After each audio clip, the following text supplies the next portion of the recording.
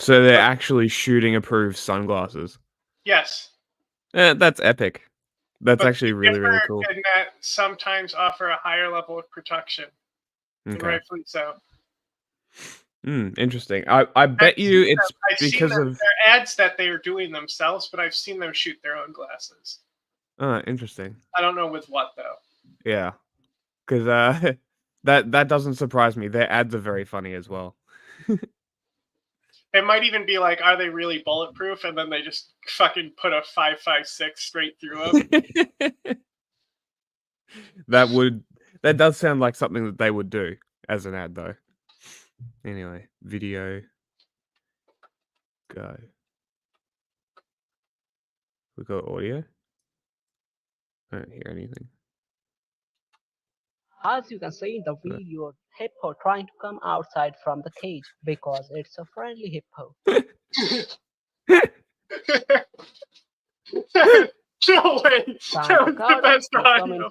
That was the best audio! I can't believe that, because it is a friendly hippo. No, it's not. Trying to scare the hippo for go back to his place after trying so many times. To go back to your place, hippo. Shoo.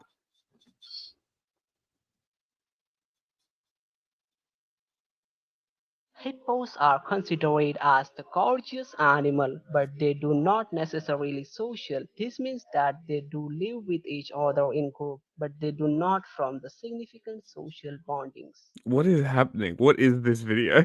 He's trying to get the hippo back in the also called as hippo. They are all friendly because they are all grass eaters. Dear the Missouri Republic. Wait. Dear the Missouri Republican. Back at the end there. No. What is going on? This isn't a Everything is fucked up. Okay. All friendly because they are all grass. So called as hippo. They are all friendly because they are all grass. Go back further. Necessarily social. This means that they do live with each other in group, but they do not form the significant social bondings. Hippopotamus, also called as hippo, they are all friendly because they are all grass eaters. He literally said hippopotamus, also known as hippo, are all friendly because they're grass eaters. Mm-hmm. No. That's just logical. We have a rare opportunity here. Too. In that we've got Alfred, our friendly neighborhood spider, who's chilling over here. What kind of spider? The huntsman. And the cockroach.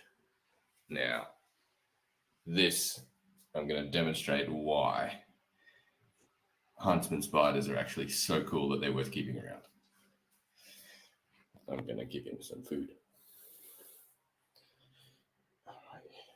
Hope you're feeling hungry, Alfred. Why do you have cockroaches? He's fucking named this spider. Cockroaches creep me out more than spiders. All right, get on there. Yep. Now, watch this. Oh, that was so quick. My gosh, he was quick. I didn't even get it. I don't even know if I filmed that. Did you see it? Yeah. It immediately fell behind the tissue box. Yeah, no. Fucking hilarious. Woo! He's got him. This. This is why you keep spiders around. I think they're a little different to your cockroaches. They're still roaches. It's a big ass roach, though. Yeah, it is. That was instantaneous. As soon as he dropped it, I don't think he even had a chance to drop out of the. No, that's really crazy. The plastic before he went for it. And then Alfred will be rewarded. You're welcome, Alfred. Good job, buddy. Almost done. Just make sure you keep all All right. This news is funded by viewers like you. I Please don't support our fund work shit. at I ain't funding shit. What are you talking about? democracynow.org/give. Welcome to Democracy you? Now!, democracynow.org, the War and Peace Report. I'm Amy Goodman. Israel's deadly attacks throughout the Gaza Strip are intensifying, with thousands more Palestinians in northern Gaza now cut off from food and water, as Israel says its troops are fighting in Jabalia's city center. Israel's attacks on Rafah are also ongoing after more than 500,000 people taking refuge in the southern city were forced to flee. The U.S. said its first aid shipments have started via its temporary Gaza pier after several weeks of construction. But the UN reiterated that all humanitarian access points to Gaza... That Hamas is bad. Wow. I didn't know that. That's crazy. ...need to be opened up. To stave off the horrors of famine, we must use the fastest and most obvious route to reach the people of Gaza. And for that, we need access by land. That was the UN Secretary General's deputy spokesperson, Farhan Haq. Many Gazans have rejected the U.S. pier. These are displaced Palestinians in Nusayrat.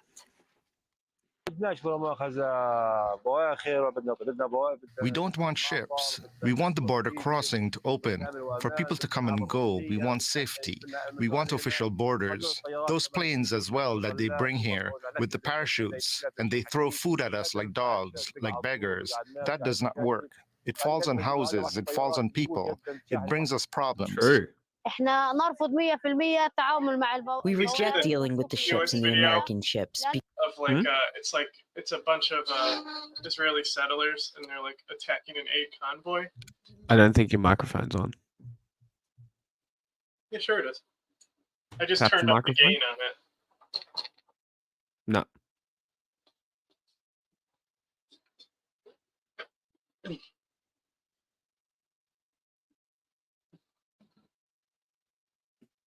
It definitely wasn't on. How about now? Nope. It Check might the be- settings. It might be the cord. Hmm. Yeah, it has switched to full HD webcam. There Now we go. Better. Yep, perfect. What were you saying? Did that just happen, or has it been like that? No, I think that just happened. Hmm. Because something did happen when you got up. Anyway, I don't know what I was saying. Because in the same way it gives us, it will take away from Oh us. yeah, the Maybe they aid wanna convoys take- got attacked, and now the aid truck drivers are scared because they're being attacked by yes. Israeli settlers. Yes. Yep. Yeah, so now it's fear. So that was terrorism. What those settlers did was terrorism. Can you now designate the Israeli settlers as terrorists now, please? They have now done more terrorist attacks than most terrorist groups. Some are. Some are designated as terrorists. Wait, seriously? Yeah, we Crazy. we put two Israeli. Oh, groups right, those on our groups. But list. I'm talking like just settlers, like Some of them are. specific- just general.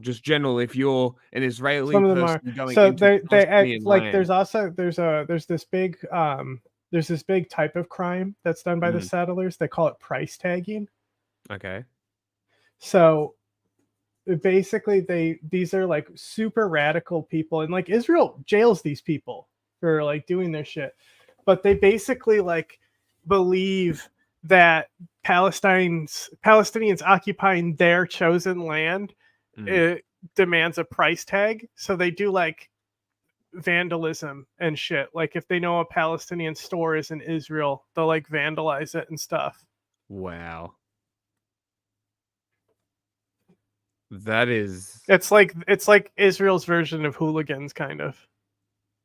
sure. It's like a more cringe reason. like a mafioso protection racket. Yeah, that's more like what I was thinking. Yeah, Yeah, like gas hooligans. fields sure. that are in the sea, or maybe they are here to displace the Palestinian people and to transfer people from one country to another. Spain has denied port access to an Israeli-bound ship from India carrying explosives. Spain says it will no longer allow ships with weapons for Israel to use its ports. Based. Spain has also vowed to recognize Palestinian statehood by July. That's Whoa. that Foreign socialist, ministers from socialist three country. countries signed- Socialist country. Whoa. And like, hey, I mean, look, Jeez. I mean, we'll report more on it in LTech, but like with Catalan shifting the way it did and the party shifting in Spain, it did back to this. Like, Spain has had a lot of problems in the recent years. And even though there is a corruption scandal with the current PM, hopefully they're in a position where they can kind of make a comeback to the world stage. Yes. Because they've kind of That not is- been present for it. Well, this might just put them there. That's big. Would this be the first official state to recognize? No. Because like there's like I'm pretty sure Ireland still does. Oh, like as an official, like officially the state. Yeah. recognizes There's Palestine. I think more people recognize Palestine than Taiwan actually. Well, that wouldn't surprise me.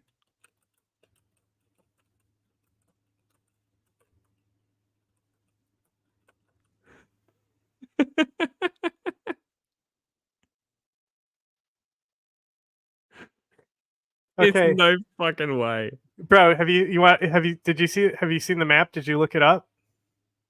No. Okay, so I just this is states that recognize Palestine. So yeah, Okay. I didn't expect it to be this much. So yeah, I was for sure right. It is okay. higher So than basically, Taiwan. the Basically, global north. everyone but the white people in Burma. Yeah, the global north don't recognize Palestine. Yeah, Granted. and Okay, what's is fine. that? What's that's Sweden. That's not. No. It's not the Congo. Oh, that Cameroon? little one. Cameroon, I don't know. Hold on. because the Congo the No, Congo's the big one in the center. no. There's two Congos. I'm talking about the second Congo. I think it's Cameroon. Sue me, my geography isn't perfect. You nailed it. Yeah, and like I visually can't think of the shape of Cameroon like I can with other states. Gabon was the one where I was like, what is that other one in there? Gabon are actually, they're like observers on the Security Council and stuff. Gabon actually have a lot of UN power. Interesting. So they're below them. And then there's a little yellow dot. I don't know what that is in between Cameroon. But yeah, I was just it might be visualizing my Equatorial mind's Guinea. eye being like, it might be that. I was like visualizing in my mind's eye, like, where is it? Where is it? You know, like what is in that little block of gray? NATO countries, basically. If you're in NATO, you don't recognize it. Yeah. It looks like Costa Rica as well is gray, which is not surprising because Costa Rica is like basically a vassal state of ours.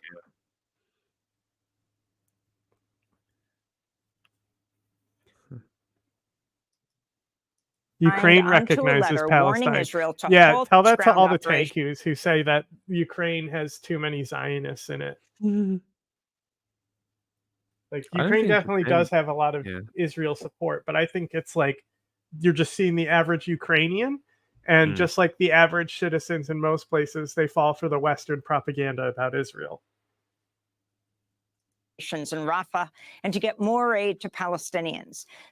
I think it was more that like the first of the global north, like granted Sweden, but Sweden is like I think a big part of why those NATO countries don't is because the third Arab-Israeli war came down to Cold War politics. And that then the third Arab-Israeli war like really defined the modern era.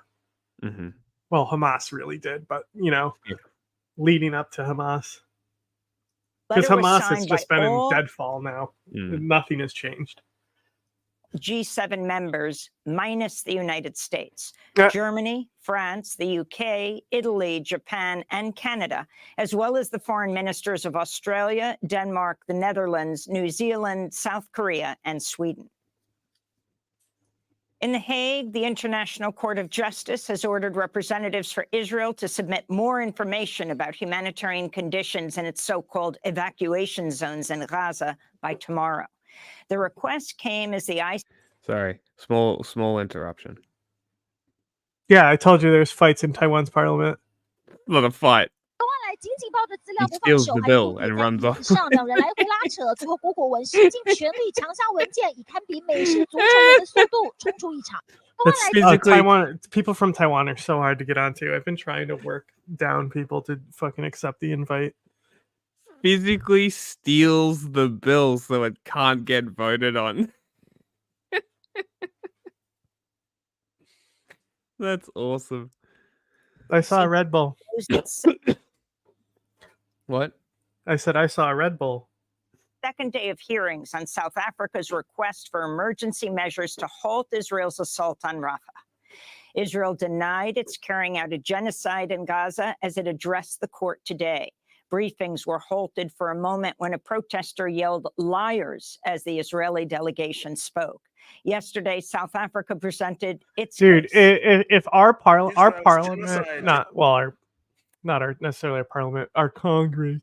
If our Congress did something like that, stole the bill and ran out with it, we would never fucking hear the end of it. Like, it's already so shit. It's so shit. Like, it reminds me more of Ireland's Congress at this point. Mm-hmm. Just fucking yapping. You can't understand a word anyone's saying. I think that's more like Australia, to be completely honest. Well, I mean, you know the clip of Irish Parliament. Yeah, I know the one you're talking about. Has continued apace and has just reached a new historic stage. Israel has sought to hide its crimes through the weaponization of international humanitarian law. No. It pretends that the civilians it ruthlessly kills through its 2,000-pound bombs, through its targeted In the Civil airstrikes, War, you had cane fights. through its Bro, artificial Jackson intelligence systems. literally shot a guy and killed him. Jackson beat a guy to death. I think he beat him to death in Senate. Or did he not? Or did the guy live? I think he beat him to death. Its executions are human shields. We'll have more on the World Court hearings later in the broadcast. Police continued their violent crackdown on student Gaza solidarity protests this week, with arrests and raids Thursday at University of California, Berkeley, as well as DePaul University in Chicago.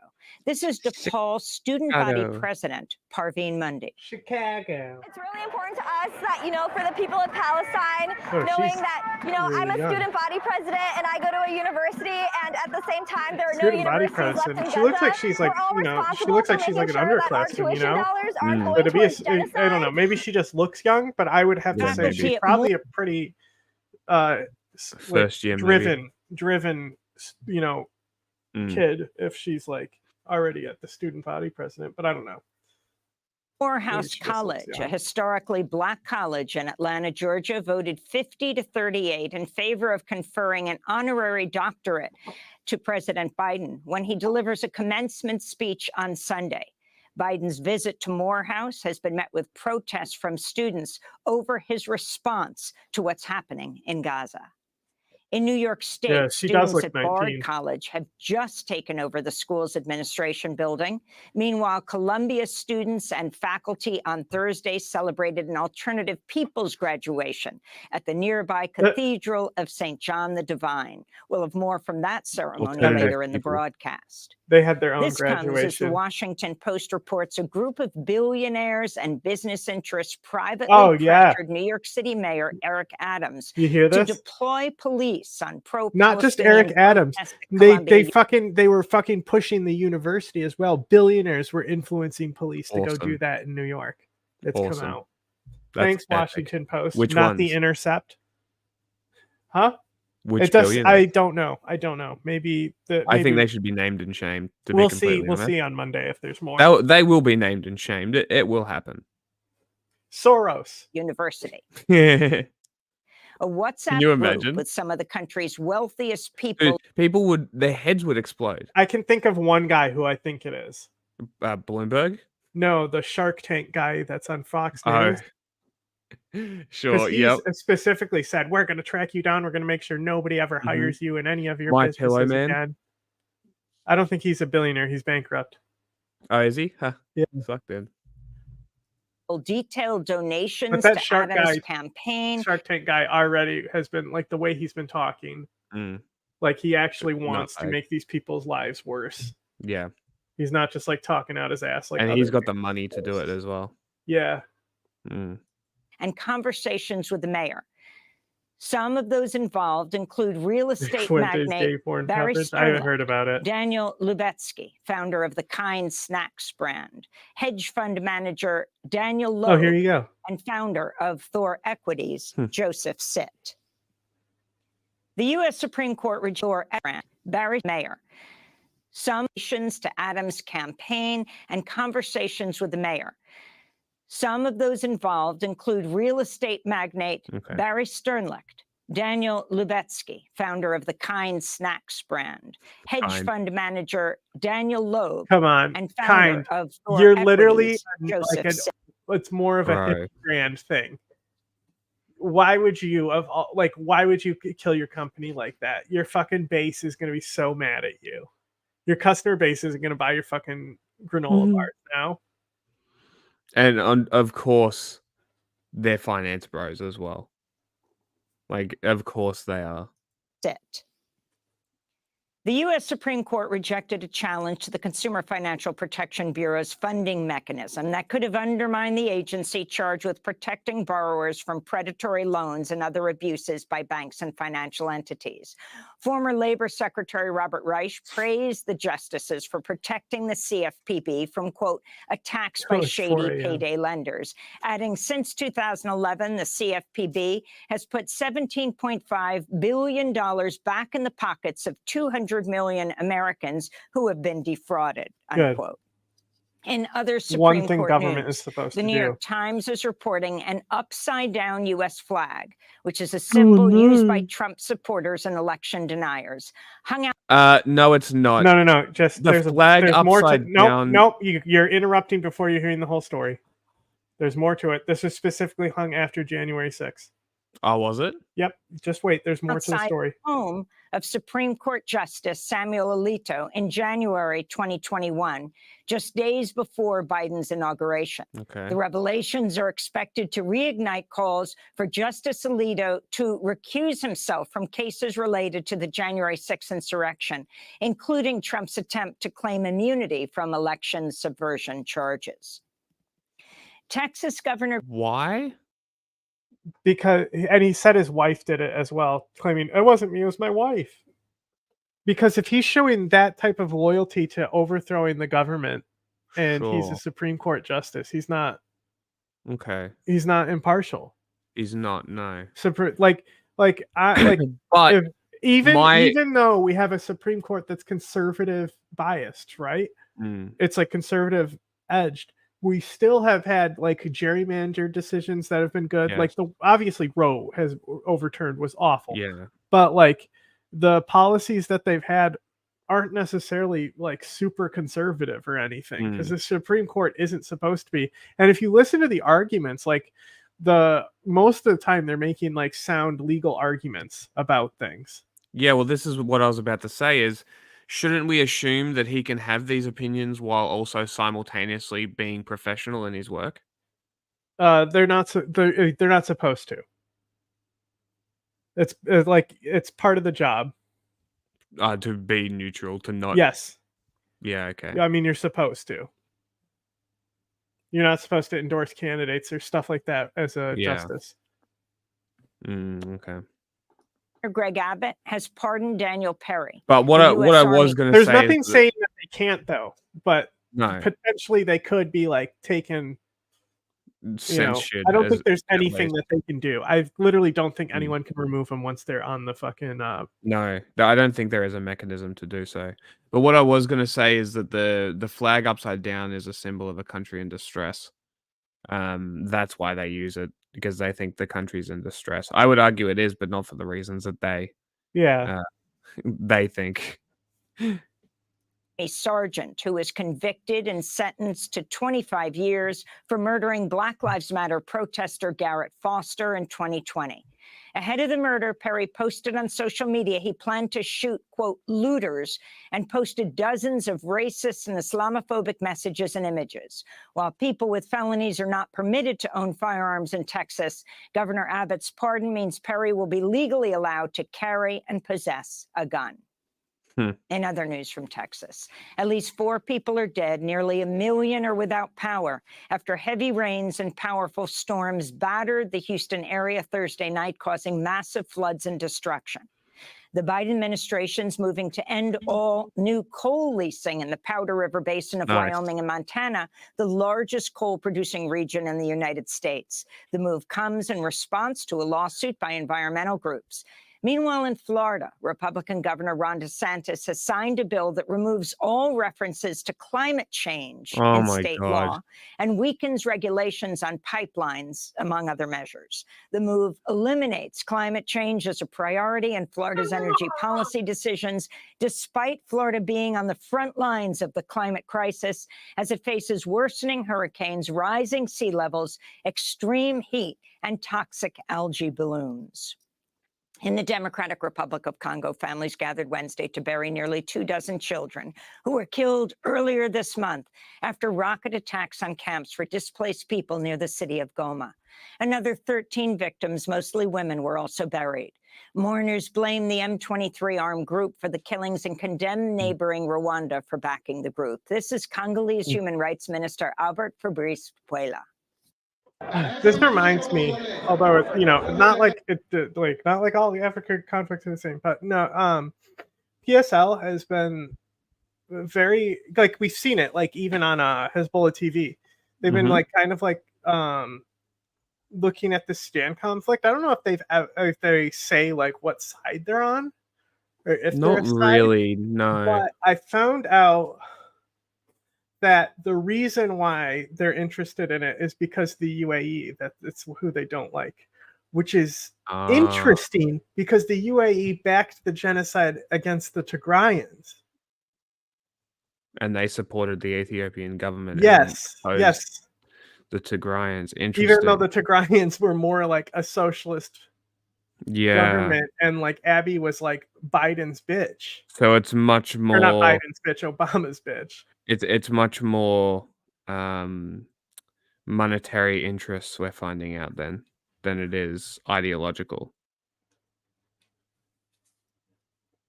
Very interesting.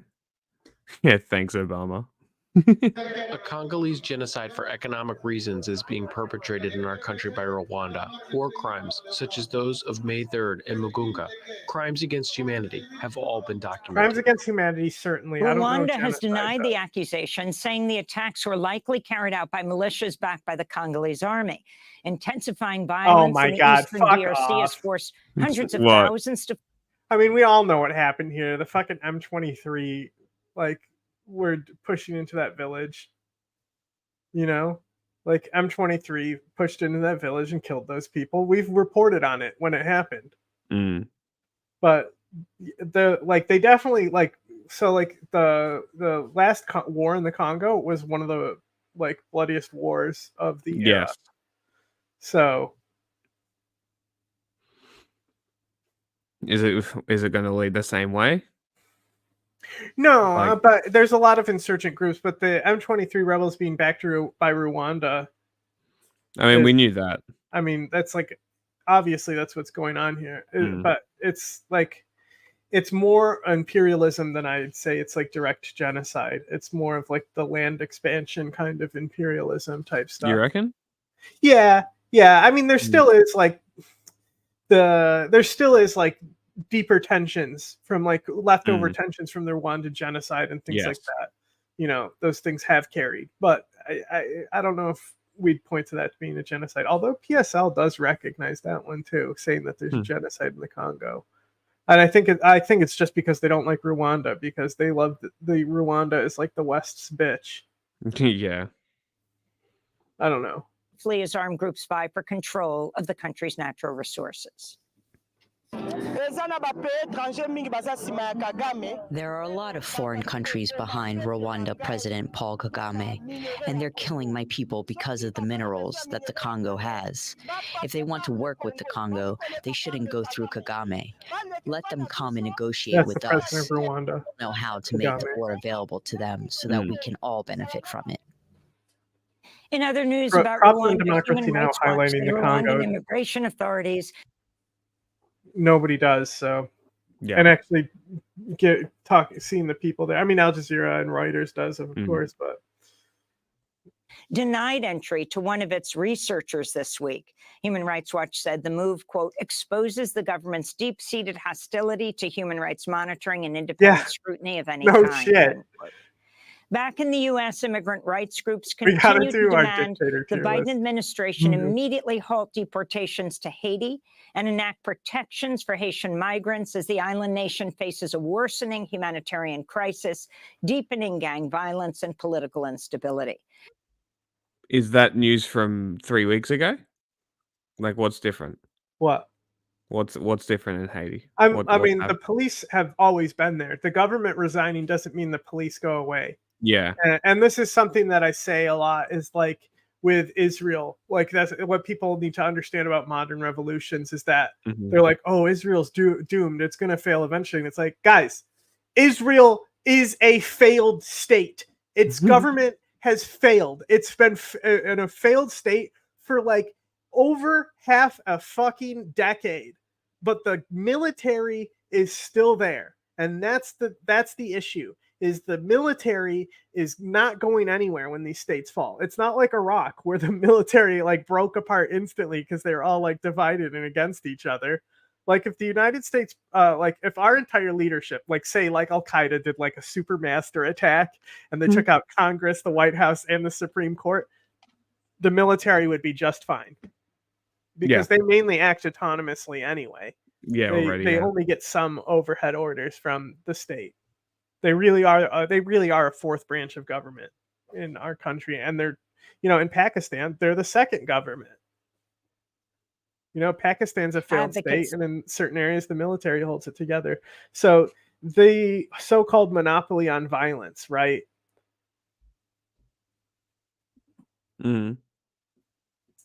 That's what maintains the state. The politics of the state do not matter. Said Thursday another group of Haitian asylum seekers have been deported, the second deportation flight since April. Cool guns. The Haitian Bridge Alliance said the, quote, deeply troubling policy places vulnerable individuals in grave danger, unquote. This is why our lumber prices the Biden administration took a major step towards reclassifying marijuana from Schedule 1 drug to Schedule 3. How old is this news the move rap? will not decriminalize marijuana, but acknowledges its medical benefits and differentiates it from lethal drugs like heroin or It should meth. be decriminalized. The move would also ease tax burdens on states that have legalized marijuana sales. Biden hailed the monumental step Thursday. Nice shit. Look at that. No one should be in jail merely for using it. No one should be in jail, period. Thank you, Biden. Far too many lives have been upended because of failed approach to marijuana. Because of this failed state. I'm committed to righting those wrongs. Okay, release the people. As a senator, Joe Biden... how many people are in prison for nonviolent drug crimes, Biden? Hey, you know what Trump pay did? them, and then pay them like $100,000 per month. I would like that. I would like that, but I'm going to be realistic and just settle with pardoning nonviolent because Trump did it. It's like he did it. He did a bunch of those policies. Yeah, Biden should. That's one policy Biden should 100% continue. I just ran out. Authored the 1986 Anti-Drug Abuse Act, enacting new mandatory minimum sentences for drugs, including marijuana. The law led to a 5-fold increase in the jailing of Black people. And those are some of the headlines. This is Democracy Now!, democracynow.org. Great. It has been 5 years since the Islamic State, or ISIS, was defeated by a U.S.-led military campaign in Syria. But today, nearly 10,000 ISIS fighters remain jailed inside Syrian detention centers. Human rights groups call conditions in the prisons abusive, and local authorities warn they are a breeding ground for radicalization. And what are fucking people doing about it? Is the question. What the fuck are other people doing about it? Are they stopping Turkey further fucking taking security away from those prisons and resources away from those prisons. Spark an ISIS revival. Special correspondent Layla Malana Allen traveled to northeast Syria to meet high security prisoners and the regional forces that are still battling ISIS. Where? The horrors of ISIS. I said which one of those regions, because they're two very different regions. A threat long past, the world believed. So ISIS came. Oh, come on, TBS, every time. Been warning of the group's resurgence for many. Thousands of ISIS fighters are locked up, unsentenced in crumbling jails, and tens of thousands more ISIS-linked families languish in displacement camps. The Syrian Democratic Forces have been begging their Western allies to address the growing threat.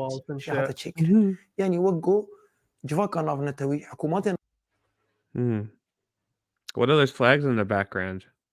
Is there a specific region that they're from? Have they been asking for help for ages? Because they showed DEZ as well, and DEZ is like still technically like under Assad's technically the Kurds are as well, but the Syrian army is like more involved in the DEZ, and but there's also Kurdish loyalist Arab factions who are part of the SDF there too.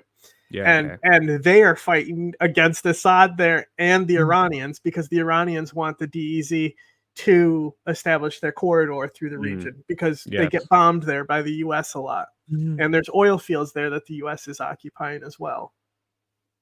So the international community thinks ISIS has been defeated and there is no risk for them.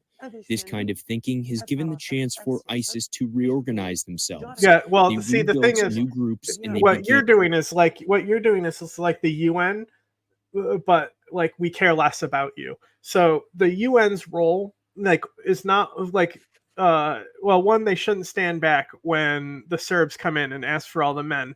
That was bad. But the UN's role is supposed to be like they're the people who get shot first. Right? That's literally what UN peacekeepers are supposed to do. Is they're literally human shields for states, right? To keep state stability, they're the first line that gets to die. That's literally what they do. So that's what these people are now. So when ISIS escapes and starts killing all these people, we have plenty of time to put a reaction force into play. Until then, why do we care?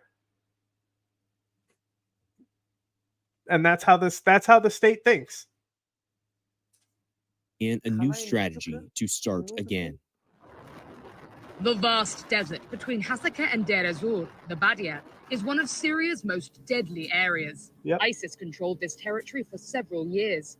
The rugged, open terrain here makes it easy for militants to conceal weapons and fighters, harass local farmers for money, and plan operations. We're on a patrol with the SDF through the lawless desert area leading up to the Iraqi border. There are many villages here where people still support ISIS. So she's not with Kurds. She's actually these are going to be these are tribal militia that are and you'll see a lot of misinformation about these guys. Like they'll say that the tribal militia were rebelling, right? And they said that's what was going on in these clashes in the DEZ, but they were Iranian backed, and then in the north, Turkmen backed. Interesting. Tribal guys were going against them. So it's almost impossible to get accurate information of what's actually going on. Alert, the commandos get out to investigate and speak to villagers. Some support ISIS. Many others are terrorized by them. They're trying to catch security threats and eliminate them before they can carry out an attack. YPJ just did to remind everyone who's in charge here. What is the fucking anti-terror unit? I don't know. Anyway, it might be on the YPJ's channel though, but they just did another raid. Oh yeah, I can pull that up too real quick. For what? Sleeper cells. Okay. Success or? Oh, they wouldn't be posting if it wasn't. Could still look cool. Here. Commander Zinar knows the danger. He was permanently maimed in a 2016 ISIS explosion. Our goal is to track down ISIS sleeper cells who are attacking and carrying out suicide bombings. We've done a lot of military operations in this area, but still, they're reorganizing themselves. With so much ground to cover and such a high Okay, threat level. it actually was the YPJ, but it was the YAT of that. No. Mm. So the YAT are the Special Forces Counterterrorism Mixed Gendered Yeah. Units. Mm-hmm. Oh, those ones. Yeah. Okay. Yeah. So if this is actually, I think, careful. This might be YouTube might flag this as a terrorist source, knowing how they do. But see, it's like ISIS members preparing for attack in Raqqa arrested. Yeah, I think they're trying to do another prison break. Okay. So 4 members. So yeah, so it's the Women's Protection Forces and YAT. Mm. According to information documents, we're prepping for a major attack. Well, we got that already. That's just repeating what we heard. Yeah, blah blah blah. Is that the video? Last Friday, several people were injured in DEZ. Yeah, I'll play the video in a second. I just wanted to see if this was if they said what the attack was supposed to be. If it had, because there was a busted prison break attack that they busted, and I was seeing if that was footage from back then. But apparently, no. This is more recent footage. Okay. See, this is May 3rd, so more recent, I guess.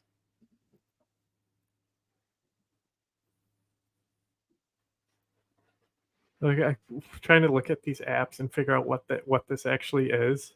Music,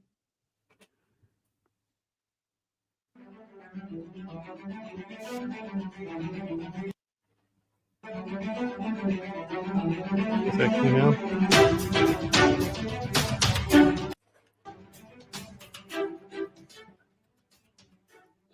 I'm just gonna turn the music down real loud just in case.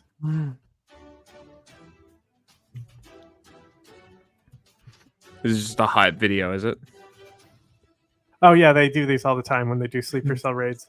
It's part of what their philosophy is. And propaganda. Yeah, and you'll see that a lot with like revolutionary forces, like Masood, for example.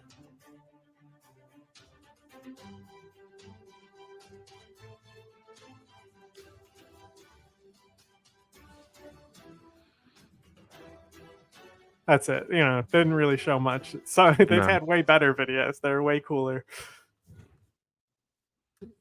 Kind of lame. They could do better. More and more militants are slipping through the net. The huge ISIS prison break 2 years ago was staged from these sprawling sands. Dozens of sleeper cells attacked using suicide bombs and armed trucks. 1,000 prisoners escaped. Over 100 were never recaptured. And 120 SDF officers and local civilians were killed. The attack ended after 10 days, only thanks to coalition airstrikes. Local authorities warn they couldn't defeat another escape attempt alone if US forces leave Syria. Hang on. There's more to that, okay? Because it's not just because of coalition airstrikes. The reinforcements that were being that were en route and detached to go reinforce this were bombed by Turkey. Oh, cool. That's why the coalition airstrikes had to happen, because this was literally the Asaish who was holding this down for a while. Like the Asaish are not trained for that type of siege shit. No. So that's why so many died. Like 100 of those people died because they were so locked down in the siege for so long. Because of Turkey. Because of Turkey, yeah. Awesome. And Turkey, all the guns that they had were from Turkey as well. The ISIS fighters. And it's strongly implicated that Turkey was behind the prison break as well. Because they knew that it would be under control anyway, and it was an opportunity to fucking kill Kurds. Yeah. Nuruddin Berham is a high-security prisoner at Al-Sina. We were given rare access to speak with him before the Moscow attack. A militant jihadist to his core, he's been joining up with Islamist militias to fight Western ideology since he traveled to Pakistan to support Osama bin Laden They're just in the in 90s. runners. Originally Jordanian, the rest of his family I love are that American the citizens. soldiers just in runners. Yeah. Oh yeah. Yeah, if they And if they say he's Jordanian, you hear that? The prisoner. Yeah. Mm. claims he traveled to the US regularly on visas until the mid-2000s. In Syria, he signed up with ISIS as a suicide bomber, but was captured. I was waiting for my turn and eagerly. So it didn't happen. Most of the brothers, if we were outside of this prison, I'm not going to tell that if I'm able. This is fucking interesting. I can't quite understand him. Can you throw on subtitles and pull us out? Because I'm also listening to the chinchilla. Eagerly. So it didn't happen. Most of the brothers, if we were outside of this prison, I'm not going to tell that if I'm able to make every minute a martyrdom operation, I will do it every second. Berham was at the forefront of the prison break, What did handing he weapons say? to I'd other fucking inmates. do it again? He says the I'm still prisoners ready to managed blow to myself smuggle up? Yeah, that's exactly what he said. Yep. Mm-hmm. in weapons and mobile phones to receive instructions from the attackers outside.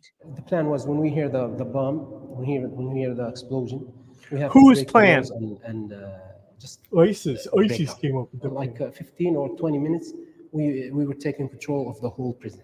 Authorities here wouldn't let us see inside the cells. Berham says the prisoners live in horrendous That's conditions. because if they let you often see more than inside the 20%. cells, there'd be some war crime cases because it's not good. It's not fucking good. Yeah.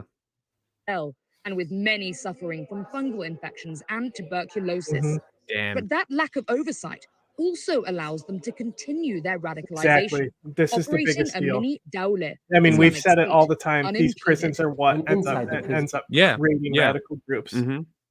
And this guy has been in it. Like, this guy has been in these groups like forever. Mm-hmm. We were still dawla. We were still implementing Sharia. We rather die than to live this kind of life. We're fighters. Berham says they'll keep trying to break out until they succeed. You've just told me you want to blow yourself up at any opportunity. You want any opportunity to fight America, to fight this government. How and why could you possibly be released? It doesn't matter how long we stay in prison. We're not going to change it. This is the 11th time I be in prison, and every time I go back, to fighting. The prison was destroyed, and the prisoners are now housed in a new facility. But the attack showed that keeping so many dangerous militants in these conditions with limited security forces is unsustainable. Again, the security forces There are only limited because of fucking Donald Trump. Thousands of ISIS-linked And prisoners being Turkey. held here in a city of Yeah. fewer Mostly than Turkey, but 450,000 Trump people. initiated, Many of those obviously. jails are in residential areas. The one just behind me, which holds some of the most dangerous captured ISIS fighters, is just meters from a busy shopping street and children playing in front of their homes. Mohammed lives on this street. He knows just how real that threat is. His young family was at home when the shooting began, then banging on the front door. One of them was pointing a gun. The others walked in. They were all dressed in prison uniforms. Then the clashes, shelling, and shooting started. They killed my cousin. They shot him in his head here, and it came out from the other side. Escaped fighters occupied Sounds like he homes, said it came out taking his mouth. residents hostage as grenades Yeah. rained down over the narrow streets, beheading several residents who didn't obey them. Mohammed's 5-year-old son Adam hasn't slept through the night since. My son calls, "Daddy, it's ISIS," in his sleep. Fucking Daddy, hell. will ISIS escape? Will they come again? What have these children done to live this horror? God forbid if they flee the prison again, what will happen to people? The Syrian Democratic Forces estimate there are at least 10,000 ISIS fighters still active in the area, and that number is growing. Now, in a speech posted online, ISIS leaders have called on their supporters to plan fresh attacks on cities around the globe. Well, you got Former nods in US daylight. Army Colonel Miles Kaggins was the coalition's spokesman in Iraq and Syria at the height of the battle to defeat ISIS. For him, northeast Syria's overflowing jails are a ticking time bomb. Yeah, no shit. Of course the military is like, hey, this is not good. Yeah. Fucking politicians, man. Detainees. President That's why Biden it's like people like and his administration tend to hate militaries more than politicians. Wrong. Yeah. Like militaries might be tools that they use to carry out genocides, and they obviously kill people. But like, Rarely is it the military making that action decision itself. have followed the policy of the previous administration where nobody really wants to talk much about Syria. The American public in particular does not hear much about ISIS. Does this relate? He's one of these Can you people who relate? organizes by color, huh? Can you relate to that? Oh my god, I'm already heated. Look, he's This got is a why fucking he's got a shamag. Yeah, he does. This is why I put this video early. Because I've been glossing over it every time. And I'm like, I need to put this in there. Because we've spoken about the Kurds and their issues with ISIS prisoners for a while now. It would be so nice if people like brought it up at least as much as Libya, you know, just equal. Yeah. Libya still needs more, but Russia needs more education. It is important, though, for the world to pay attention. Unfortunately, the Republic look at her organizing her books by color. The Republicans' campaign against Hillary is only justified. Who support ISIS's ideology. Gaddafi. The scale and type of attacks that they conduct do not require a lot of money, but they're able to get a large effect out of them by having these attacks in highly visible places Turkey. and recording the attacks and sharing it as propaganda that is designed to inspire other members of ISIS. It's designed to inspire potential recruits.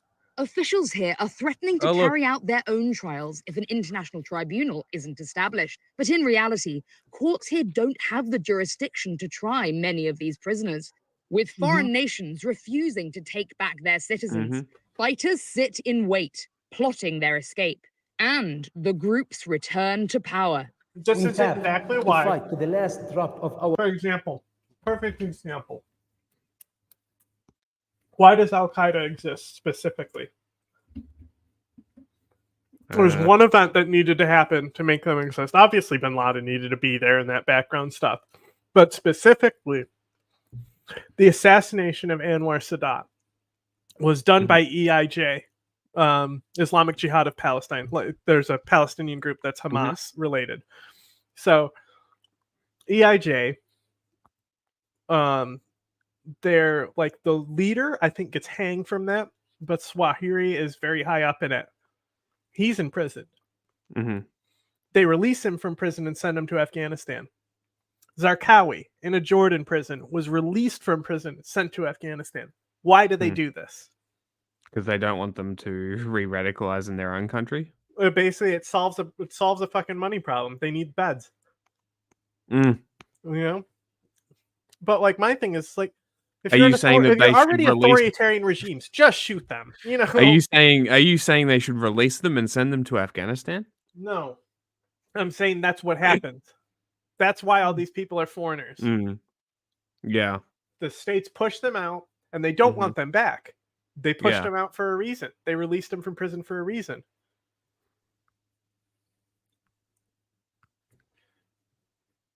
Our blood. We are more insisting now to fight you, America, and all that is. Yeah, you sound like it. You sure do. You sound motivated, bro. Until it's either us or you guys. For the PBS NewsHour, I'm Layla Milana Allen in Al Sinai prison, northeast Syria. Americans would be happy to come bomb you, trust me, buddy. The American military is not afraid of you. And the American people do not think about you, unfortunately. It has been 5 years. The smell must be horrible in there. Yeah, it's literally terrorist butt fungus smell. Speaking of Libya, protecting. Oh, look, it's red. It's totally not Redfish Stream. Totally different company. It's got a totally different shell company in Turkey behind its funding. The NATO invasion started very violently. You see the flags that they're flying there? Not just military units, as they claim. The green flags? Yeah. They're Islamic ones, aren't they? Yeah, green tends to be Islamic. Yeah, so Muslim Brotherhood type stuff. They're trying to be like, look, these are Islamists. The NATO invasion started very violently. It targeted not just military units, as they claimed. It targeted hospitals, schools, neighborhoods, streets. And they always claimed that What about They were your targeting infrastructure? They also bombed your water, your oil, your electricity. It's a fucking strategic warfare. No shit. Units hiding in these places. Of course, the result was a good few massacres of thousands of Libyan civilians. As a matter of fact, we challenged the international community, the United Nations, the Security Council, to come to Libya since 2011, and now we are in 2023. It's crazy. And There were massacres that were done on both sides, specifically one side. بيت دار زنقة فرد and dead. We believe more than 30,000 civilians were directly killed by NATO's attacks, which were in the area of 35,000 raids with thousands of rockets and tens of thousands of bombs. In NATO bombings. Yes. What? Believable. Until now, 12 years later, no international investigation has been carried out. No fact-finding mission came to Libya. No compensation was paid for the victims. And the narrative in the West is that we targeted Gaddafi's military units. Victims. What world do you live in, bro? Right now, they're being like, Putin, you're going to have to pay for this war. Putin is going to fucking be a weasel like he always is. They're going to fucking be like, yo, you refuse to pay more sanctions, and that's all that's going to fucking happen. I saw with my own eyes, with hundreds of journalists from around the world, the dead bodies of kids under the rubble of NATO's bombardment. I myself took hundreds, not dozens, not Gaddafi, tens, but hundreds of international journalists from the West, from Africa, from Asia, from Latin America, to the locations of these crimes only a few hours after these crimes were committed. And the journalists from all around the world saw the dead bodies of kids, of mothers, of men, civilians from all walks of life, not in one location, but in many locations, in Tripoli, in the outskirts of Tripoli, in Zlitan, in Bani Walid, later on in the city of Sirt and Az-Zawiya. These crimes were not just the direct ones, but there was a destruction of the infrastructure of the country. Talking's not natural. There were attacks on hospitals, on schools, on oil facilities, on ports, roads. Check this out. I Libya just did a little had Google to suffer for years.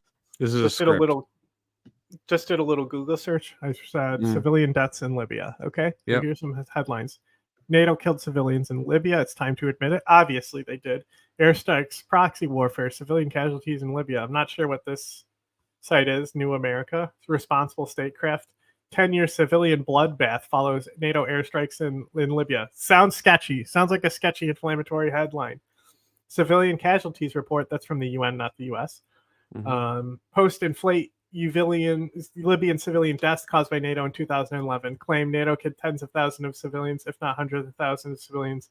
Claimed by social media users. False. If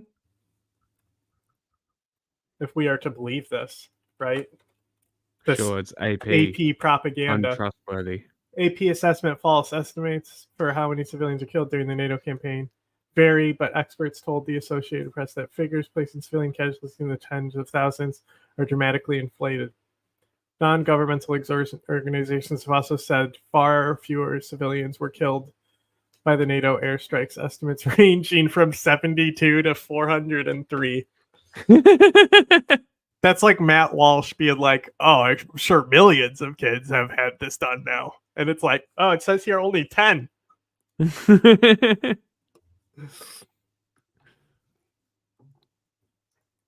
Years and years, and still suffering. I don't think we now. need to be unrealistic that civilians obviously fucking died. It's not fucking Santa Claus in there dropping freedom presents on people.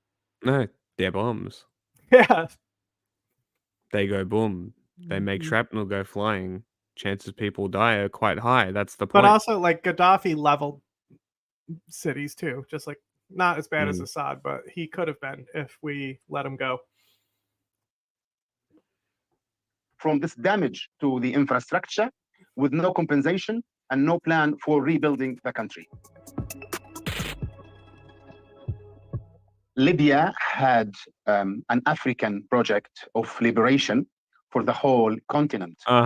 It was an actual project on the ground that encompassed economics, politics, and culture. And Gaddafi was the leader of this project, recognized throughout the whole continent. Oh, he was yeah. the not just the idea or the dream, but the actual Gaddafi, king of the work blacks. on the African Central Bank and the African Golden Dinar, which Gaddafi wanted to name the Golden Afro, and the African Satellite Network.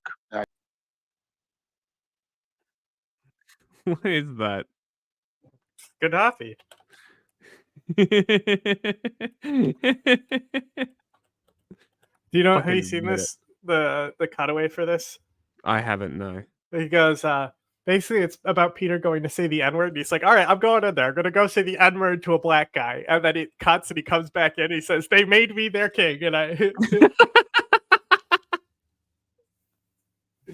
Which Libya also initiated and started to coordinate with other African countries for training and the buying of weapons and the organization, and many other economically viable, politically important, and culturally central ideas and dreams for the continent. The West were not happy with that because this meant that the billions and billions that are robbed from Africa will remain in Africa for the benefit of the African nations. They did indeed talk to Gaddafi. They talked to us. I was involved in some of these talks, and they warned Libya, the revolution. Just say that Libya had resources, and the U.S. took those resources from Libya, and it's affected Libya's wealth. Like, how hard is it to just fucking say that the West profited off the war and now has control of Libya's resources? Like, of course, it's a Gaddafi spokesperson, so what do we expect? But, like, just fucking be, like, realistic with your propaganda. Like, come on. Revolutionary Gaddafi Libya. Okay, bro. Revolutionary Gaddafi Libya, that it should stop what they called intervening in the affairs of the continent. Something very ironic, since Libya is itself an African country, while these threatening countries were European Western countries. After many years of talk and negotiation and trying to find a middle ground. You mean to tell me none of the other African nations had a problem with Libya? Also, isn't North Africa classified with the Middle East, not Africa? Yeah, and then it's sub-Saharan Africa? It's MENA, MENA, Middle East, North Africa. Yes. Yeah. But Gaddafi has two phases, kind of. His first phase is like, oh, I'm going to unite the Arabs, right? I'm going to be the guy who brings the next caliphate, almost, right? And like they all told him to fuck off, especially Saddam. Like, if we want to give Saddam credit for one thing, it was talking shit about Gaddafi. Like the Shah also hated him. Like all these countries fucking hated him, right? So he's like, fine, I'll be king of the black people instead. Here's my token black guy, Nelson Mandela. I support him. But like Gaddafi, like he has done based things, like, you know, he like supports underdogs and struggles and things like that. He helped the IRA come to power and stuff like that. Yes. But ultimately, like, just type in Gaddafi. Do me a favor, open a Google tab because I'm eating and I have cinnamon on my hands. Open a Google tab and type in Gaddafi, Liberia, 2 words.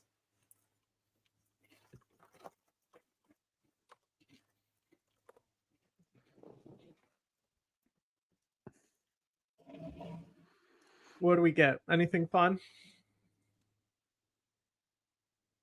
I got historical relations, I guess.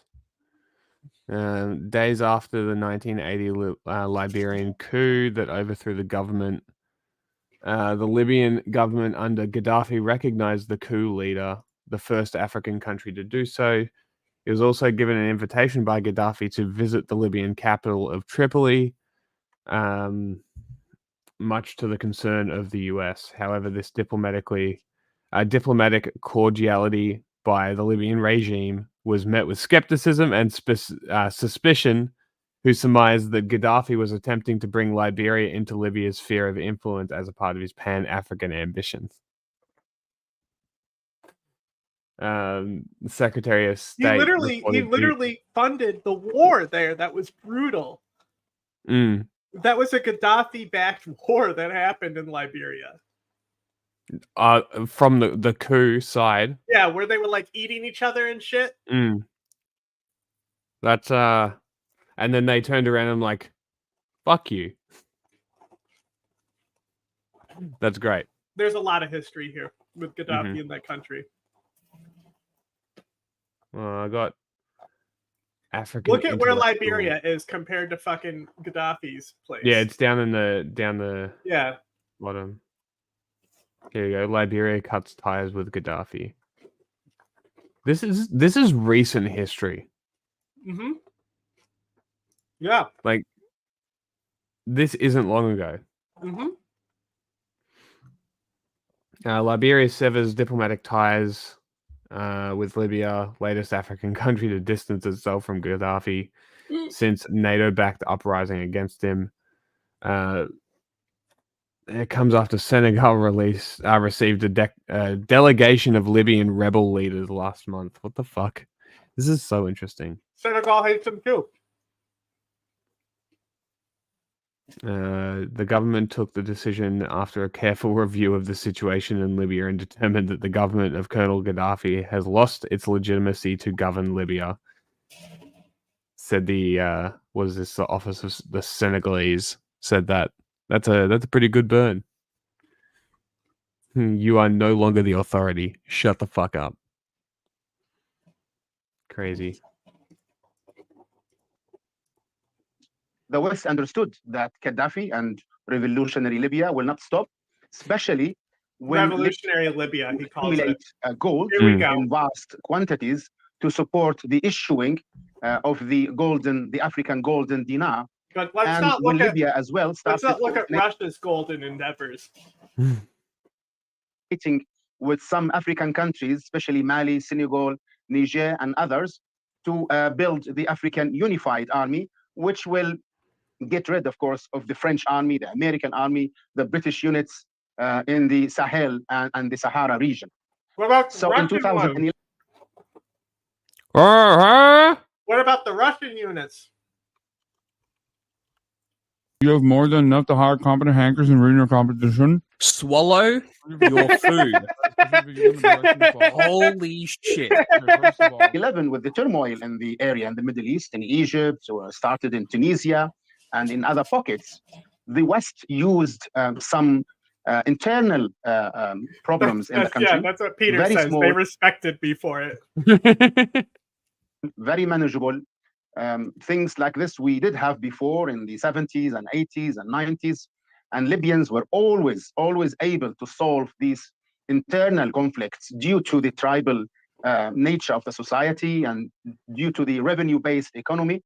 But this time the West decided to intervene and to lead a false revolution. I did everything right and they indicted me. The African Liberation Project that was led by the country. In October 2010, the French sent delegations to Libya in an attempt. His existence is a LARP. That's what I'm getting. From all of these pictures, Gaddafi's existence was a LARP. Yeah. So listen. They're saying they're counter-revolutionary because Gaddafi's government was a revolutionary government. Yeah, well, that's the logic, right? Yeah, so because the revolutionaries were against the revolutionary government, they were counter-revolutionaries. Yeah, exactly. You know what it sounds like to me? A government.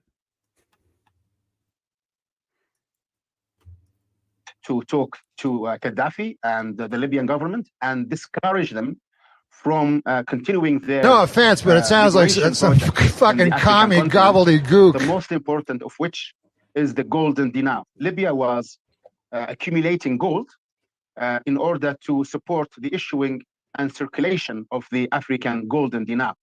Now, this caused concern not just for France. That's why Britain is going to take them out. They're so scared. Their currency is going to fall. Gaddafi was going to take out the U.S. dollar, but Hillary Clinton stopped him with one email. But the French at that time had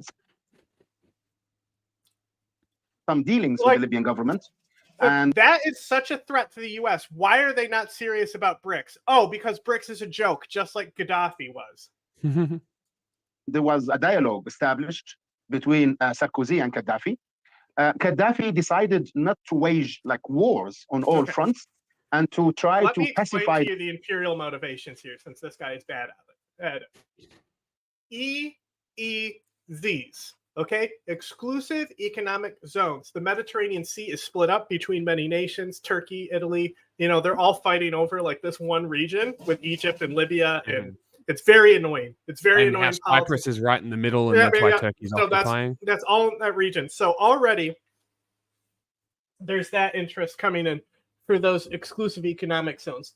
Secondly, we know very well who, even when Gaddafi was in power, who did the policing for migrants, for the black people who got to the border and were about to cross the Mediterranean. We know what Navy did the policing for that and killed those people. Same one that's doing them now. Yeah, if anything, Gaddafi was more beneficial to them in that regard, but not with the EEZs. So if we're going to frame anything in that regard, and also we have to think about France and France's role in Africa. We could easily frame this as like a anti-France thing, but no, it has to be the U.S. who was the NATO-backed invasion, not France. It couldn't be France. It's not like France is fucking over many countries in Africa with their fucking economic system. Talk about an economic system. Why is he going after the U.S. dollar and not the fucking, what is the fucking French currency? CFRs. The franc. Yeah, no. The CFR in Africa. Is that what it is? Yes. CFR Africa, I think. Right? Yes, CFA, Central African franc. CAF. So half of these governments' wealth has to be stored in French banks and they can't touch it to be on this like standardized currency. That means that France literally has stolen half their wealth. If they can't cut into that wealth, they don't have it. So they're already having a country's wealth in half just for this franc. Fuck off. Where's Gaddafi there? Where's the revolutionary action there? It's not there because he didn't give a fuck about Africa. It was just LARP, anti-US, America bad, LARP. Oh, and you know what's even better? West Africa and Central Africa, different ones. So they can't even trade with each other. They have to trade with currency exchange. Yep. So that's pretty cool. Good job, France. Yeah. So that means, so what are these countries? These countries are 12 nations. Guinea-Bissau. Why is it not giving me a fucking list? He set up 10 outside Trump Tower. Hang on, I got to. Okay, here we go. Okay, so we've got Benin, Burkina Faso, Guinea-Bissau, Ivory Coast, Mali, Niger, whatever you want, Senegal, Togo, Cameroon, Central African Republic, Chad, Equatorial Guinea, Gabon, and the Republic of the Congo are all under this system.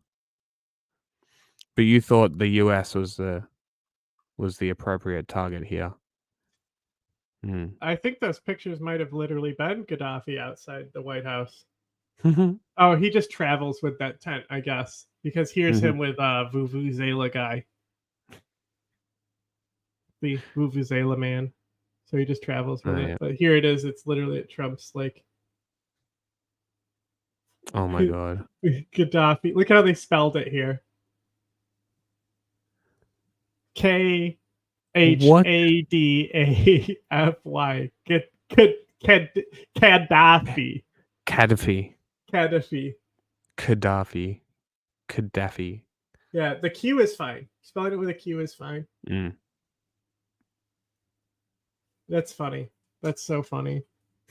He's the West, like, while he. That's the issue. Is like the thing that we should really be mad about is that Gaddafi is not on Twitter now because of France and then the US.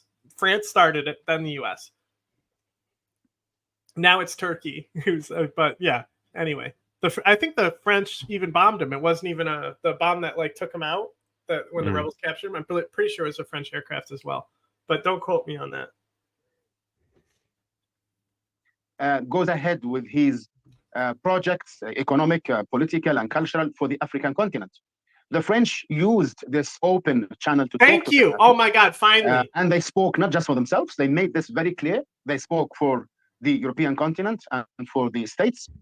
And when Gaddafi said to the French, this is none of your business, this is our continent, it's our oil, our banks, our currency, we seek independence. You built up the euro for yourself in Europe. We are going to build up the golden dinar for ourselves and the continent. And I think this was the last straw, if you like, for the French. They robbed Africa dry. The French economy is built on robbing Africa. And what Gaddafi was doing this is way better. was very harmful to the imperialist interests of France. This was because this is not later necessarily false. No. Admitted to by important figures like Hillary Clinton. Oh my God! Leaked emails. Oh my God! We're already back out. We're already back for in us La attacking Man. Libya is Gaddafi's attempt to issue the golden dinar. She WikiLeaks. wrote We this got her. in black and white in her leaked emails. Berlusconi of Italy as well talked about this frankly, and he said, not "Let us be honest. Berlusconi. We attacked Libya for what it was." You mean the guy 3 steps removed from Mussolini? Remember is, how I just said a fascist? Italy, Wow. Remember how I just said Italy's interest here is the EEZ? Mm-hmm. Trying to do in Africa, kicking us out of the continent. The British Parliamentarian Committee that was established in 2015 and finished its investigation in 2016 also admitted that what Libya was doing in Africa seems to be a factor in the attack against the country in 2011. Okay. These are facts, and people who do not know them need to read, need to find out the truth. Otherwise, NATO and the West do your will research continue on waging what wars Gaddafi was doing in everywhere. Africa. Please do. Please, we encourage this. Gaddafi's way We'll cooler in the committing Reagan massacres. era, honestly. Huh? Gaddafi's like way cooler in the Reagan era, honestly. Mm. There's this funny time. They bombed Libya. I don't know what for, like oil or something stupid. Yeah. And Gaddafi said that they killed his child. Okay. And he says this fucking banger line about America. I'll find it. But like, yeah, it never happened. His kid didn't die in there. He lied. Regions and causing not just the death of many, but causing generations to come to suffer and to grow up with hatred. He's such a theater kid, with, you know, with bitterness that leads. Well, theoretically, what if world leaders were just like, you dropped a bomb in our country, you killed a kid. They're like, prove it. No. You killed a kid. Why should we have to prove it? You dropped the bomb in our country. Fuck you. Just control the narrative that way. Well, normally they go, we obtuse about it. investigated ourselves and we did nothing wrong.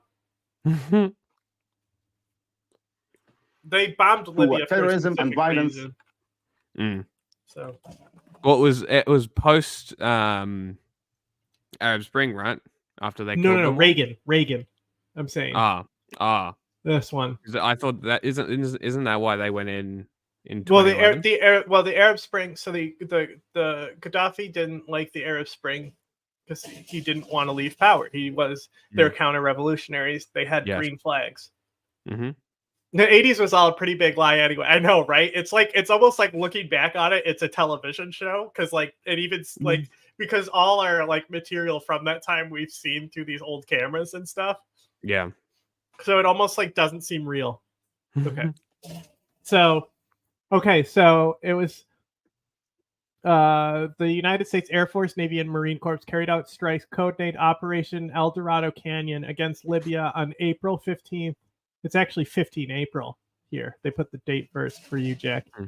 1986, in retaliation for West Berlin discotheque bombing 10 days earlier, which U.S. President Reagan blamed on Libyan leader Muammar Gaddafi. So, and then right here, there were 40 reported Libyan casualties. 1 U.S. plane was shot down. One of the claimed Libyan deaths was of a baby girl reported to be Gaddafi's daughter, Hannah Gaddafi. However, there are doubts as to whether she was really killed or whether she truly existed at all. So it's Red Army faction, though. So Red Army faction, IRA, all these things are implicated in this. So the payback for the West. The Gaddafi revolution of September 1969 came, and Libya was an occupied country. We had 5 major military bases, foreign. Question. If you're a military commander and the leader of the country is out of the country, and you just walk into the palace and sit in the chair and go, "I have a chip," and that's how you get power, is that a revolution? I technically, yeah. He literally just took a guy's chair. I do think it's baller that he kept the rank of colonel, though, because that's some George Washington vibes of like, it's a humble Mr. President while I whip my slaves, you know? Military bases in the country, I south, give credit where it's due. east, and west. Our economy was owned completely by the European oil companies and the American oil companies. The level of education in the country was extremely low. All of the sectors of society were suffering: health, transport, education, culture. Gaddafi led one of the most radical revolutions in the region. And within a few years, as a matter of fact, within few months, all of the 5 foreign military bases were kicked out, were shut down. Oil was regained back to the Libyan people in famous negotiations with the oil companies of 1972 and 1973. Universities were built everywhere. Almost each and every Libyan city had either a university or a higher education institution, hospitals, clinics. And suddenly, within 10 years, Libya was a different country. Libyans were living longer, they were living happier, and they were feeling the masters of their country. And this went on for decades, albeit against international sanctions. Well, we call them international, but they are Western sanctions against American aggression. America attacked Libya a few times. People should know that in 1981. That's a good picture. How many times did Libya attack other countries? America attacked. That's a good picture. Hey, did Libya do assassinations all over the place? Libya a few times. People should know that in 1981 and 1986. And then the major siege of the Lockerbie case from, that took all of the 90s. So to grow up in Al-Jamahiriya, in the Gaddafi's Libya, was an amazing experience of revolution, of change, of achievements, of dreams, and of improving reality. In 2011, Libya was known to be the richest country in Africa per capita. And this is a fact. The viewers can check with ease from the United Nations Human Development Index. Libya moved from a very, very low rank in 1969 to one of the highest ranks in the Human Development Index for a non-Western society. By not 2011 as well, right? Mm-hmm. So what the thing is it's the difference is being able to maintain that economic uplift. You know, some would say that, you know, it's debated, but like Deng Xiaoping, you know, there was at least industrialization and economic uplift of China with his policy. It created wealth disparity, yes, but those policies have been maintained up to this day, right? And the wealth disparity has gotten worse and worse. Yes, and it does everywhere. But my point is like that's a lot different than Venezuela and Libya. What happened to them, where they were able to only maintain this wealth for a short period of time? Yes. Actually, much earlier on, by 1985, 1986, this experience was also cultural, because the Libyan people did not just benefit materially, but Libyan culture flourished. People felt good about themselves. They felt good about their identity, about their skin color, about their religion, about their history, their independence. and they felt a strong I sense of I like brotherhood, Gaddafi's son. As ancestry far as like with their successors Arab to neighbors, Libya, with I their think African Gaddafi's neighbors, son is still the and best they shared. candidate. Interesting. What makes you say that? He's just basically he's his dad, but less crazy. So he has revolutionary backing for Palestine. His Palestine solution is actually kind of impressive, right? Okay. He wants to be in a place where he worked like how like Arafat and Nelson Mandela did. You know, he wants Libya to take that revolutionary image, you know, about a Western resistance type thing, but you know, basically working with the system. The reason why they won't let it happen is because when the war happened, his father ordered him to do war crimes, and he's implicated in war crimes. Which, to me, I don't really care. Like, your Haftar controls a bunch of Libya too. He like, who committed the war crimes if not him? We're dealing with him, so it's just the UN-backed one that won't, you know, put him in there. But even Haftar won't just give power to Gaddafi's son. In the struggle of the African continent for independence, many African leaders were taught and educated in Libya. Libya helped Nelson Mandela and the South African struggle for liberation. Most African countries gained their independence from the West with the help of revolutionary Libya. So this is a country that was independent, sovereign, flourishing. I mean, he's not necessarily lying there. What he's saying is that they supplied arms to revolutionary governments throughout the world in Africa, which, you know, Castro did too. Look at Angola, you know, even North Korea is there for many of these, and even the United States sometimes, and European powers. You know, sometimes we're all on the same side against some weird enemy. You know, there's sides when it's US and China against Russia at this time. Very interesting time in Africa. Not great for people, of course. Very well, even on the political realm, Libyans felt that they shared in the running of their society. They had many democratic platforms that they formed from the bottom up, and they felt that they had a say in the affairs of their society through the basic popular conferences that were established in 1977, and through the media, the local national media that were established in every major Libyan city, and through the tribal structure. There were tribal councils for each tribe and major family in the country. So Libyans felt included in the political process, and they did feel that it could be, of course, improved and widened and deepened and radicalized. But I do believe that most Libyans felt included and felt happy.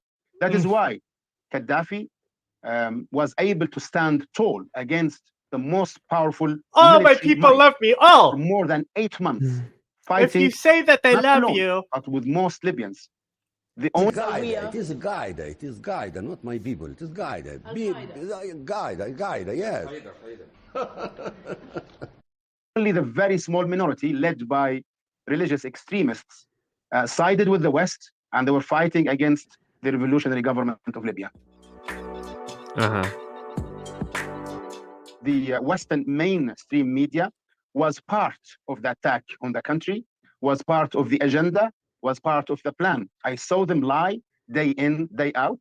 I saw them exclude truthful events that they themselves witnessed. I saw how they downplayed the murder of thousands of civilians. Stop the lies, stop the misinformation, convey the truth. You have the freedom to film anything. You have the freedom to go to the hospital to film the bodies, attend the funeral, interview as many people as possible. Do your job as professionally as possible, but keep your hearts beating. Keep your hearts beating. I saw them how they downplayed the destruction of the country and how they distorted every statement I personally made to them. I complained to them, I talked to them, I tried to reach them, but they always, I felt, the control wasn't with the journalists on the ground, but actually in the editing rooms of these mainstream media in London, in Washington, in Paris, in Rome, in Berlin, and other places. And it was very clear to me that there was no variety of voices in the mainstream media of the West. There wasn't any real competition between them to present the truth. They were all copies of each other. They sounded the same. They said the same things. They reached the same conclusions. They never tried to get out of the narrow path that was designed for them. And this was very clear to me. And I started to understand this quite early, but I did have to deal with them for 8 months. And I think the end result is that the mainstream media of the West is bought up by the system, is a servant, a very truthful servant of the interests of the rich and powerful. And the rich and powerful in the West, they wanted the revolutionary government of Libya to fall, and they wanted to continue to exploit Africa. So the media did just what was necessary for this plan, for this imperialist project to continue in Africa. The latest developments in Africa, the opposition to the presence of the French military in the continent, protesting the American influence, the British influence in the continent, the demands by popular sections of African societies for African economic independence, banking independence, all of this makes me feel good about our sacrifices in Libya for the continent of Africa. I am in contact with many. Okay. I have lost interest. I don't know. Let's put it to. I'm trying to find this quote so hard, but it's Okay, like well, if I let's look put up Gaddafi calls America a terrorist government, it's all about how Gaddafi ran a terrorist government. That's all right.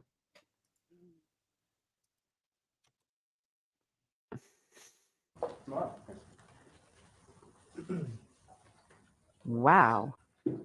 Huh. Unconfirmed. Yeah. Unconfirmed. No. Unconfirmed reports about Gaddafi being captured.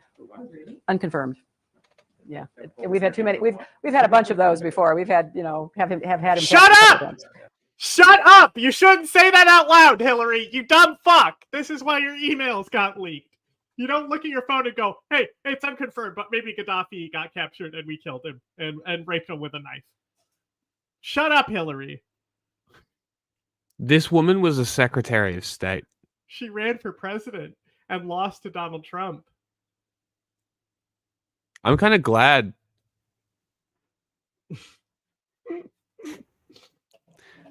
She might be brain dead. She might, yeah, she could have been worse, at least on foreign policy. Trump was pretty she bad, might though. be brain dead. This one. Republican lawmaker named Dean Vanskoyak say that introducing a bill on banning child marriage would interfere with my God-given rights to her fertile, ripe body. Now, this came from an account called the Sergeant Joker on Twitter, also known as X, who was brave enough to block me, but joke's on you. I have the Twitter API and I'm a software developer. So let's have some fun. Sergeant Joker? Wait. Sergeant Joker? What is this? Wait. So Sergeant Joker blocked this guy? This guy's like an ultra-lib, right? I guess. I don't know. You sent the video. On Twitter, also known as X, who was brave enough to block me, but joke's on you. I have the Biden 24. He's an ultra-lib. For developer. So and by that I'm not talking about. I just think it's. I just thought it was funny that he's like, haha, I'm a software developer. Fuck yourself. I can access your tweets through the software. Fuck you. Leader of the Missouri GOP, 65-year-old Rep. Dean Vanskoyak, aka Colonel Dean, is upset that members of the Missouri House have the audacity to try to introduce a bill that won't let him marry a 12-year-old girl, calling it interference is my God-given right to her fertile, ripe body. This particular tweet was retweeted about 2,500 times and liked about 4,000 times, at least as of me writing the script. Now, on May 8th, show the video. 2024, Hasan Bayless of the Kansas City Star wrote an article about a bipartisan bill that would outlaw all child marriages in the U.S. state of Missouri. And believe it or not, most U.S. states have a minimum age for minors to marry with parental consent, ranging from 12 years old to 17 years old. I actually didn't know this. 16 and 17-year-olds are allowed to get married in Missouri as long as they have parental consent. Missouri law also bans marriage between a minor and anyone 21 years or older. So right away, this tweet kind of smells because a 65-year-old man like Dean Vanskoyak wouldn't be able to marry a 12-year-old girl anyway. And Representative Dean Vanskoyak is wearing a wedding ring in this picture, and a cursory search reveals what this video is going on about? So oh my God. it is likely that he is already married. Now, I had a hunch that this might be a Russian disinformation account, so I ran it through Cyabra, and their profile really didn't match what you would expect a Russian agent to have. Russian disinformation actors tend to have accounts with up to 50% inauthentic followers, and this particular Twitter user doesn't display that kind of indicator. Yeah. So no how did this shit. stuff come about? Well, I think this is what you might call misattribution manipulation. Now, sometimes misattribution manipulation is benign. A famous example might be the detective Sherlock Holmes never said, "Elementary, my dear Watson," but a lot of people think he did. But when you have an inherent bias, misattribution can trick you, especially if a quote has emotional truth to it. That is what you feel What is to be true, happening? rather than what the This factual is. actually You don't think support. this is interesting? On May 3rd, 2024, an account named I'm just Alessandra Murray, who is a perplexed that Democratic this New is Hampshire where the state video is representative, gone. posted a video of It's Republican about state information representative named warfare. Jess Edwards, Yeah, I didn't expect you to send me this. I didn't know what it was. who said in a debate regarding their state's child marriage The laws. title looked Thank interesting. you, Mr. Speaker, and thank you for taking my question. Do you agree with the point of view that if we continually restrict the freedom of marriage as a legitimate social option, when we do this to people who are of ripe fertile age and may have a pregnancy and a baby involved, are we not in fact making abortion a much more desirable alternative when marriage might be the right solution for some freedom-loving couple? Yeah, that guy actually said that. I Wow, am blown out 48 that years audio. old, and the words ripe and fertile have never left my mouth until literally just now. Right. But yeah, those. I had a question from someone on Reddit. What? I know. What? Look at these video titles. Yeah, somewhere interesting. Like, I'm interested. I might click that. Those words had to Patreon. be formed in the guy's brain, and it actually made its way down into his mouth. Now, Alessandra Murray is not followed by the Sergeant Joker account, but you know who he does follow? Shannon Watts. I didn't know who Shannon Watts was, but apparently she founded an organization called Moms Demand Action for Gun Sense in America. Shannon Watts retweeted Alessandra Murray's tweet about what the new This is Hampshire rep, literally Jess. this is me going through Twitter, finding people who follow other people and connecting tweets that they've shared, and going through and being like, I fucking knew it, and just being able to find. And Twitter actually blocks you from seeing full follower lists now. Did you know this? No.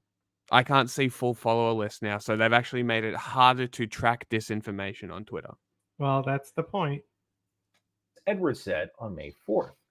In the intelligence community, this is what we call a clue. Now, you notice how if you line these two pictures up, these two men do look kind of similar. So this may have been an attempt to deliberately confuse these two men, even though these two men are representatives in two different U.S. states, one in New Hampshire, one in Missouri. But they do look alike. And if you're predisposed to certain types of biases, it would not be unreasonable to look at a guy who looks like this and think, yeah, someone who looks like that probably would say ripe and fertile. That's twice in one day.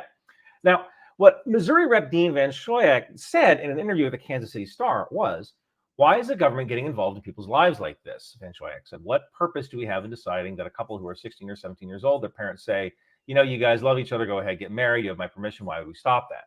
He never used the words ripe or fertile. Third time. Okay. But I think that since Shannon Watts' video was out in the collective consciousness, and that video was viewed 1.6 million times. Look here, original video. Keep following these links. This is where the videos come from. Come on, man. Viewers of a certain bias was out in the collective third time. But I think that since Shannon Watts' video. Yeah, because this is the video from Shannon Watts. So who the fuck is this account? Go to this account here. Find where that account is linked to. Find where the video came from. Then you can find... Oh, it's a different video. Never mind. Was out in the collective consciousness, and that video was viewed 1.6 million times. Viewers of a certain bias were primed to accept this information. And stuff like this is how people can retweet that a flare is actually white phosphorus being dropped in Gaza, or that Ukraine is harvesting organs. If you're predisposed to a bias, you're more likely to believe propaganda. And in fact, if you try to search for that actual quote, the only source is that particular Twitter account. Now, looking at the Sergeant Joker account, another thing I'll do is I'll search it's just the a guy quotes. who's committed to the Democratic cause, and that's cool if that's your thing. But do you really need to make stuff up? So the question is, did this person intentionally try to mislead, or were they writing satire? Well, in the intelligence community, we like to say that we exist to find out who is doing what and why. And the why, man, that's the holy grail. I know who the Sergeant Joker account is. I know what he's doing. But the why part, man, that's always tougher. I don't know if this was satire or the person was trying to mislead other people. The only person who really knows is the person who wrote that tweet. But what's interesting is that when I challenged the truth in this tweet, a number of people messaged me the video I just played, even though the video was a New Hampshire Republican. Those people were tricked. So this certainly seems like it was intended to be misleading. One person even said, "Welcome to the world of facts." Interesting. Okay. So he's specifically pushing back that this fat bloke in the original picture is not this dude. And that's the disinformation that this Sergeant Joker account, is that what's happening? I think that's what's happening. I think I'm catching on. I was a bit lost because I was a bit lost in the first 3 minutes. Like, where the fuck is this video going? Trying to figure out what's happening. I am the last person you want to say that to. So, through the Sergeant Joker account, I did a cursory search. I don't really see any specific information, although my AI software hasn't finished churning through all 5 years. We need this. What the fuck is this program? I mean, this is like all stuff that, like, there's different types of programs you can use. I don't know what they use nowadays, though. Tweets. This is the part where I actually cost $5 on Substack because AWS fees are not cheap. So I might chalk this up. Yeah, to a lot of those satire, programs are quotes paid for. So, like, normally you work for an agency that gets access to them. Right. They give you a suite. But, like, there's, like, this one, it's like a Giphy, G or something, or GEHPI or something like that. But, like, it lets you, like, build terrorist networks and information webs out. So, like, you can, like, take people and you can just look at their, like, you can take the data that's their friends lists, right, and you can run them together, and then it will, like, organize them in a web. Like, you know how those universal web things will look, and you'll see them with, like, actual terrorist attacks, so they'll show how the cells are linked and stuff like that. Interesting. I just got a really random text from an American number. You're gay. What's 585? Where would that be? Don't know. People sent me the exact same wrong video is an indicator that this misattribution may have been intentional. So in conclusion, I do not believe that this particular account is a paid Russian actor, but the account is using I knew it was in this case. And if you're using the tactics, like, I know I have numbers with 585. I just wasn't sure. I was actually going to guess Rochester. Interesting. But I just wasn't sure, so I'm not about to throw it out. Of Russia, maybe you're not doing the right thing. Also remember, if something makes you feel emotional, think before you share. It could be misinformation. Search for truth, not emotional truth. Special thanks to Cyabra for allowing me to use their software in my investigation. There you go. That's what it was. Well, yeah, and with the learning algorithms and stuff, it's only going to get... a question from someone on Reddit. Well, here we go. Who is this guy? Let's find out. I know, right? Who, He said, I haven't seen your videos, so since you're in a debate about your own principles, do you care to outline your views? What interests you about war reporting? What is your view on the history of the U.S. military? I'm asking specifically about the morality. We all know the U.S. has very big pew-pews. So I figured I'd have a cigarette, have a drink, and maybe this will actually turn into my channel's introduction. So what interests me in war reporting? First off, I don't think I'm a war reporter. I know Tim Mack of the Counteroffensive, which is an actual news organization. I know how he does reporting. And when I first quit my job, I said, oh, I'm going to be a journalist. And then I realized after meeting Tim, I'm never going to be like him. I'm never going to have the ability to write stories. I know how to talk. And I know how to write. I know how to do video editing, but I don't know how to write like a journalist. So I think I was a journalist for about a month. And I'm like, you know what? I am an intel guy. So I spent 20 years as an infantryman. Producer. And then while serving, I got a degree in computer science. I got a master's in engineering management. And then after I retired, I got a master's in cybersecurity. Jesus. So when I left, I was really valuable because I could work for all these defense contractors. And these defense contractors needed a guy who was an infantryman who could speak the language of the infantryman, but who could also speak the language of the software engineer. So that's what I did. and it worked out really well for me financially. And you know, you're a software engineer with a security clearance, you do well. And but one of the things that I realized after the war in Ukraine kicked off was that I was one of the few people in America that could actually talk about the military in a way that a lot of people understand. We should email this guy. I probably follow him. I like what this guy's saying. We should. I talk haven't to looked at chat in a minute because I'm still trying to find this fucking Gaddafi Did video. Ukraine sell a Patriot missile to China, and is this picture proof? So this popped up on Twitter, also known as X, on a channel called Alternative News. And this particular user described themselves as pro-peace. Oh my God. Yes. Oh, I have not seen this Twitter page before. I'm very surprised. Took forever to find this video. I'm aware.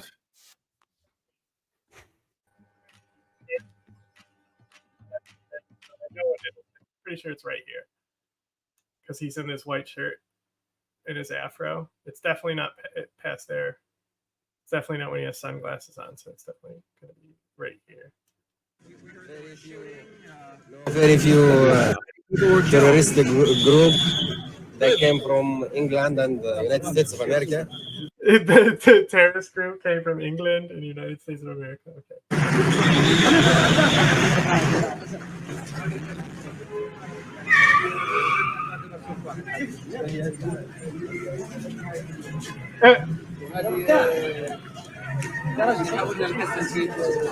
Colonel Gaddafi, can you give us your reaction to the attack on you yesterday?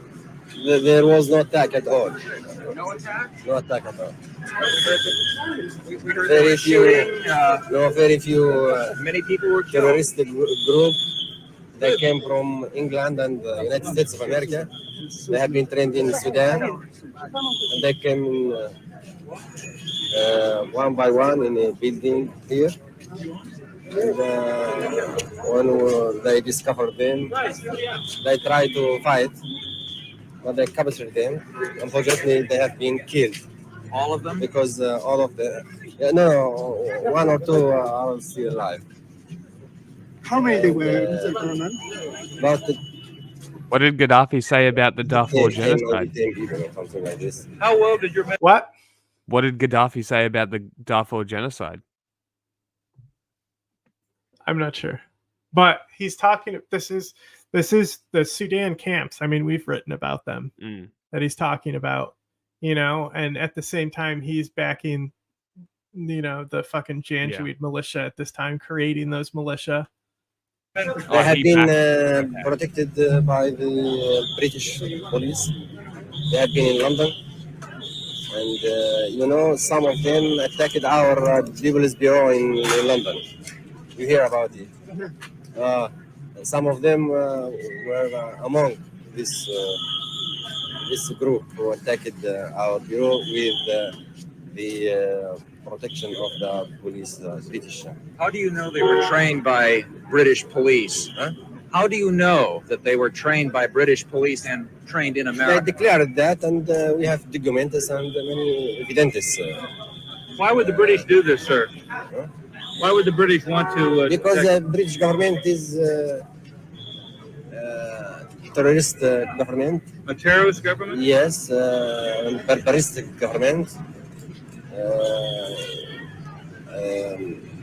They protect the terrorism and help for the terrorist actions.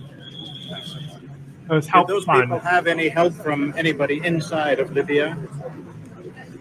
They have some terrorist groups inside, and we captured them. Do you expect more attacks?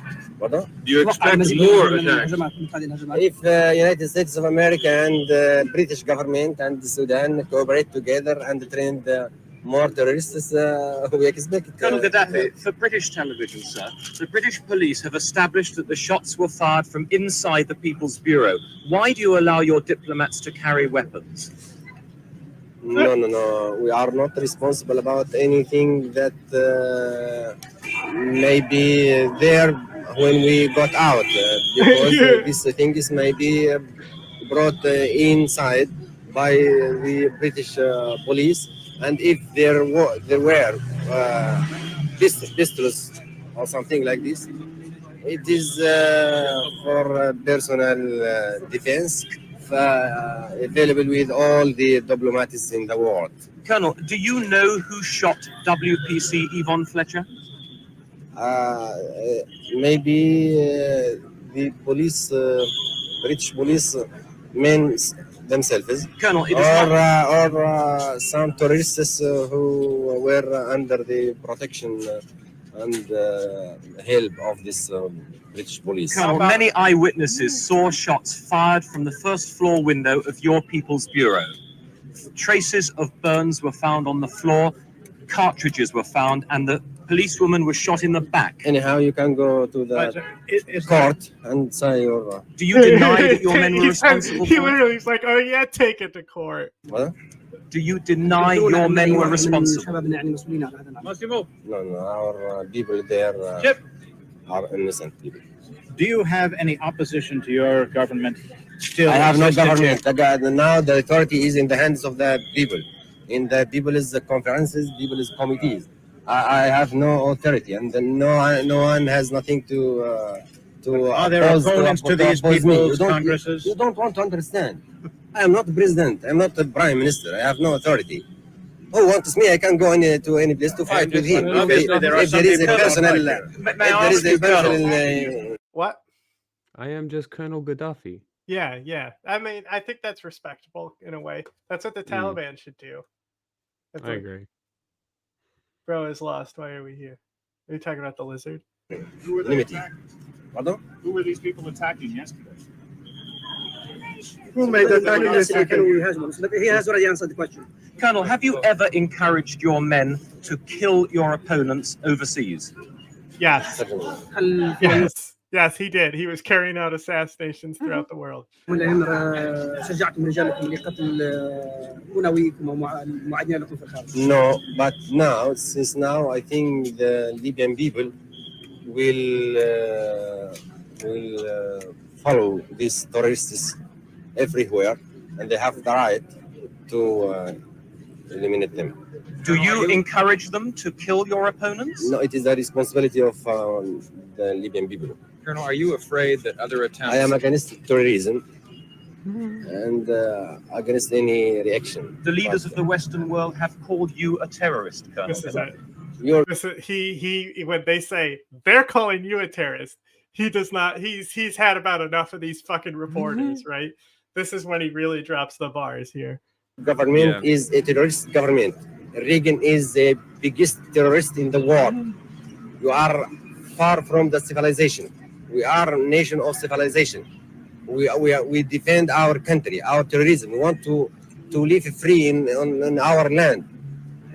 We want to live happy in our land, peacefully. But you don't want this. You, the Western countries, particularly United States, the government of the United States of America, and the British government, they want to invade our our land. They don't want to live happy, to live in peace, to live in our country freely. We didn't go to United States of America or to England to invade them. We are in our homeland, and you want to take us here. We have the right to fight here and to follow our enemies everywhere.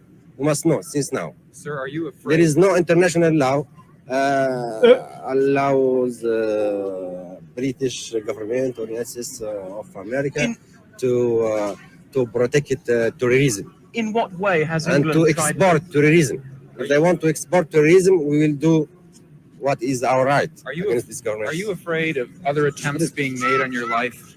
No, I'm not afraid at all. Thank you, sir.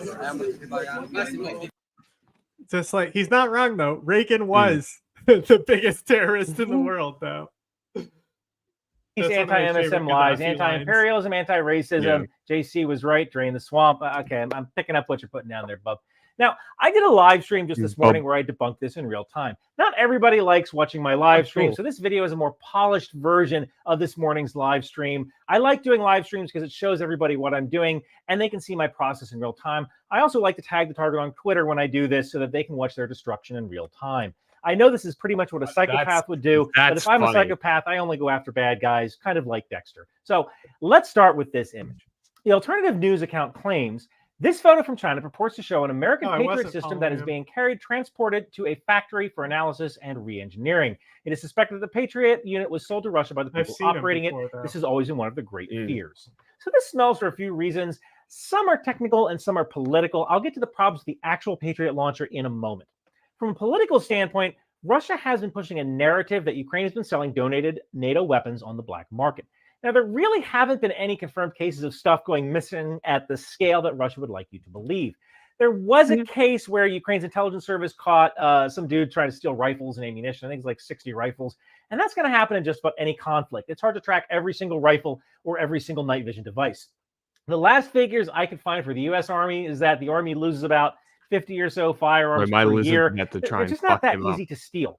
Anyone who has ever served knows that you do daily accountability checks of all sensitive items, weapon, night vision, gas mask, radios. And when you come in from the field, you do a serial number inventory of all of your sensitive items. And still, occasionally things do get lost, but it's really hard to lose a Patriot system.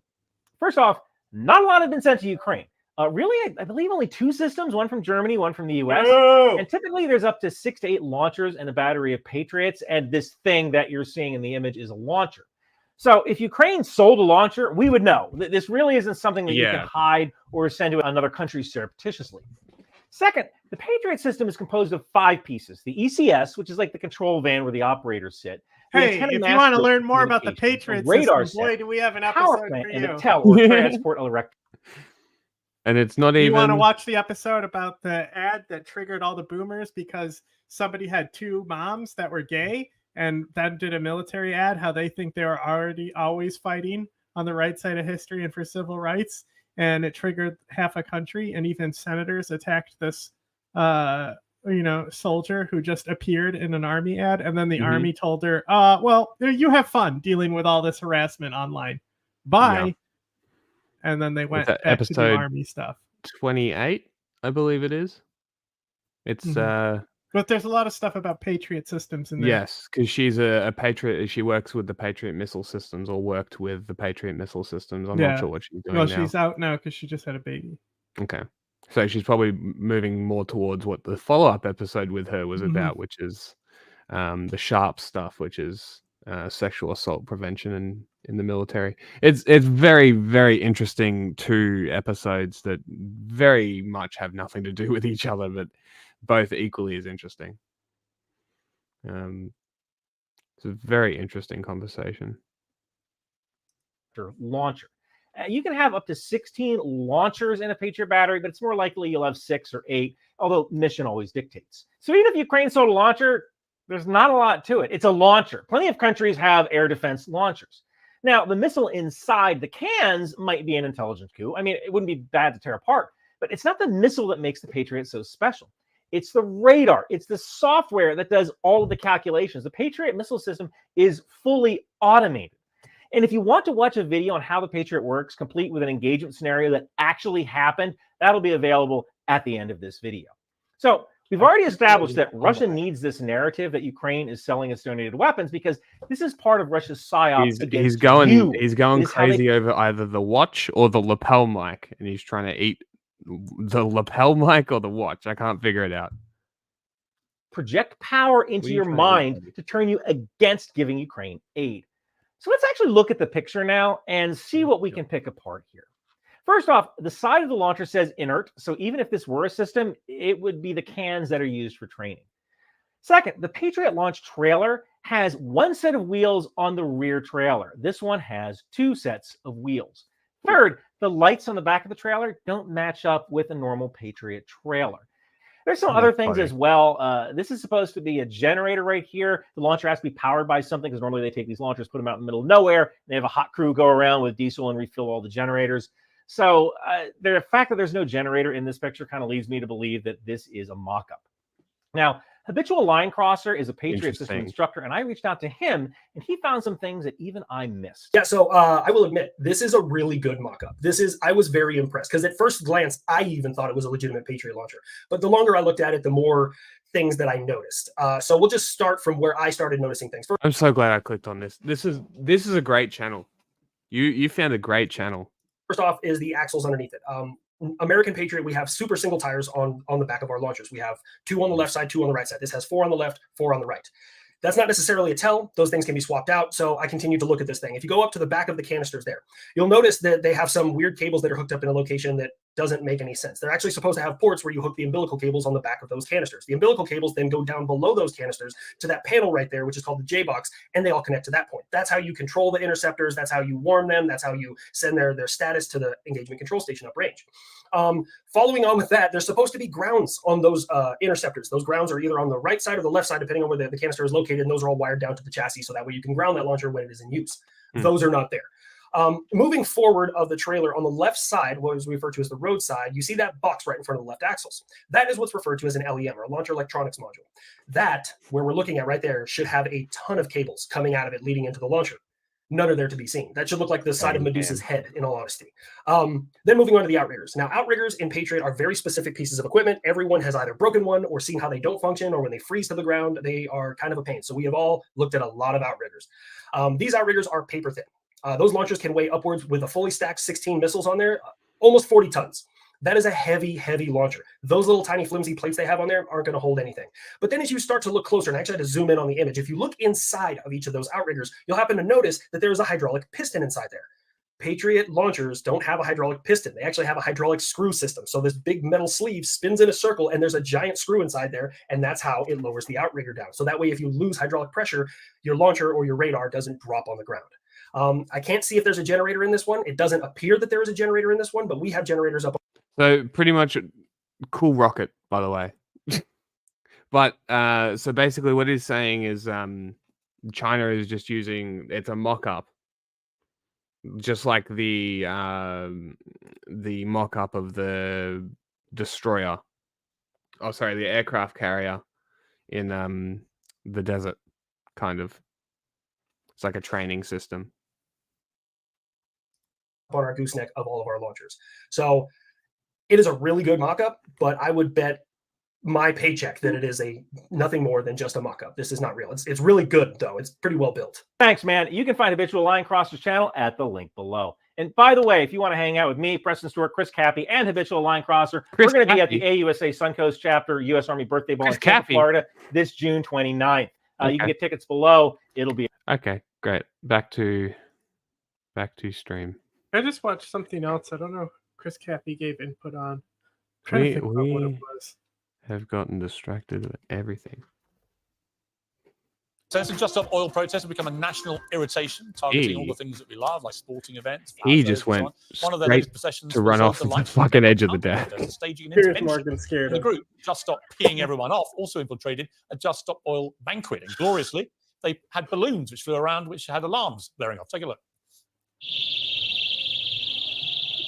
Oh, so fabulous, isn't it? Listening to them all getting annoyed and irritated, just like they get. Oh my god! What a So whiny behind bitch. this, and is there more to come? Well, you'll be unsurprised to hear, perhaps if you're regular viewers of the show, that it's my old friends Joshua Peters and Archie Manners who join me now with the world's top pranksters.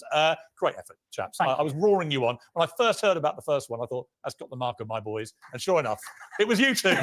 You've taken me by surprise. I didn't think you'd be a fan of it, so I'm really relieved that you liked it. I love it because they are so annoying, and in my view, the manner of their protests has been completely backfiring because the public are just seeing people setting out to deliberately ruin their day-to-day life. That's not how you bring people on the agenda with you, right? No, not at all. I think we can all agree that climate change is a very serious issue, and we all know that something needs to be done. But when you're protesting and complaining to things, this you is need to bring a people with you. funny And Just little Stop Oil group are having that the exact is called Just Stop perspective Pissing of the Everyone public. Off. That's anti-Just Stop Oil. Okay. Wow, you could not get more cringe than that. Like an anti-Black Lives Matter group called White Lives Matter is less cringe than this. Yeah. fucking great big party on Sunday. I mean, that doesn't help. That does nothing to help the environment at all. It's just there was a harp. There was a harpist, live music. They were all clinking their single-use cups. We heard today that just policing Just Stop Oil this year's cost over £7 million. Now, people are going through a cost of living Oh my God. £7 million to police these idiots who most of the time are doing idiotic things. I mean, the other day they were blockading a pregnant woman who who then her boyfriend got into a fight with them. I didn't agree with the violence, but I understood why he was so. Just before I put him back, I didn't found out. agree with the violence, but I agreed with the violence. I found out recently that the little beard here. Apparently, because you put him in hot water, he like puffs up, like a puffer fish. He sort of, I guess it's to float a little bit. I guess makes sense. But they I'm like, how's he release it? The beard. They release the air through the beard apparently. So they like push air out through their neck, which is super interesting. It's like super random creature. And you got the weird fluff balls. I want more weird animals. Defensive of his poor pregnant I would partner. like Another woman had a a chameleon. baby in her car. But I can't find chameleons in Wherever Australia. they were going to go. All this kind of thing is just like, to me, it's just moronic. It's not achieving anything. And in order to pull these pranks off, we had a mole inside, so we infiltrated their ranks and we followed them around for a day before we pulled any stunts. And part of the interesting thing was talking to the policemen and women, who hundreds of them on Parliament Square policing this stuff. They don't want to be doing it either. And they're so respectful. Of course they don't. They've got better things to do, more important things to worry about. We all agree broadly with the cause. We just don't agree with the methodology. I don't think it's changing people's hearts and minds. Are you going to carry on doing these chaps? I think we'll call it a day. I think we've proved our point. Every protest that happens. Somebody has taken the. Every protest that happens. I agree with the cause, but their methods. Not all of them. No, it's every time that they yeah. they do the scapegoat whenever they're like they want to talk shit Oh, about. you mean the media? Yeah. Yeah. You don't agree with it. Shut up. Just stop peeing off slogan and whacked it on a You website. should be everywhere they pop up annoying people. You should be annoying Well, them. Piers, on that note, we brought you a little present. Thank you. Your very own. I will wear this proudly. In fact, you know who I'm going to give this to? My eldest son is watching tonight. He's big fans of you two. Great. Cringe. Just a slight anecdote. This is not a parenting anecdote. I want to play this clip of those Just Stop Oil protesters who poured a can of soup onto the glass protecting a Van Gogh painting in London. Just a couple of words. There was. I said I swear he's interviewed them, but I couldn't find it. We can't quite track down the audio of one of the protesters explaining why she did this. Play this clip, and then I'll reiterate what I heard on the radio. But this is from the moment that they were actually doing it. And glued at that point, right? Yep. Well, no, we watched the video where they were interviewed, didn't we? No. I swear we did. I know the video you're talking about. We watched the old ladies and shit, and then I said I'm gonna find a bunch of stuff and add it to the list for Friday. Ask around. Does it have more than food? Worth more than justice? Are you more concerned about the protection of a painting? Fuel is unaffordable to millions of cold, hungry families. They can't even afford to heat a tin of soup.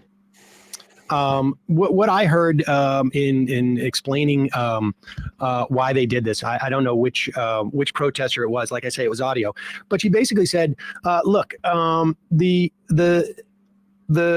much as I appreciate art and I understand why people were upset about it, the fact is that all of the great protest movements in the past have had similar reactions." And she said that she, as a gay woman who I believe maybe she had mentioned that she was married, or I can't remember exactly what rights, but she was conscious of that she had because of protesters who came before her. And she went on to talk about the UK subsidizing oil, much in the way that we do in this country, and some of the specific policies that were taking place in the UK. And I just happened to hear that on the radio this morning on the AP, which was, I listened to the radio in the morning to get a sense of that stuff. And I thought that was pretty good. I'm walking Saul to school. He is a 9-year-old kid. And we're on the way to school, and just out of the blue, he says, "You know that guy who cut his ear off, the painter?" And I'm like, "Van Gogh?" And he's like, "Yeah. Did you hear about that? Somebody poured soup onto a picture of his?" And I'm like, I did hear about that. And he goes, I don't think that's right. I don't think you should do that to art. It was I mean, I was sort of shocked that like, it was like, it is an important piece of art, and an important piece of art in history. And I'm like, what? And, but we ended up talking about climate change, talking about the British policies in subsidizing oil and how we do that here. And at the end of that, I said, that art was not damaged at all, which he did not know. He said he had this conversation I don't with a know 9-year-old. how you can make an assessment. No, that protest was 9. not 9. 9, like less than 10. Yeah. 1 less than 10. 9-year-old. Yeah. Doubt Well, it. that's what he's saying. He's surprised that his kid even heard about it. He's not out there living it up with his kid, Like No, his I kid know, is but just a kid. I'm saying the conversation it sounds like one of those and then they all clapped stories. Oh, like he's making it up? Yeah, like sure, his kid No, I probably mean, did no, hear think about it and this, said think it, but about he's this. expanding a A little bit. 9-year-old says, "Hey, did you hear about the guy who cut off his ear?" And he says, "I don't think that's right." And then Sam just goes, "Well, blah blah blah blah blah." It's just a parent literally injecting their politics onto the kid. Yeah. It's the kid is not really having an epiphany besides the fact that he heard about something in pop The culture. painting, right? Which that is the surprising thing. Like, why the fuck would a 9-year-old hear I mean, about it that? went viral, and Mm. so I mean, his kid probably has access to the internet. Yeah. Or he heard about it in Roblox. or The something. story itself, like, I had a very intellectual conversation with my 9-year-old. No, you fucking didn't. Did he say intellectual? Well, that's what it fucking comes off as. Is I all don't I'm know. It saying. sounds like he's surprised because his kid is fucking dumb. not incredibly effective, because I can assure you that I have never had a conversation like that with my son that he instigated and was willing to listen to for more than 30 seconds if I had instigated it. I mean, I hear stuff about the new Guardians of the Galaxy movie that's coming out, or you're not going to believe what happens in the new Spider-Man. 4 different Spider-Man show up. Spoiler. Yeah, sorry. But that is there. I mean, what name a more effective protest that we have had in this country, or I mean, I don't know, in this country within like the past year or two. I can't come up with one. You're supposed to get people talking. You're getting 9-year-olds all talking about it, right? I mean, that's Yeah, but like I said the last time, what are they talking about? The painting being undamaged by soup. That's what's getting around. It's not like you see what I mean? People Like were selling it like it was damaged. I sure, remember. but I feel like they would get more, and this goes back to what I keep saying. I feel like they would get way more coverage if they just destroyed the paintings. Why don't you tell them? You want to get your fucking message out there? Destroy a priceless painting. Why don't you Stop tell them being pussies. yourself? I don't know who these fucking people are. No violence. Good. No I can violence. email them. I fucking will. In the end, Yeah, really email no them, damage. ask Somebody them sent on me the an email show. saying that the Destroy an actual painting. No, don't say that until they're on the show. Okay. Are they just gonna send the typical media person though? That'll be the exact type of interview we don't want. the security guards there, claim that there may be, the museum may have to spend We can just say $100,000 no if we don't like what they're sending. True. on a new security to prevent that from happening. I don't know if that's the case or that's an exaggeration, but you know what? Take it from David Koch or whatever billionaire you're getting your money from the museum. I know. That $100,000 at the end of the day, if it takes $100,000 to have a kid 6,000 miles away at age 9, bring it up to his parents, money well spent. Yeah. Money well spent. These kinds of museums are not short on money or benefit. Yeah, but most of the kids that are going to bring it up to their parents are going to be ignorant as fuck. Bro, could be louder. Tonight, I want you to know that right now on the other networks, there are late night shows that recorded themselves at 5:30 and went home. So you will not see what I we're about love to show this. you on any other channel except for right here on Fox 5. Consider yourselves lucky. Okay, buddy. Look at members of hang Congress on, are working hang overtime on. tonight. Can we just take in everything?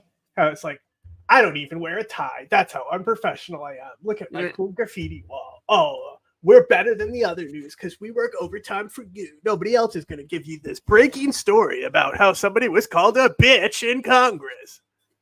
House Oversight Every Committee news hearing. network They got reports on way it. more heated than it needed to be. The hearing was supposed to happen earlier today, but like some other things, were postponed so a gaggle of congressmen and women can go up to New York City and sit in on former President Donald Trump's criminal trial. Everyone made it to the hearing in the district just a few hours ago, and it didn't take long for the Jasmine tensions also to boil talked over. shit about this. Ladies and gentlemen, this specific. Yeah, because they left. They're supposed to be legislating. She's like, it's the middle of a work week. And they've left. Yeah. Mm. She's like, you literally have jobs. It's like, and it like reminds me of those fucking coworkers that you fucking hate because they don't do their fucking lifting. You carry them while they do nothing. And they're really nighttime just a drain. We resume the madcap comedy mystery series called Comer's High Crimes and Misadventures, the hilarious quest to impeach a president who has done nothing wrong, in a avowedly low-budget but multi-million-dollar taxpayer-funded production, which most Americans assumed had ended 2 months ago and had completely forgotten about. But tonight, with the cast and crew now fresh back from a surprise You mean trip like to the New York January City- 6th committee? Stop it. I'd like my time restored to me, Mr. Chair. That person doing the interrupting, of course, was Georgia Congresswoman Marjorie Taylor Greene, who was in rare form at the hearing tonight. And if you follow politics at all, you know that for her, that is saying something. The hearing itself has nothing to do with former President Trump, but Marjorie Taylor Greene, who makes everything about Donald Trump, asked Democrats if any of them were involved with the trial, which led to some insults and what amounted to a screaming match. Wait. Come on, bro. Braxton made it about Trump because he's mad that they had to go to work late because these people were in New York gallivanting around. So she didn't make it about Trump. They did. She was actually being defensive here, but also he just said she was in rare form. Okay. She literally okay, I haven't looked at it too much. I've tried to resist watching it. I've only seen quotes here and there. And written quotes. You know we're here.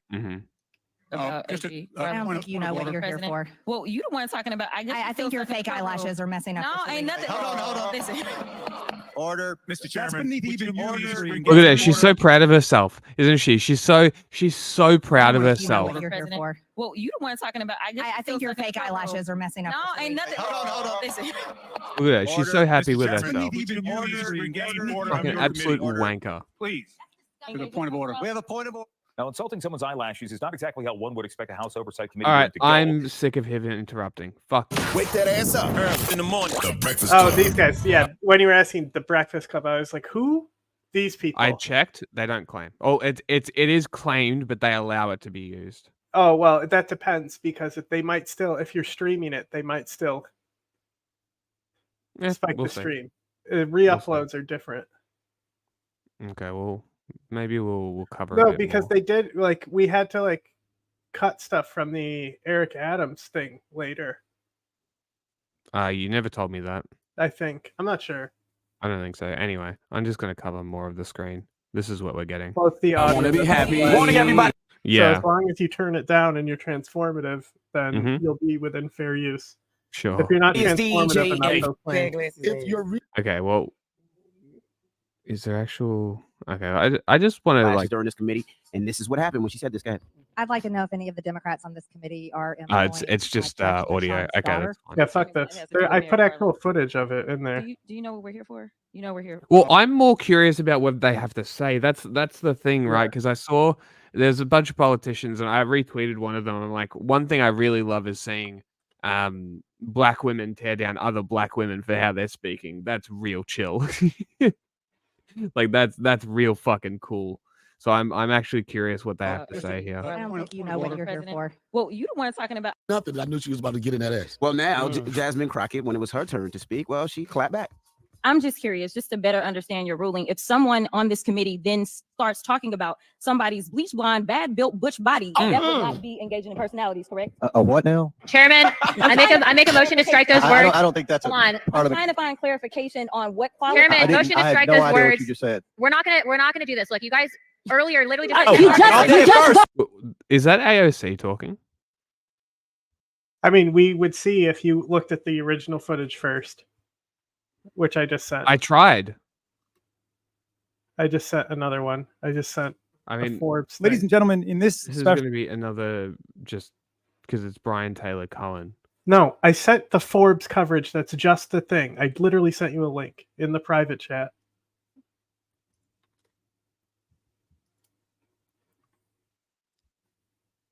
You're literally You just voted to do it. Body that would not be. Screen for 4 minutes and 21 seconds. Mr. Chair, point You of can order. fix the screen too. It's me. Ms. Crockett. I'm just curious, just to better understand your ruling. If someone on this committee then starts talking about somebody's bleach blonde, bad built butch body, that would not be engaging in personalities, correct? What now? What Chairman, now? I make a motion to strike these bleach blonde, bad built butch body. What is happening? I'm like, why the fuck is it echoing? There's two things playing. That's why.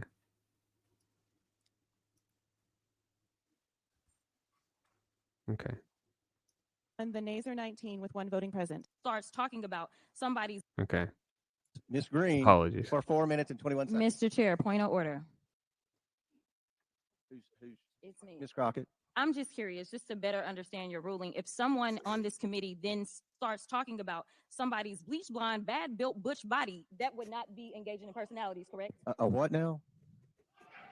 Chairman, I make a motion to strike those words. I don't think that's Hold a on. part of I'm the. trying to find clarification on what Chairman, I motion to had strike no those idea words. what you just said.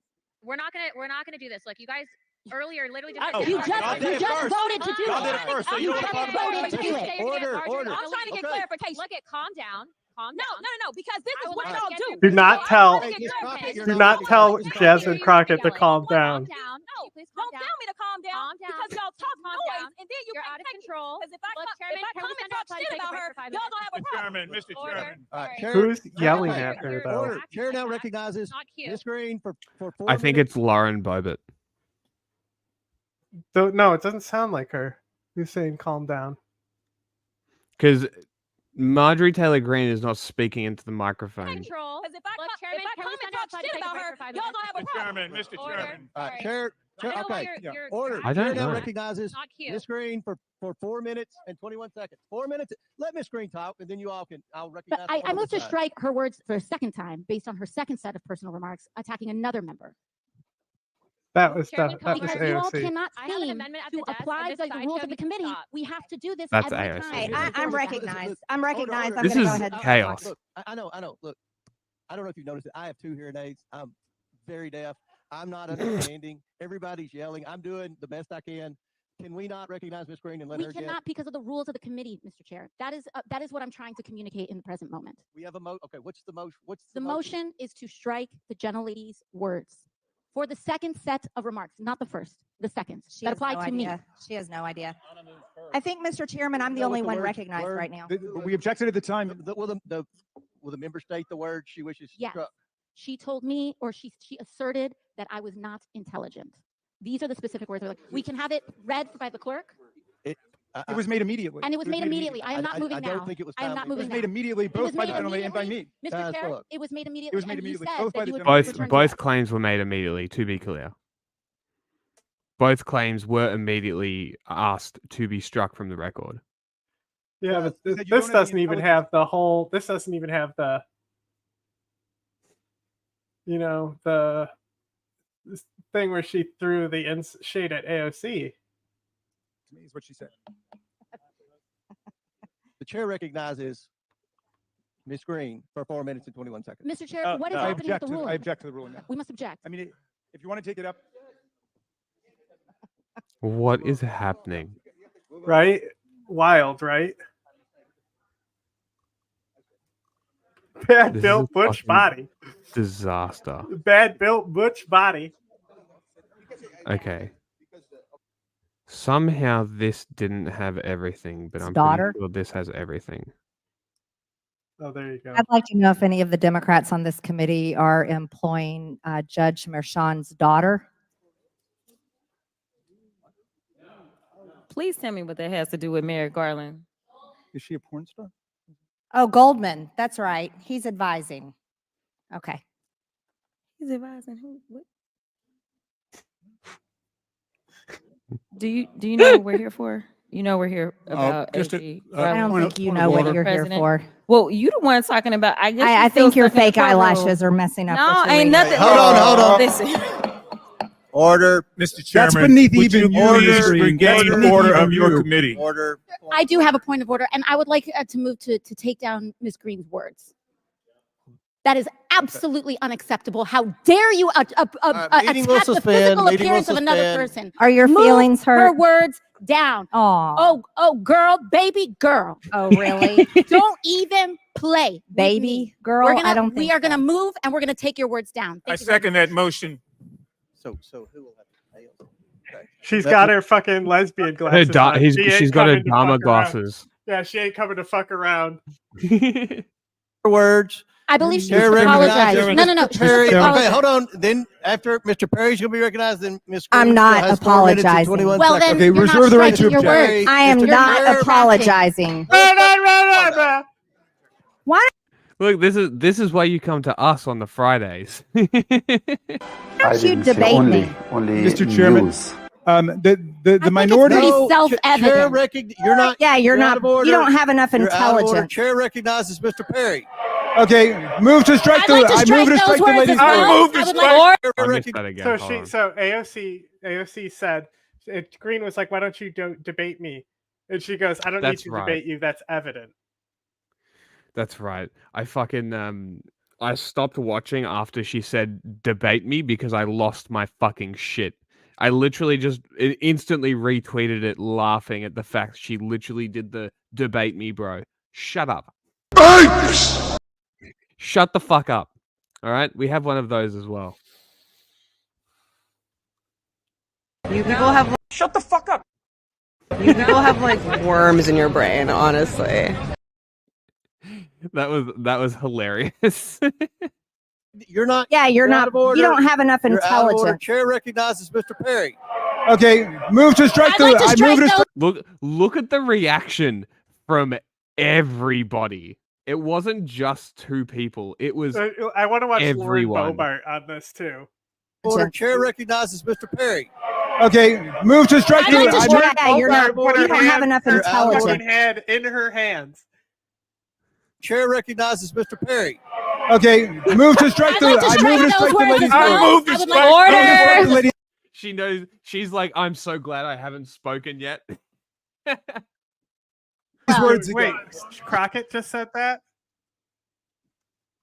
To strike I'd the. like to I strike move to those strike the. words. That's AOC. God, it's a nightmare keeping track of them. lady's I word. would like I move to strike the as lady's well. words again. That's 2 requests to strike.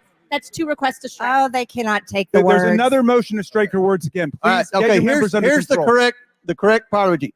Ms. Green, do you ask unanimous? Do you agree to unanimous consent to strike your words?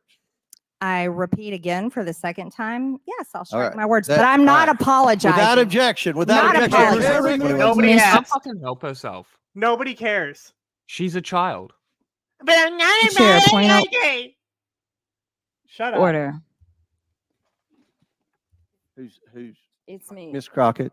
I'm just curious, just to better understand your ruling. If someone on this committee then starts talking about somebody's bleach blonde, bad built butch body, that would not be engaging in personalities, correct? What now? What? Chairman, What now? I make a Look at motion her, to she's strike looking- those I don't think that's Hold a on. Look at Parliament. Trying to AOC find clear- and like smirk at her, being like, "I did it." She couldn't help herself. She said, In personalities, correct? What now? "What now?" Her face when she's like, do I really have to repeat it? No, she's looking at AOC. I think she's behind her. Chairman, AOC's over I on the make, side. I make Oh, is she? Yeah, I thought she she's- was behind her on the top No, shelf. she's like on the left side okay. over there. a motion to strike those words. I don't think that's a Hold on. I'm parliament. trying to find clarification. How did on he even what come up with follows. Chairman, I didn't- motion to I had strike no those idea words. what you just said. We're not gonna do this. Look, you guys earlier literally just Oh, babe. Every single word. I think that's the funniest part, is that every word was starting with B. I think that is potentially the funniest part. But Bleach. You Bad do- butch body. I'll go first, so you don't want to talk about voted to do it. Order, I'm trying to get clarification. Calm down. Calm No, down. because this I is would what like y'all to get do. through So proceedings. I'm trying Hey, to get Miss clarification. Crockett, you're not Y'all wanna recognized. play Miss games, I can't hear Crockett. you with your and you yelling. don't want me Calm to be- down. I can't hear you with your yelling. Calm down. Because y'all talk calm noise, down. and then you You're can't out of take it. control.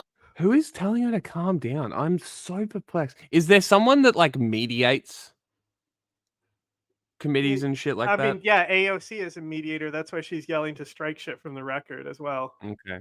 Because if I Look, come, Chairman, if I can we come Because See, she's talking. See, she's talking to that side, right? So like AOC's a mediator across on the other side. There's like so they come down the sides, right? She's talking at somebody, but I Yeah, can't so the figure Republican out who. mediators are on the Republican side. Ah, So she's okay. talking to the Republican mediator. Okay, which must be out of frame right now. Yes, I'm losing it because it's hysterical because we've been watching Jasmine Crockett for months. And we've been waiting for the moment that she bursts onto everybody's radar. And this is it. And she did it with bleach, blonde, butch build body, or whatever the fuck she said. What did she actually say? Hang on, I got it. Bad I got built it. I got an body. infographic Amazing. to help. I got an infographic to help. Okay, here it is. Beautiful. Make sense? Here's another one to help you. This is how she chose to reach the common lexicon. This is how she burst onto the scene. Is this amazing? This is low quality, but I can't get in higher quality.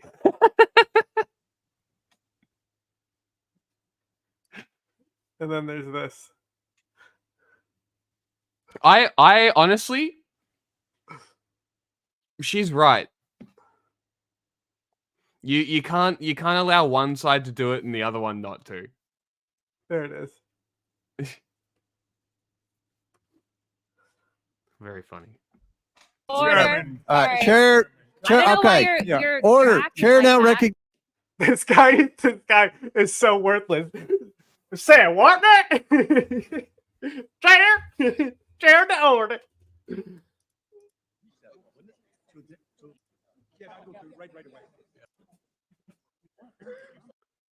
Okay, so she's here. Who's she talking at? Maybe someone over here? Mhm. Because she was like talking in this direction, kind of. So, but Maybe Brian Taylor Cohen will have great analysis on this. Mr. Chairman, point of order. Mr. Chairman. Look at her. She's over there yelling, and the guy, she's literally yelling at the fucking Newt Gingrich looking ass guy now. oh, Kuma. Yeah. Mr. Chairman, on a point of order. Oh, and somebody's talking to Crockett as well. Motion on the table. Yep. Yeah, I'll go to right away. Yeah. To a time certain tomorrow. To a time certain tomorrow. That way, we'll take this up again. Motion to recess, wouldn't it?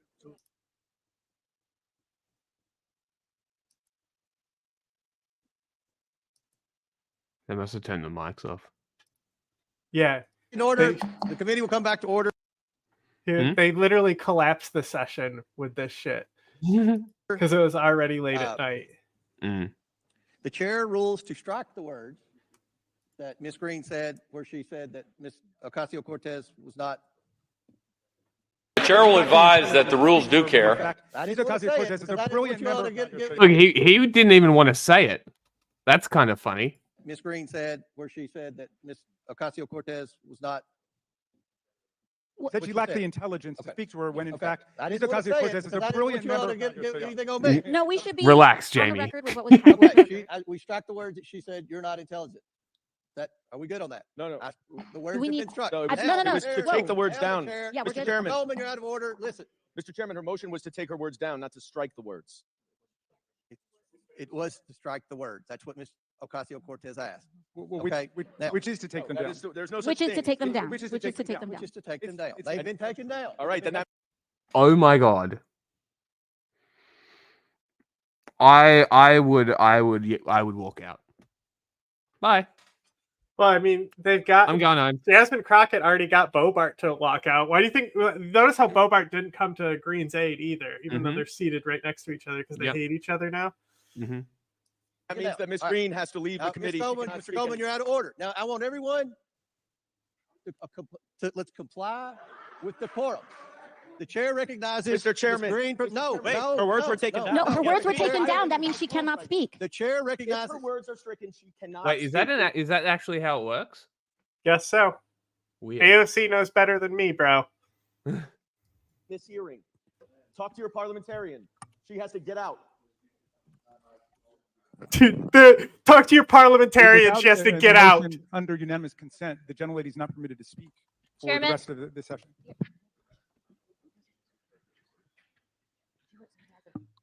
And we're happy to revive our motion to adjourn, Mr. Chairman.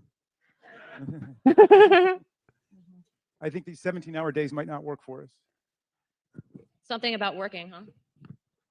Yeah, maybe showing up for a vote.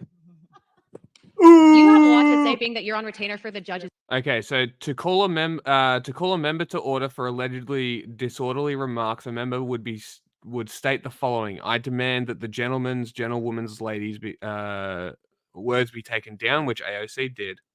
This call to order is to occur immediately after the words are spoken. If the demand comes after the additional debate or business, the presiding officer may rule that it is untimely. Interesting.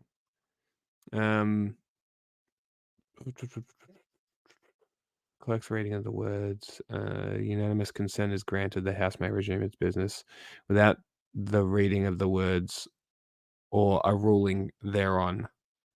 The members who demanded that the words be taken down can withdraw the request. If neither occurs, then the clerk will read the words and the speaker or committee chair will rule on whether the words are in order, which is subject to an appeal.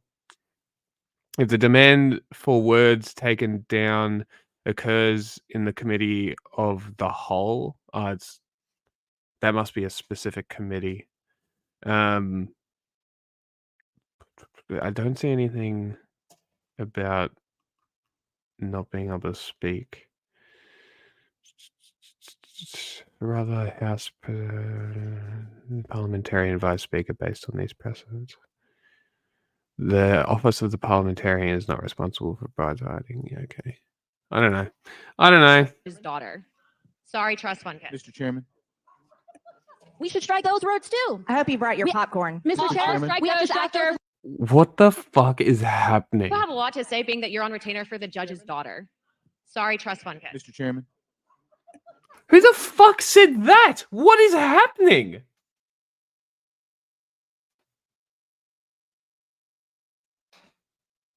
We should strike those words too. I hope you brought your popcorn. Mr. Chairman, Strike we have to those strike after those we as well. strike the Mr. fact that they Chairman, called you wanna see they were something making crazy? comments about Check Marjorie's this out. body. So we can do Mr. this all night Chairman. long, but I have a motion. Mr. Chairman, this is Check this out.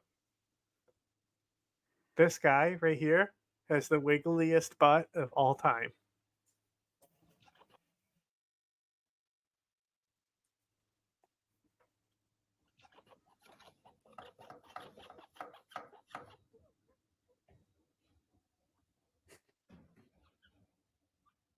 It's a white one.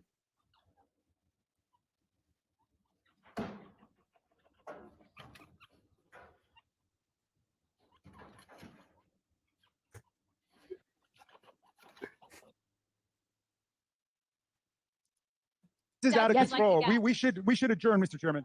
Motion at the desk. Mr. Chairman, I think my body's pretty good at I'm gonna be 50. point of order. Oh my god, shut Damn, the that's fuck 50. up. Mr. Chairman, Pretty good. Mr. Chairman. Thank you. Mr. Thank Chairman, you. I appreciate that. we have some members in the room who are drinking inside the hearing room who are not members of this hearing. Mr. Chairman. Mr. Chairman, we have members who are not on this committee sitting in the hearing We have room members drinking- talking who haven't been recognized. Mr. Chairman, point of inquiry.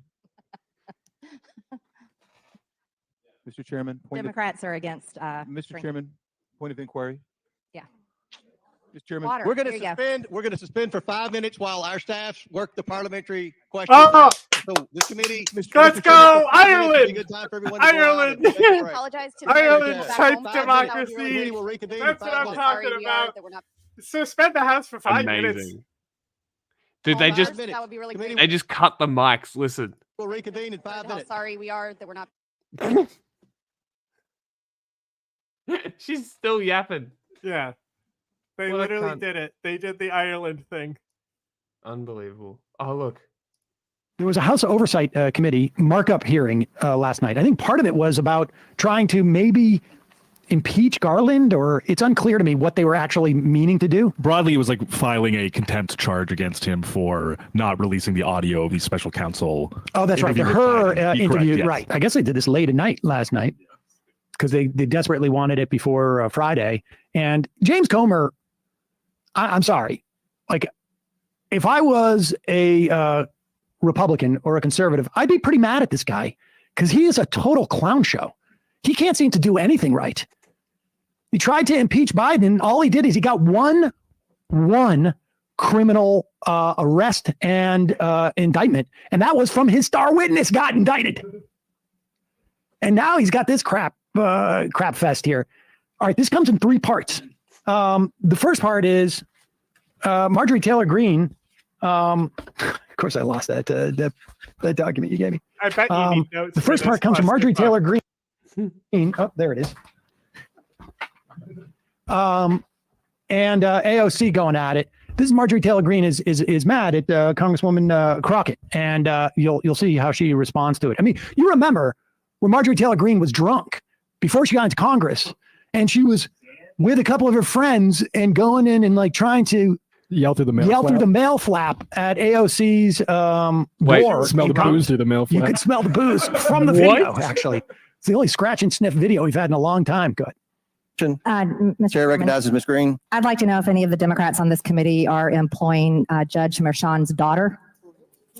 Oh, pause it. We should say that is a reference to the judge who is hearing Donald Trump's criminal trial.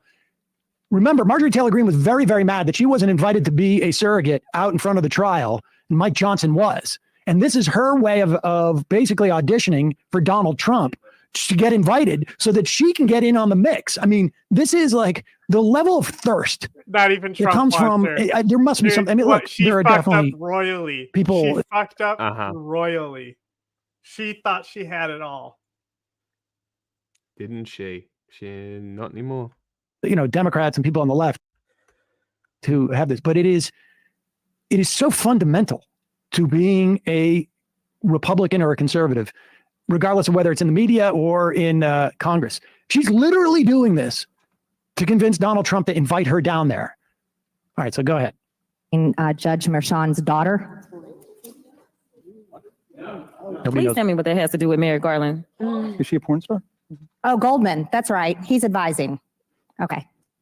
He's advising who? What? Nobody knows what she's talking about. Do you know what we're here for? You know we're here about just a- AG. I don't think you know what you're here for. Well, you the one talking about. I think your fake eyelashes are messing up. No, with ain't your- nothing. Hold on. This is Order. Mr. That's Chairman, beneath would even you your please history. engage the order of your committee? Order. Please. There's a point of order. We have a point of order. Funny as it is. Mr. Lynch. We One have second, just to be clear, Lynch is talking about a fundraiser that Comer sent out. Send me money so that we can get Merrick Garland to a contempt thing, which is really not supposed to be the way that it works. So Lynch is saying, can we see if that's a violation of the ethics committee? And then here is AOC wanting to strike the words of Marjorie Taylor Greene, which obviously had nothing to do with the hearing at all, and it was just her way to more censorship from AOC. Exactly. And your abuse of It's not a point of order. Mr. I do have a point of order, and I would like to move to take down Ms. Green's words. That is absolutely unacceptable. How dare you attack meeting will the suspend, physical meeting appearance will of another suspend. person? Are your Move feelings hurt? her words down. Aw. Oh, girl, baby girl. Oh, really? Don't even play, Baby girl? We're gonna, I don't we think are going to move, and we're going to take your words down. I second that motion. So who will have to pay? And kudos to AOC for not having for not saying get the F out of here. I mean, that like, I don't know what you do in that situation. I don't know how I would contain myself, to be honest with you. But go ahead. Oh, that's just like, oh, This is girl, the committee will baby reconvene. girl. Miss Yeah. To be fair, she did contain herself quite Yeah, well. that was her holding back, trying to hold back the "you fucking bitch." Ms. Green has 4 minutes and 21 seconds. There's a motion. This is the Ms. best Green, do thing you that's wish to strike happened in American politics for a while. Finally, The something words. interesting. I have 4 minutes and 21 seconds to speak. I think we have to do the motion first, and then unless there's another motion, then you'll be recognized again. But I believe there's another motion coming. So, do you agree to strike your words? Yeah. I'll Okay. Ms. Green agrees to strike her words. I believe she Chair apologized. recognizes No. Mr. Perry. Okay, hold on. Then after Mr. Perry's going to be recognized, then Ms. I'm not has 4 minutes and apologizing. 21 Well, seconds. then you're not Reserve the right to striking your Perry. words. I am not apologizing. Now let's go. Come on, guys. Come on, guys. Why don't you debate me? Mr. Chairman. Debate me, bro. The minority. Pretty Chair self-evident. you're not. Yeah, you're not. You don't have enough You're out of order. intelligence. Chair recognizes Mr. Perry. Okay, move to strike. I'd like to strike those words as well. Like, Order. the reaction from them all is my favorite part there. Words again. That's 2 requests to strike. That's 2 requests to strike. Oh, they cannot take the There's words. another motion to strike her words again. All right, Please okay, get here's members under the control. correct apology. Ms. Green, do you agree to unanimous consent to strike your words? I repeat again for the second time. Yes, I'll strike right. my words, That- but I'm not apologizing. Without objection. Without objection. God. And this is all part of her show. Honestly, this is literally, we just have to sit here now, have our government taken over by an audition to be one of Donald Trump's cronies out in front of the courtroom. All right, and here is where Crockett comes back? So then they vote and it fails. So that's what Crockett's asking about in that context. Oh yes, Crockett now has a question about the vote. Order. Who's It's me. Ms. Crockett? I'm just curious, just to better understand your ruling. If someone on this committee then starts talking about somebody's bleach blonde, bad built butch body, that would not be engaging personalities, correct? What now? Look at Raskin's face. I make a motion. What now? Do Raskin's face. That Look would at not Raskin. be engaging in personalities, correct? Go back. If someone on this committee then starts talking about somebody's bleach blonde, bad built butch body, that would not be engaging in personalities, correct? What now? Chairman, I make a motion to strike those words. I don't think that's a Come on. part I'm of the. trying to find clarification on. We've got to get that as a soundbite, right? I mean, we have to. What? Chairman, motion to strike those What words. you just said. We're not gonna do this. Look, you guys earlier literally just like You just voted to do I'll do it it. first, so You you just don't- voted to do it. Order. I'm trying to get clarification. Look at calm down. No, because this is what y'all do. So I'm trying to Hey, get Ms. Crockett, clarification. you're not Y'all recognized. like Ms. game I can't hear Crockett. you with your and yelling. You don't want Calm me to down. No, Can you please calm don't down. tell me to calm down. Calm down. Because y'all talk Calm noise, down. and then you You're can't out of take it. control. 'Cause if I Look, come, Chairman, if I can we come and send talk outside to shit take a about break her, for 5 y'all gonna have a minutes? problem. Mr. Order. Chairman. All right, Chair. I know Okay. you're Order. acting Chair now like- recognizes.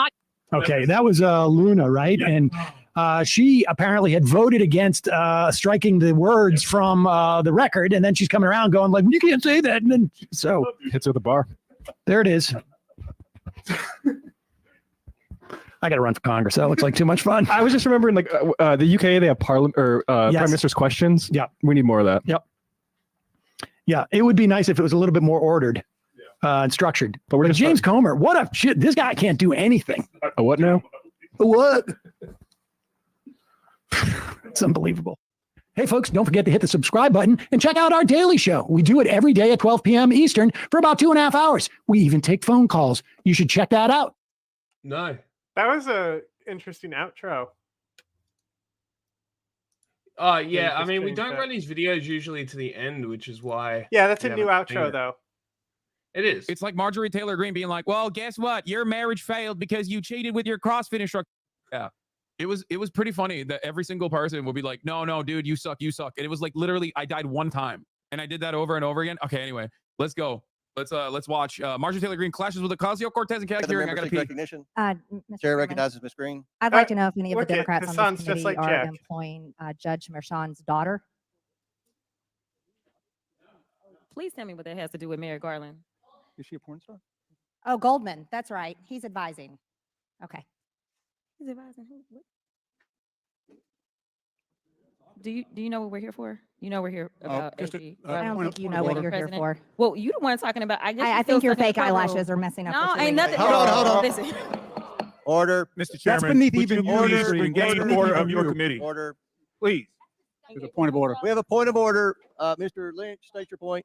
Mr. Chairman, I would just like to ask the parliamentarian if your conduct here in raising money in connection with this hearing is referable to the Ethics Committee within this hearing. Is the motion in order to refer your conduct and your abuse of? It's not a point of order. Mr. I do have a point of order, and I would like to move to take down Ms. Green's words. That is absolutely unacceptable. How dare you attack the physical appearance of another person? Are your feelings hurt? Adorable. Are your feelings hurt? God, she's so gross, dude. She's so gross. Are your feelings hurt? It's the classic. It's the classic. I just pissed and shit in my diapers. Aren't you owned moment? I've destroyed you. True. The classic gambit. I right here have pissed and shit in my pants, and now you are overcome with the smell of dookie coming directly from my diapers. And here you are complaining about the dookie smell. It seems to me like I have owned you with my dookie smell coming directly out of my diapers. Ha ha! Once again, a masterful gambit by me. And it's just like, what are you doing? What the f are you doing? Anyway. Oh, girl, baby girl. Oh, really? Don't even play, Baby girl? I don't think. Oh my God. By the way, this conversation is so funny because she is absolutely white trash as here when she's the one who breaks decorum first. But it doesn't matter because both AOC and her other target, I forget her name, she's actually very cool, are black and brown. So obviously white bro, way to go. Oh, black and brown. Shut the Jasmine fuck Crockett, up, yeah. bro. The fact Hasan calls himself a progressive. He doesn't know her who Jasmine Crockett is? What the fuck? What a poser. What a fucking fake grifter poser. I don't give a fuck about politicians. She's just great. How do you not enjoy watching her annihilate Republicans? She does it in the funniest way possible. Just being her. It's great. It's honestly fantastic. And you don't know who she is? Why? Is it because the media hasn't covered her enough? Marjorie Taylor Greene is a gross monster and immediately hit the aesthetics of Jasmine Crockett and AOC being like, in their words, ghetto, right? Like, this is what the they're saying here. It's like, oh yeah, what has happened to our Congress, which used to be white. People were comment saying about fake that eyelashes, it's so ghetto. Midwestern white People, racist. yeah. Too. So, like, bro, you're people are Marjorie coming at Taylor Jasmine Greene. You look Crockett like a because goddamn she Attack on talks Titan with a Titan. You look like the fucking Smiling Titan. You can't be Texas talking about other people's accent. appearances, dude. But Marjorie like, Taylor what Greene happened? can You fucking literally talk like look she like talks and the nobody gives a manifestation fuck. of evil. Like, you look like you color did has so something to many do with this. horrific things in a past life that God punished you by making you look that way. You are hard to look at physically. Well, it's funny you mentioned that because like I said before, when I saw this video initially, I made tweets about it, and one of the ones I saw, it's like some failed Florida politician, another black woman, talking about it, right? And I was probably a little bit inflammatory with the tweet, but like, I'm like, I love when black women stand with the main fascist in the Republican Party to take down another black woman for how she speaks. That's pretty epic. Speak like Whitey or don't speak at all. You. Yeah, basically. I went a bit hard, but I think that kind of hits the nail on the head for the point that I was trying to make. You are literally. And I think there was a video. There might be a video here. Yeah, I was going to play it before, but I was going to do this one first. And it's kind of funny you brought that up because it's actually her saying that Marjorie Taylor Greene was race baiting. Really hard to look at. You're hard to be around. You're hard to look at. It's wild to me that she's out here talking about the appearances of other people. It's like, dude, what are you Insert China Show's projection soundbite. saying? Like, in her position, I'm never bringing that shit up, okay? If I'm in her position, I'm running that classic, like, well, you know, when you body shame me by calling me a Titan, I might not be able to hear your words, but your best friend that also looks like a Titan from Attack on Titan will hear your words. Oh my God, he's so they will annoying. be very upset, to which I would always say, Like, just "No, shut look up.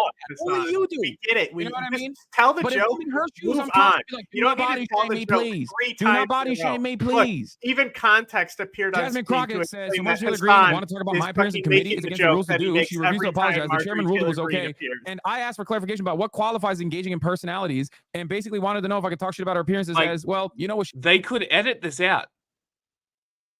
No, that's the just other Hasan. That's just Hasan. He's just not Oh, really? funny. He told Oh, the, so- that's what he at the Titan screen, Marjorie Titan Green, and then he sees the Titan Green from Attack And on it Titan. explains it for 5 minutes, and then it wasn't funny 20 seconds after. Yeah. Yeah. She looks like, right? People in glass houses. This is what happens when mentally deficient people who can't read and follow rules or just give a damn somehow end up in Congress. Oh my God, she cooked. Let's watch the rest of the clip. We're going to move and we're going to take your words down. I second that motion. Ms. Green, do you wish to strike your words? I have 4 minutes and 21 seconds to speak. I think we have to do the motion first, and then unless there's another motion, then you'll be recognized again. But I believe there's another motion coming. So you agree to strike your words? Yeah. I'll Okay. agree. Ms. Green agrees to strike her words. I believe she Chair needs to recognizes apologize. No, Mr. she needs Perry. to Okay, apologize. hold on. Then after Mr. Perry's going to be recognized, then Ms. Green I'm not has 4 minutes and apologizing. 21 Well, seconds. then you're not striking your words. I am Mr. not Perry, apologizing. Now let's go. Come on, guys. Why don't you debate me? Mr. Chairman, the minority. pretty self-evident. You're not. Yeah, you're out not. of order. You don't have enough You're out of order. intelligence. Chair recognizes Mr. Perry. Okay, move to strike I'd like to I move to strike strike those the words lady's as words. well. I would like to Strike strike the lady's as well. words again. Ms. Green, do you agree to unanimous consent to strike your words? I repeat again for the second time. Yes, I'll strike right. my words, That- but I'm not Without apologizing. objection. So Ms. Green asked unanimous consent to strike her words. Mr. Raskin objected. I'm going to recognize Mr. Raskin for his objection. No, we're not counting against Ms. Green has 4 minutes and 21 seconds left. This will not count against her time. Thank you, Mr. Chairman. I reserve the right to object because the understanding of the minority is that the gentlelady from Georgia would move to take her words down and strike her words and to offer a sincere apology for having engaged in personalities against another member, offending her personal appearance and insulting her. We don't do that in this committee. And I think the It's crazy, dude. Where's that Marjorie Titan Green? Hold on, I'm tweeting this. I'm gonna do that again. Marjorie Titan Green looking ass. Wait, Oh, I'm when going you to tell the Google same Marjorie joke Titan again Green, for Twitter. This He is says. the first tweet that comes up.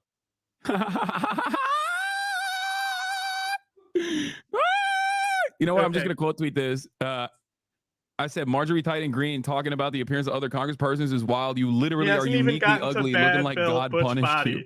He's Which gonna one should I fucking use? MT explode Green or when Rep she MTG? says that, bro. MT Green, right?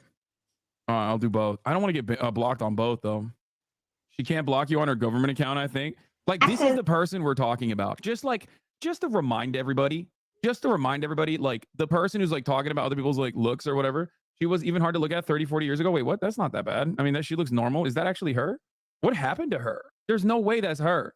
There's no way that's her. That looks like a normal human. She like, bro, she literally, what does she eat? The ugly fruit? Like what happened? She actually unironically looks like shit. I don't know how. I don't know why. The uggo fruit. All right. Anyway, probably the divorce. No, man. Haas, you are mean. Guys. Okay. There is not another person that looks like her. Okay. You can't be like, bro, don't body shame her. Don't body shame her. Like what's the counter to that? What's the counter to that? Are you gonna be like, Marjorie won't hear your words, which I hope she does because I tagged her. But like your friend that looks like a smiling Titan will? What do you mean? Like there's no one that looks like her. She is so uniquely ugly, bro. I don't know how else to explain it. She ate the ugly no me devil fruit. She's gonna tweet this back at you.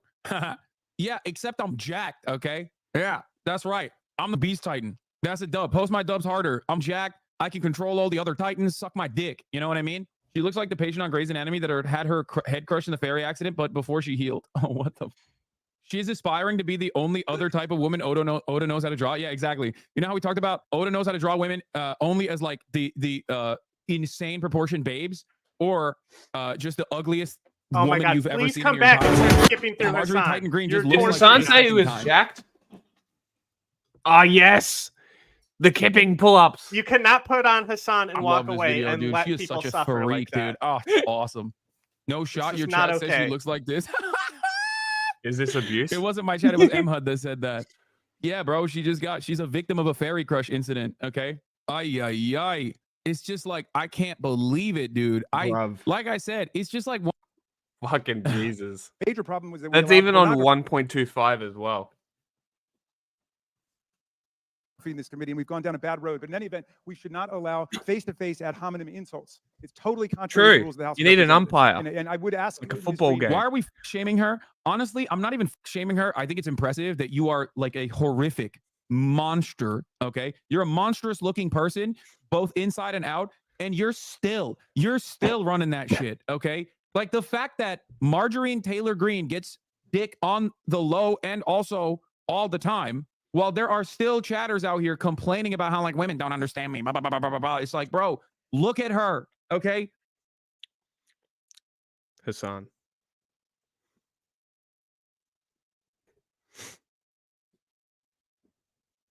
Nah, There are people. He right here. There are people who will stick their dick in a woman that Yeah. looks like a boulder. Like Kevin McCarthy, Like former Speaker of the House. Physically as round as a boulder. They will Former put their dick in Okay, it. here we go. The fat shaming begins. Marjorie Taylor Greene is not the worst of the worst of the worst. Yeah, she's hot. I'd fuck her. Like the butch body, huh? Yeah, well, I just know that she's trailer trash. So Would she peg you? it's probably Maybe if you asked. probably all she does. Look at her. She is a gooner through and through. Think about that. Don't act like you wouldn't. I'm telling you right now, like, shoot me in the head. Bro. Like, I would every alien. Okay, calm down. I have to go back. I have to go back. Okay. What the fuck? What just happened? Shows. Yeah, man, I'm good. You know, get some skincare going. Get gifted a sub if you're lucky at the top of the hour. The 3-minute ad break is coming for you. Do some self-care and, you know, pray to God. I think. I don't know. Go to church. Go to the mosque. Go to the synagogue. Pray. Pray immediately to save yourself. Okay. Here's the 3-minute ad break now. Will you alien be consistent? Yeah, a hot alien. The fuck do you mean? Like when I say alien, I'm talking about like Mass Effect. Okay. So, like when I say I'd alien, I don't mean like I would every alien. Okay, calm down. She would just make the apology. It's not that complicated. We don't want to get into face-to-face insults. You will never get an apology out of me. I don't owe then you I one. object. Then I hate Lauren Boebert too. I hate Lobo too. I think those. Look, the thing is, hey man, leave her alone. She's just doing her Hail Marys and face palming with Marjorie Taylor Greene is making them look retarded. She's innocent on this one. like, I don't understand. I don't understand how people don't see this. Like people that say like, oh, Lobo's hot. Like you guys are just so horny. Like for me in particular, like obviously physical appearance like plays a role in everyone's understanding of attraction, but like both of them are so awful. Like it just like they are so awful. I don't know how else to describe it. Like they are just why they're hot. enormous pieces of shit who are also incredibly stupid. That like there is no way. Like there is no. I will attraction there. never understand. Where's the brain? Where's the brain? Bro, I do not understand it. It like Move 'em up. hurts my brain. Truly repulsive individuals. Like I don't understand it. Like in order for someone, I'll keep it consistent. Okay. In order for someone for me to be able to overcome their truly heinous viewpoints, like they have to be above and beyond attractive. Okay. Like we're talking like Gal Gadot or some shit. She's not that attractive. Hot take. It's not happening in any other circumstance. Like you're It's very strange that you would pick an Israeli woman. Insane. Like Lauren Boebert is like your average lot lizard, and you're over here being like, oh, she's so hot. It's like, bro, she's like an Oklahoma Ford. Okay. Like, what are we talking about? Like, I'm not saying it's impossible, but in order for someone to be able to overcome their horrifyingly bad point of view, they have to be like a once in a lifetime beauty, like unimaginable. Some of us are in Oklahoma, you coastal like Lauren Southern. Lead is. Yeah, well, then you can confirm. Actually, she's not an Oklahoma 4, but like she's probably higher in Oklahoma. All right, let's continue with this dumbass clip. Object, Mr. Raskins objects. I think we don't want to see a complete dissent of our committee. And the verbatim quote of the gentlelady was, "I think your fake eyelashes are messing up your reading." That is what she said. I think your fake eyelash, and that's obviously engaging in personalities. It's an ad hominem attack, and I would just ask every member of this committee, in a fair-minded way, would you want to be talked to in that way about your personal appearance by another member of the committee? Because what we're doing is we're setting standards going forward. Yeah, I mean, this is unironically the exact same thing, but this time like the misogyny edition, which by the way, I'm leaning into, and I apologize to all the female watchers right now. I apologize to the women Hasanabi heads out there for the many instances of my of me being misogynistic today. But the reality of the matter is this is basically the misogyny edition or misogynoir, and the same exact I like that. Misogynoir. That's funny. white supremacist overtones that you see in Congress when Tom Cotton will be like, that's right, this is why we must execute everyone who's pro-Palestinian. Those Arab dogs must go away. Or he can turn around and be like, what kind of Chinese are you, boy? The Singaporean TikTok CEO. And like, that doesn't require any censoring whatsoever. Or Rashida Tlaib will say, from the river to the sea, Palestine will be free, an emancipatory slogan. And immediately they're like, shut the fuck up. My God. That's it. Marjorie Taylor Greene, as a white woman on the Republican side of the Congress, can turn around and be like, yeah, it's like your wig sucks, your eyelashes are long, or whatever the fuck, right?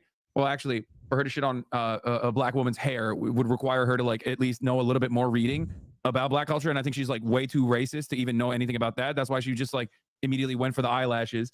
But regardless, like she hits that line. It's obviously not appropriate at all. Okay. It's obviously not even remotely appropriate. And yet they think it's okay. They think it's all right. Every other day of the week, if anybody else from the other side actually reduce Marjorie Taylor Greene to her dog shit looks, which by the way, I am doing because I am being a little bit misogynistic. Okay. But like any other day, they would be like, well, that's not allowed, especially if it's coming from a brown woman, especially if it's coming from a black woman. I just sent you a funny video. I was curious, just to better understand your ruling. If someone on this committee then starts talking about somebody's bleach blonde, bad built butch body, that would not be engaging in personalities, correct? A what now? Oh my God. I'm going to run that Which again. one? I'm going to run that again. This committee then starts talking about somebody's bleach blonde, bad built butch body, that would not be engaging in personalities, correct? A what now? Chairman, I make a motion to strike those words. I'm not even looking at it. I'm trying to find clarification on what quality. Chairman, motion to strike no those idea words. what you just said. We're not gonna do this. Look, you guys earlier literally just. You just voted to do Y'all did it it. first, so you You don't just talk about voted to do it. Order. I'm trying to get Okay. clarification. Thank God we had Sam Cedar give us context to this. Yeah. Now all of a sudden it's like, oh, excuse me, we need decorum in this house right now. And by decorum, I mean you can be as white trash as you want to, but the moment a black woman speaks out of turn, all of a sudden we got some problems. Okay, can't believe you. Clarification. Look, calm down. Calm down. No, because this is what I y'all will do. get proceeding. So I'm trying to Hey, get Miss Crockett, clarification. you're not recognized. Miss I can't hear Crockett. you with your yelling. Don't want Calm me to down. Yeah, you make a good point. It is a Texas. It's very Texas. It's very sort of Yeah, it's just a Texas accent. southeast Just sort a of Texas accent. Yeah. Like what's the issue? Because I'm like, when you said Texas accent, I'm like, because it's definitely not like traditional Southern accent. That's more like Marjorie Taylor Greene's. Mm-hmm. So it's like it's yeah. I was So just thinking, I'm like, who how do I people know talk in from Texas. Yeah, because I was just trying to recall people that I know who are from Texas, and I'm like, yeah, they all sound like that. Calm down, because y'all talk Calm noise, down. and then You're out of control. Because if Look, Chairman, if I can come we and send talk out about her, for 5 y'all gonna have a problem. Chairman, Mr. Order. Chairman. Bro, every day that goes by, we get closer and closer to my dream of having people in Congress basically throw hands. Like, that's awesome. And then You're out of control. Laura Boebert locking her car door spiritually. Chairman, can we send out about her, y'all gonna have a See, problem. that was a good joke. Okay, let's. That was a good let's joke. hear what Car Raskin door said when spiritually. she hit that bar. Hold on. Had a hominem attack, and I would just ask every member of this committee in a fair In way hominem, who in wants to talk hominem. to, in that way about your personal appearance by another member of the committee, because what we're doing is we're setting standards going forward. What now? I'm just curious, just to better understand your ruling. If someone on this committee then starts talking about somebody's bleach blonde, bad built butch body, that would not, not be engaging in personalities, correct? A what now? What now? He cracked a smile.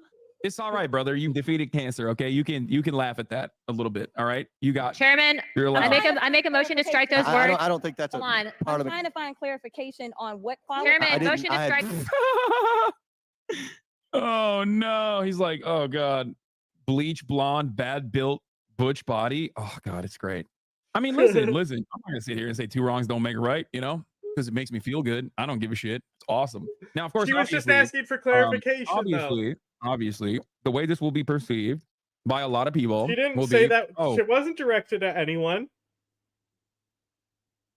You're muted. You're 100% correct. She was asking for clarification. It was. She You wanted to cannot- know. Where does it show that it's directed at MTG? Yeah, the Are you saying that implication. she is a bleach blonde, bad built butch body? Is that what you're implying? That's why you think it's about her? You tell Is this me. projection? Pull up that video I just sent you on Instagram real quick. Hilarious. Instagram is such a pain in the ass on the computer. I know. That's because Meta is a trash company. Mm. What now?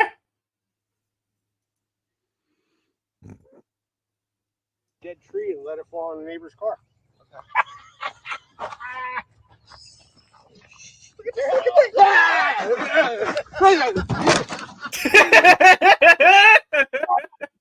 Get the fuck out of here!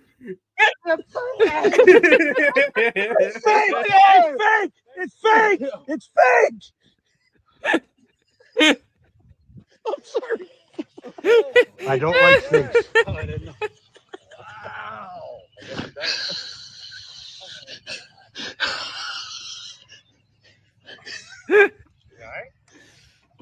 Breathe. Okay. Amazing. To back up into the golf cart. Like, and no one on the other side will take into consideration that like Marjorie Taylor Greene is literally the one who's like breaking decorum. What is this?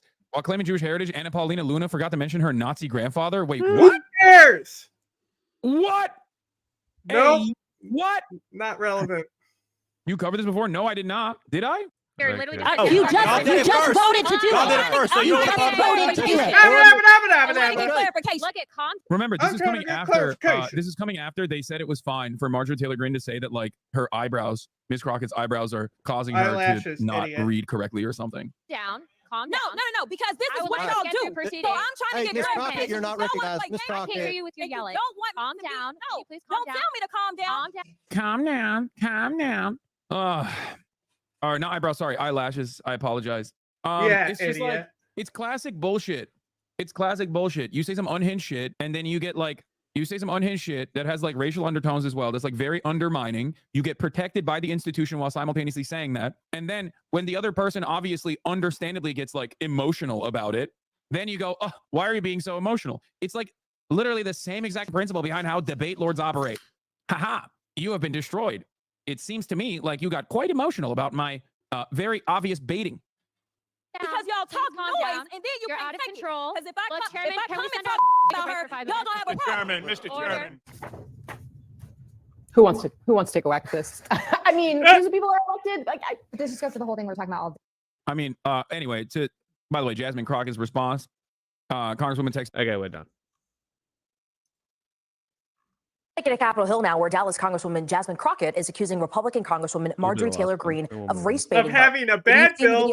Everywhere. Butch body. That late night hearing that showed the back and forth and personal jabs. Political reporter Jack Fink spoke with Congressman Crockett about an hour or so ago. And Jack, what did she say? Why not us, Jasmine? Well, Nicole, Congresswoman Jasmine Crockett These says people don't give Congresswoman a Marjorie fuck Taylor about Greene you. has refused to apologize to Okay? her. Crockett says she had Jack hoped. Fink doesn't give a fuck about you, Jasmine. Why This not Jack us? does. Why not us? Greene's words would have been We stricken have from the written record during a your House deck hearing harder than in the anyone House else. Oversight Committee. But when they weren't, Crockett made a comment about Greene's appearance, and she says No, she has she no didn't. regrets. No, she You didn't. know what we're here for? You She know we're just here said somebody. You know what you're here. Yeah, she wanted clarification. Just wanted clarification. She didn't direct it at anyone, actually. No. Why would you imply that? That's Yeah. very rude. Are you trying to say that somebody has a bleach blonde, bad built butch body? For. Well, you the one talking about. I think your fake eyelashes are messing up. No, the ain't feeling. nothing. Hold on. Listen. And I would like to move to take down Ms. Green's words. That is absolutely unacceptable. How dare you attack meeting the will suspend, physical meeting will appearance of another suspend. person? Are your Move feelings hurt? her words down. Aw. Oh, girl, baby girl. Oh, No, I was girl, right. baby girl. She's here. She's up in the back corner. Oh, okay. really? Don't even play, baby Girl, We're gonna, I don't we think are going You to can move see and our we're going to take your hands words flying down. around. I'm just curious, just to better understand Talking your with ruling. If passion. someone on this committee then I wonder if it starts tells you talking where their about seats are. some It probably changes. Somebody's depending bleach on the blonde. thing. Yeah.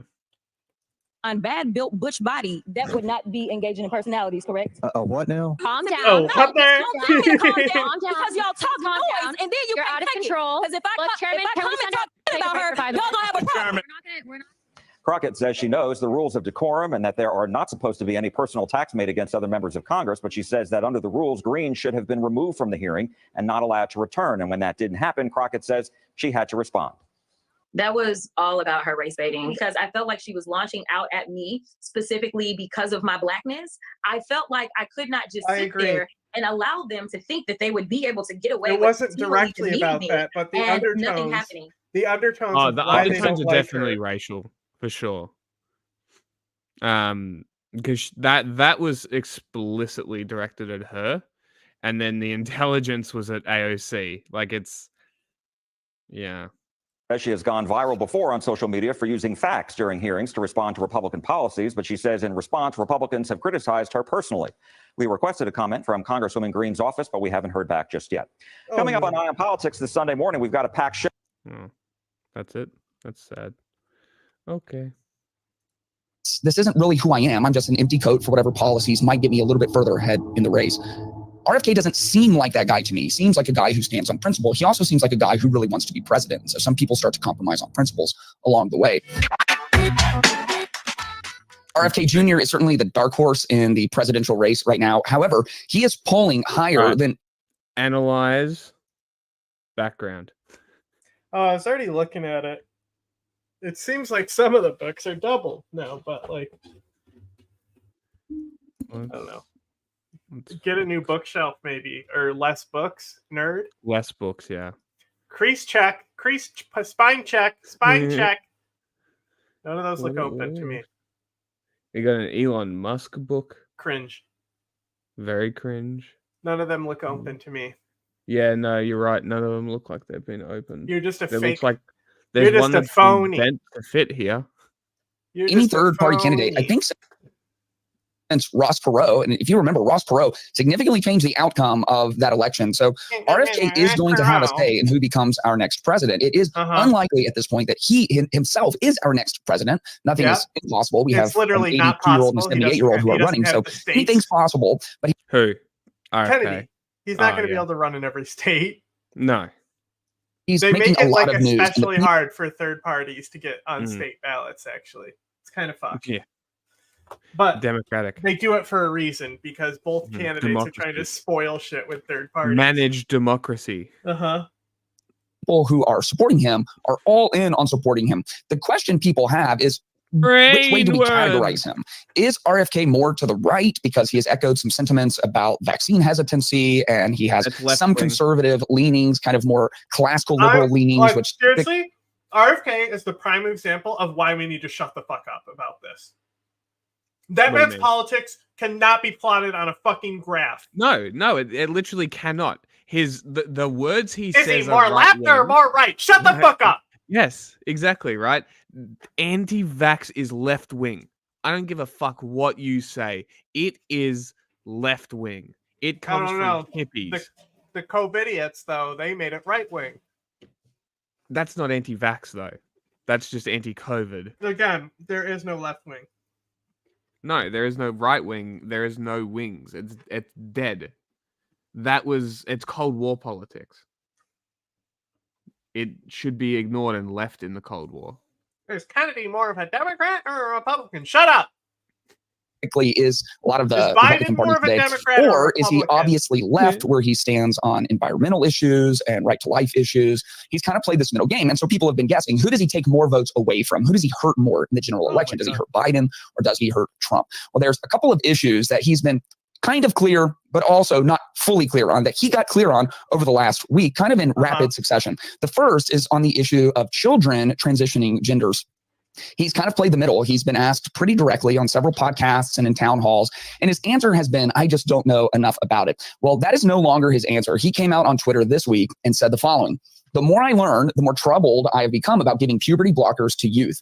Minors cannot drive, vote, join the army, get a tattoo, smoke, or drink because we know that children do not fully understand the consequences of decisions with lifelong ramifications. The prefrontal cortex, responsible for skills like planning, prioritizing, and making good decisions, doesn't fully mature until the early to mid-20s. I don't think children can genuinely consent to repurposed castration drugs, puberty blockers, and surgical mutilation, which have permanent, irreversible effects. People with gender dysphoria or who want to change their gender deserve compassion and respect. But these terrible Bro, that's like Guess what? 10 people. guess what? Not your problem. Yeah. Consequential procedures Like, should be seriously, deferred. oh my God, we're gonna focus on like 10 people. Yeah, not your problem. Like, okay, I think there's some other problems that affect more people that we might want to focus on. Like, you know, there's one specifically I can think of. You know, what do you think that is?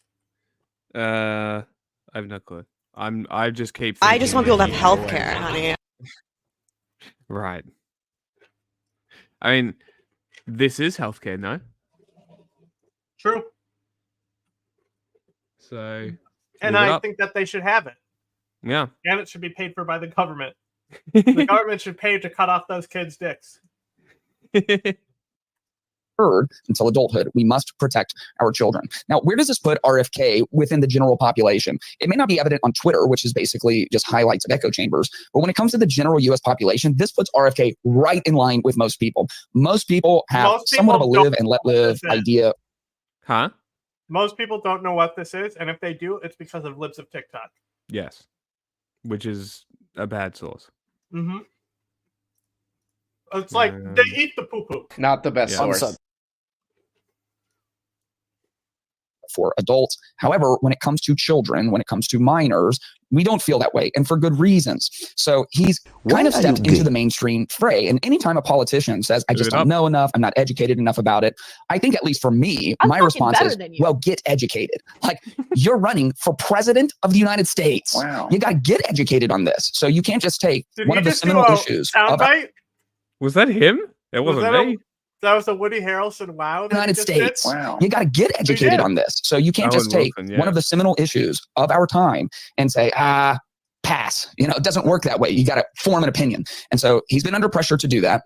And he has always been a Democrat. He broke with the Democrat ranks by taking this position and by saying, I don't think this is a good idea. I think we have to wait. Today, the typical Democrat talking point is if gender dysphoria actually should be cured by transitioning, which that's big if. But that is the left side, is it is cured by transition. Like that. Like, I don't know if children should have access to birth control. And it's real, then we got to just start this as young as possible. And if you allow them to go through puberty, then you're going to really be hurting them. Everyone else has looked at the actual data, or just used kind of their common sense to say, it seems like we should wait and we shouldn't have kids making these irreversible changes. And so it's a good statement, but it is seen as a flip-flop on what he has said in the past, like the not so recent past. In the not so recent past, he just kind of pled the fifth, which again, can't do that running for president. And now he's finally come out and made his statement. So people who are more on the left side of this issue, of course, are very angry. And you can see it in the comments. And people who are on the right of this issue, even Elon Musk, I think one of the very first highlighted responses to or replies on Twitter is Elon Musk throwing up the 100 sign, like, yes, thanks for getting on board with this. So of course, reactions are divided. Within the same week, he came out and made his opinions clear on what he thinks about abortion. And while his swing might be seen as to the right when it comes to issues of gender and identity, his swing on abortion is so far to the left that he has now outflanked basically everyone in the race. Let's take a look at his interview with Sage Steele. Should there be a limit? Or you're saying all the way up through full term, a woman has a right to have an abortion? Yeah, I mean, I don't think any woman ever in history has said, I'm going to have a baby. I'm going to get pregnant and carry that baby to 8 months of term, and then I'm going to terminate the pregnancy. I don't think anybody wants to do that. We should leave it to the woman. We shouldn't have government involved. Even if it's full term? Even if it's full term. I think we have to leave it to the woman rather than the state. Okay. So I think we should do everything in our power to make sure that never happens, and everything that we can do. And but I think ultimately, nobody's. What? Were you going to say something? No. Sets out to do that, and there are always some kind of extenuating circumstances that would make a mother make that kind of choice. Leave it to the person. Yeah. That includes like banning cigarettes, in my opinion. Mm-hmm. Even though I'm totally pro He banning says- cigarettes at the same time, because fuck cigarette companies. But also at the same time, I think it's wrong to ban cigarettes, and I don't think it's constitutional. And it's not. I think it's outside the government's power. On a moral level, and he said this in interviews before, that he thinks abortion is heartbreaking, a travesty. I don't know that he would say it's immoral, but that it is morally not good. He's a And Catholic, he then says, when it comes to full-term abortion, kind of a which, big deal. by the way, means that the baby is fully formed, like could be ready to be delivered, right? Simple. Is viable outside of the Sometimes womb, naive. and will have to be delivered either way because it's a full-term baby. He's saying we should do everything within our power to make sure that that doesn't happen, except the one thing that would ensure it doesn't happen, which is outlawing it. again. So this is terrible sound. This is like joining the ranks of the most radical pro-choice politicians in the country. No, it's and not. what he's doing is he's making a very simple argument in its It's not essence, radical. which is I'm going to It's hold a literally not standard, radical. and that Like he said, standard is going to no determine woman is getting to 8 months and being like, I'm going to terminate my pregnancy because I don't feel like having this baby anymore. The It's reason why we basing need a it up policy on until logic. like conception, because complications happen, and if doctors are legally liable, women could die because they can't do anything because the state has them fucking tied. That's not something that should happen. Like it's stupid. Like if you're against abortion, don't have one. It's simple as that. You're against Yeah. vaccines, don't get them. At the same Exactly. time, fuck you. You're getting your vaccines. I'm going to inject you myself. I want to highlight this tweet because it's funny, and also I don't give a fuck because Twitter's not a real place.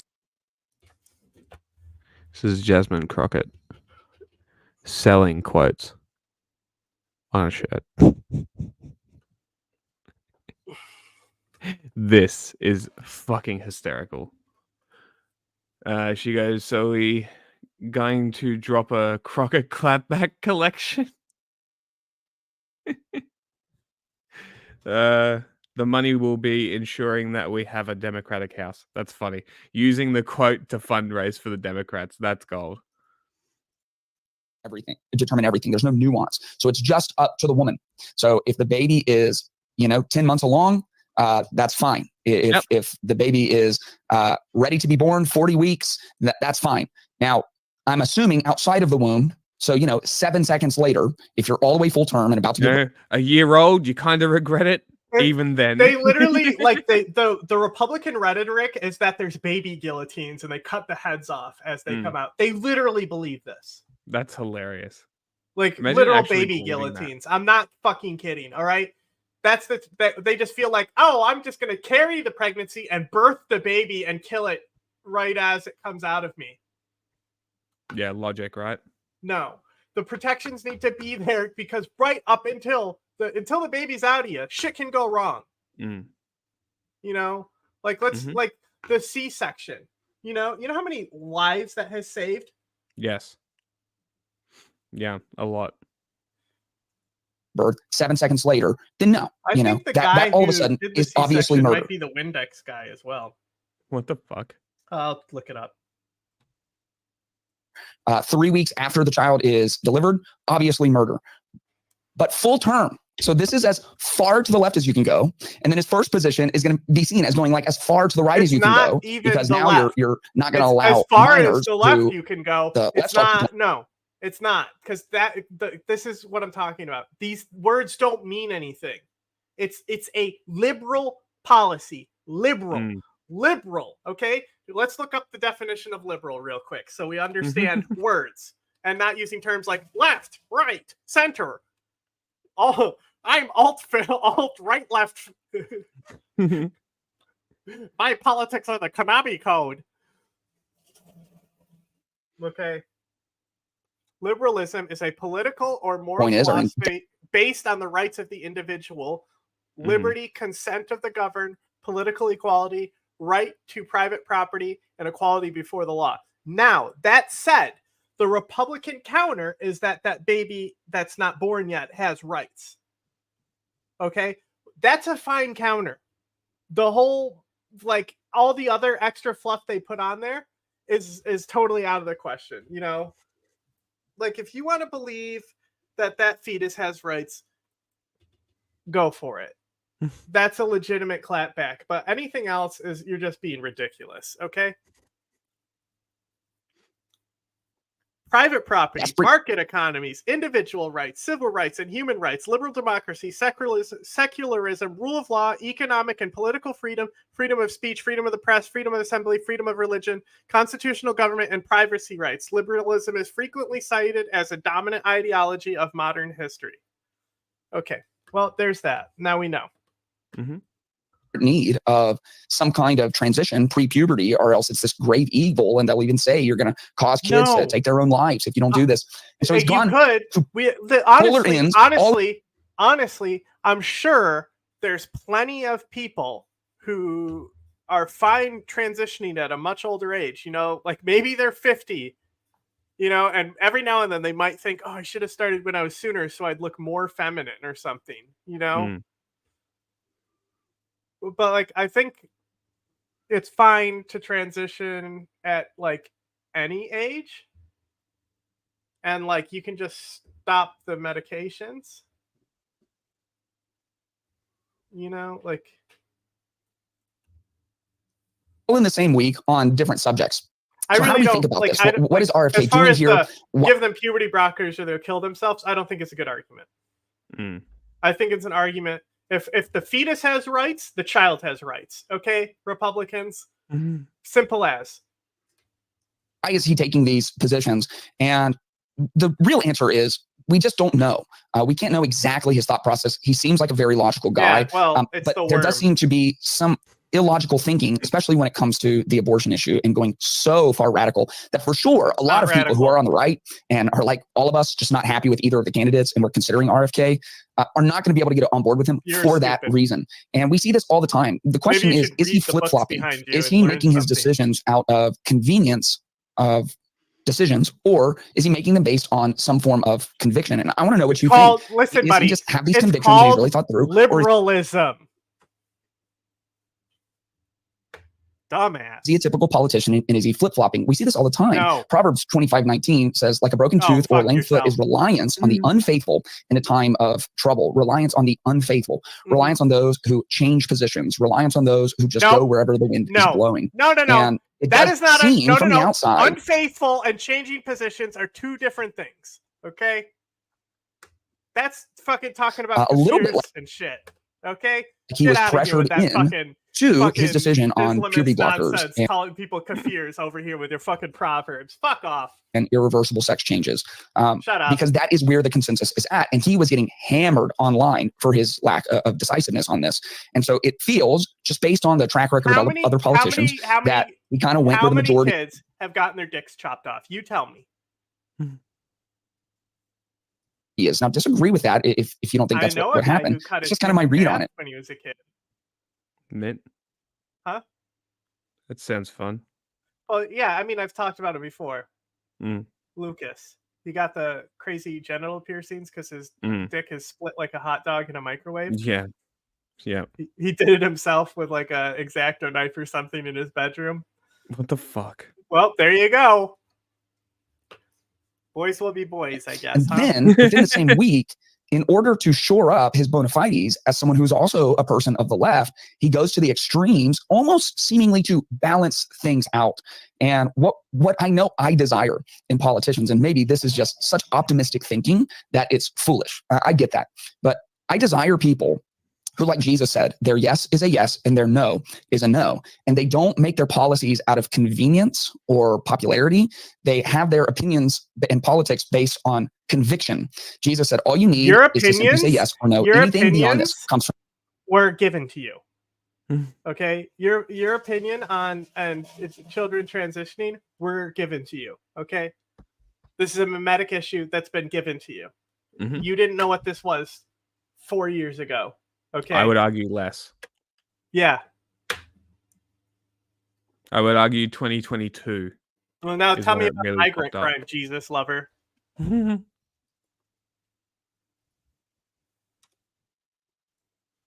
Of groups, all with different tribal backgrounds. Yeah, like honestly, with Yemen, I was thinking this one would actually be really funny with Hasan potentially because he's gonna fucking freak out and cry. Okay, we could save it for next week. Well, how long is the Johnny Harris one? I do want to do a raw Johnny Harris one though. It's Okay. 22 minutes. Okay, So we Hasan could is like skip it because we do Hasan have a is lot. no. Hasan is like an hour and a half. So let's just watch the regular Johnny Harris one. Along the banks of the probably most important waterway Going to be mostly correct, which is why I think on Hasan is Earth funny, because he's going to be mad about everything that's like factually based. sits the country of Yemen, a place that was two countries for decades until No, the year still is. 1990 when it It was still unified is. into one. Okay, it still is. It's two countries. Well, you ate your words pretty quickly. There's two countries. It's still two. No, because nobody recognizes it as two countries except rational people. Okay, there's two Yemens, still two Yemens. It should never been solidified into a single state. One, a fragile patchwork of groups, all with different tribal backgrounds, religious beliefs, Gunther, and man. political aspirations. The story I want to tell starts in the 90s, when one group forms up in the northern mountains of Yemen. It Okay, started by a group of religious Yemenis who call No. themselves the Believing Youth. Okay, bro. No. Okay, so that's not where you need to start. Okay, you're starting way too late. Okay. Late. Yes. We about to do a history lesson? Do I need to tap the No. time? No. This is like it's real easy. It's real easy. We're just going to show the Wikipedia factions, right? Okay. So the Yemen civil war is known as Egypt's Vietnam, right? This is a brutal war that Egypt fought to keep control over the country, right? So look, his government abolished slavery. They didn't like that. So there's a royalist side, right? Blah, blah, blah, blah. But anyway, if we go down here, Republican victory, right? So as you can see, Egypt and the Soviet Union is on one side, right? Saudi Arabia, Jordan, Iran, Pakistan, not the United States though. Okay. So as I've said before, the United States was pretty tight with Egypt at this time. So they're not jumping in the boat with Egypt. Instead, the Soviet Union is here. This will lead, you can see right here, Egypt's commitment to the war is considered to have been detrimental to its performance in the Six-Day War against Israel. After Nasser found it increasingly difficult to maintain his army's involvement and began to pull his forces out of Yemen. Surprising removal, blah, blah, blah, blah, blah. So, right? So, like, the U.S. is not going to get involved with this. See, the Egypt military historians refer to this as their Vietnam. Interesting. So this is one of those things where it's kind of Cold War-ish, but it's mainly Egypt and Saudi Arabia doing a proxy war in Yemen, right? This is like how the division ends up starting, and where these problems kind of go back to is these post World War II style shit that's going on, especially as the Cold War is heating up in the region, the Israeli war is heating up in the region. Who were members of a Shiite Muslim sect called the Zaidi. Zaidi Muslims used to be the majority when the country was split in two, but in the new unified Yemen, they became a minority and felt neglected and discriminated against.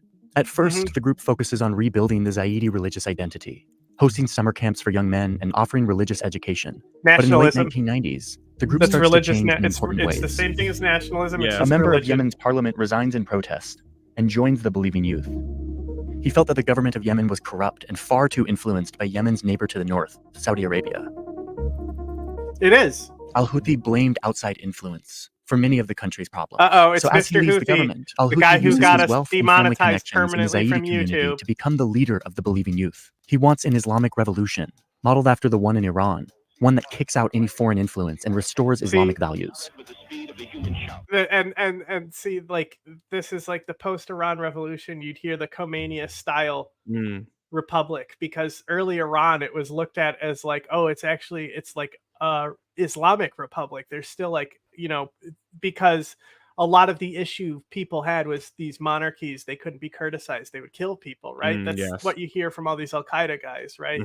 So a lot of Islamist factions look at Khomeini, even if they're Shia or Sunni, it doesn't matter. They're all looking at him to build like a similar type system of the Islamic Republic.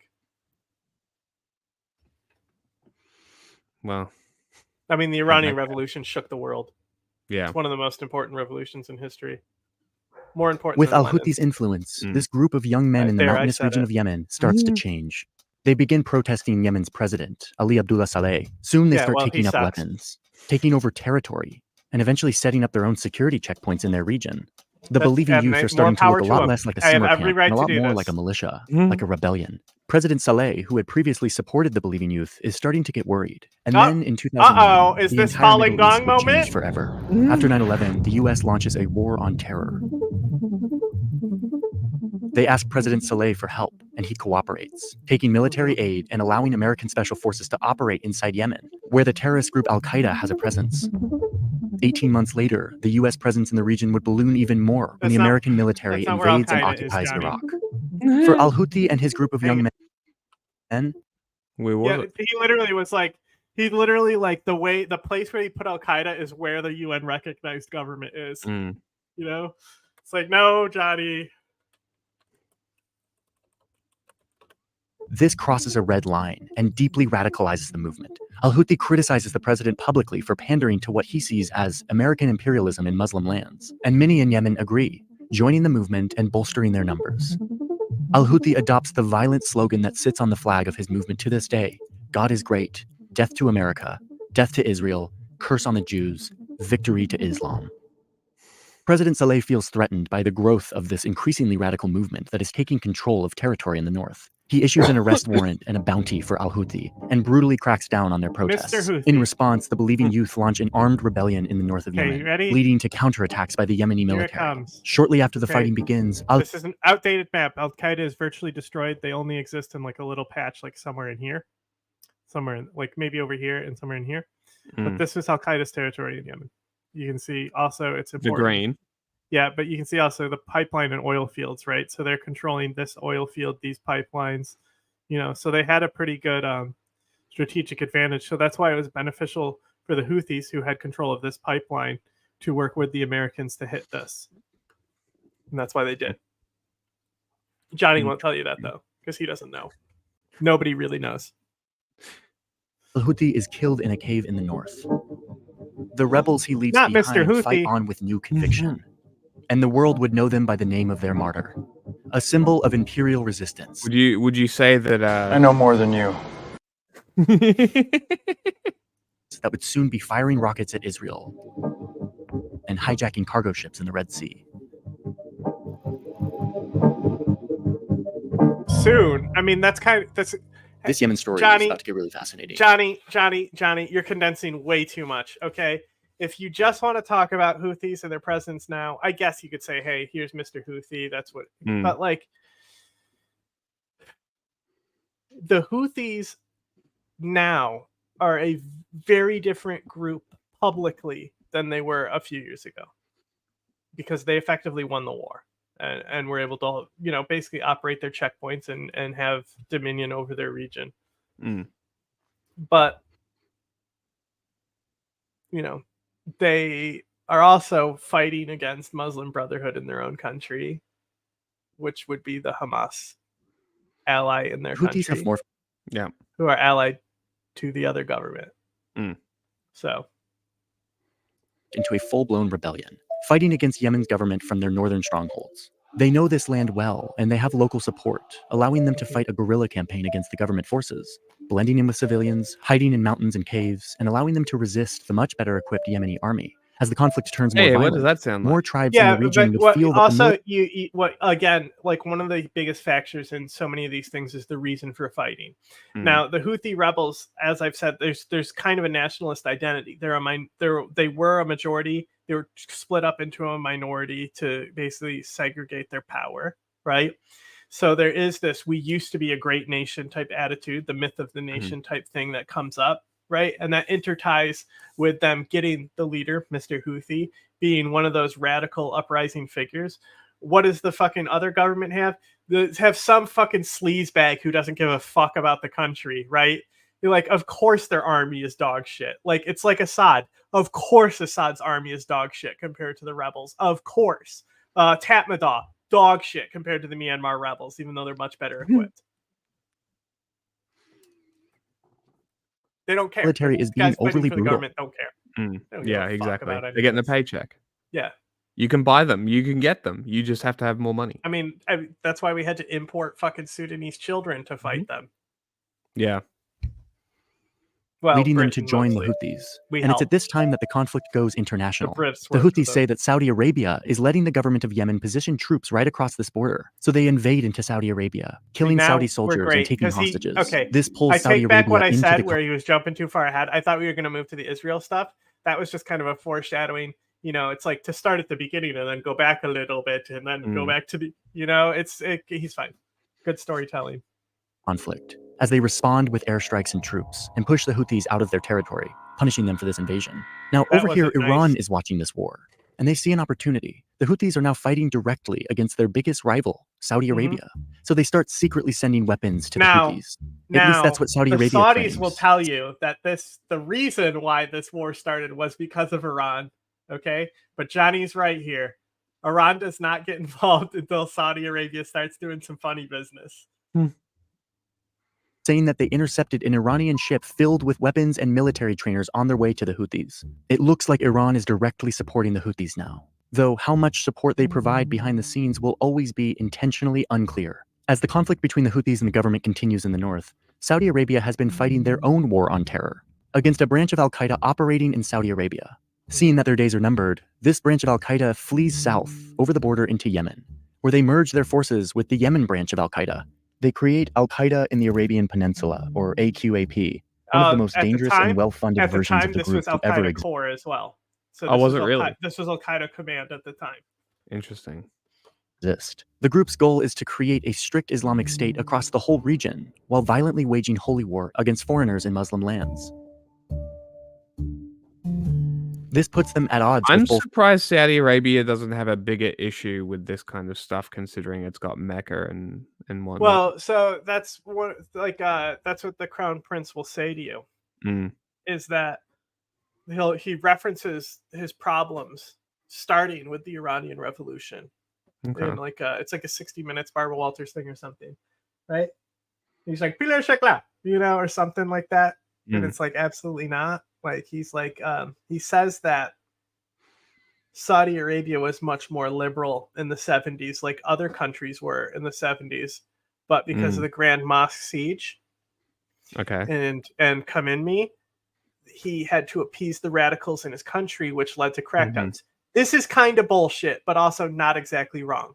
Saudi Okay. Arabia does appease the radicals in their country, but there's also radicals inside their own government as well. I mean, there was Sure. people connected to 9/11 inside the Saudi government. Mm-hmm. But specifically, Mohammed bin Salman is very like the Wahhabi. You know, it's kind of a bad word. It's become a bad word, right? Yeah. So, and the Saudi government was accused of promoting Wahhabism. They funded madrasas in Pakistan that taught this radical, you know, Okay. ideology, you know, and that's what people were pushing is that They were Wahhabism claiming. was like Al-Qaeda's ideology. It's a bad ideology. So when MBS comes in, he basically wants to get rid of that image from his country altogether. Part of his reforming of the country is not just like doing forward policies, but also correcting the image of Saudi Arabia as like this brutal terrorist regime, which it Yes. had the reputation for. Interesting. Okay. So, because like from what I'm aware of, it isn't that bad anymore. Not really. Like it's just regular patriarchy sort of shit. It has less human rights than Iran, but Oh, really? yes, but they are liberalizing. Interesting. I think. Let me check if Iran might be just recognized on the democracy index because it has a recognized fake republic and Saudi Arabia doesn't. Okay.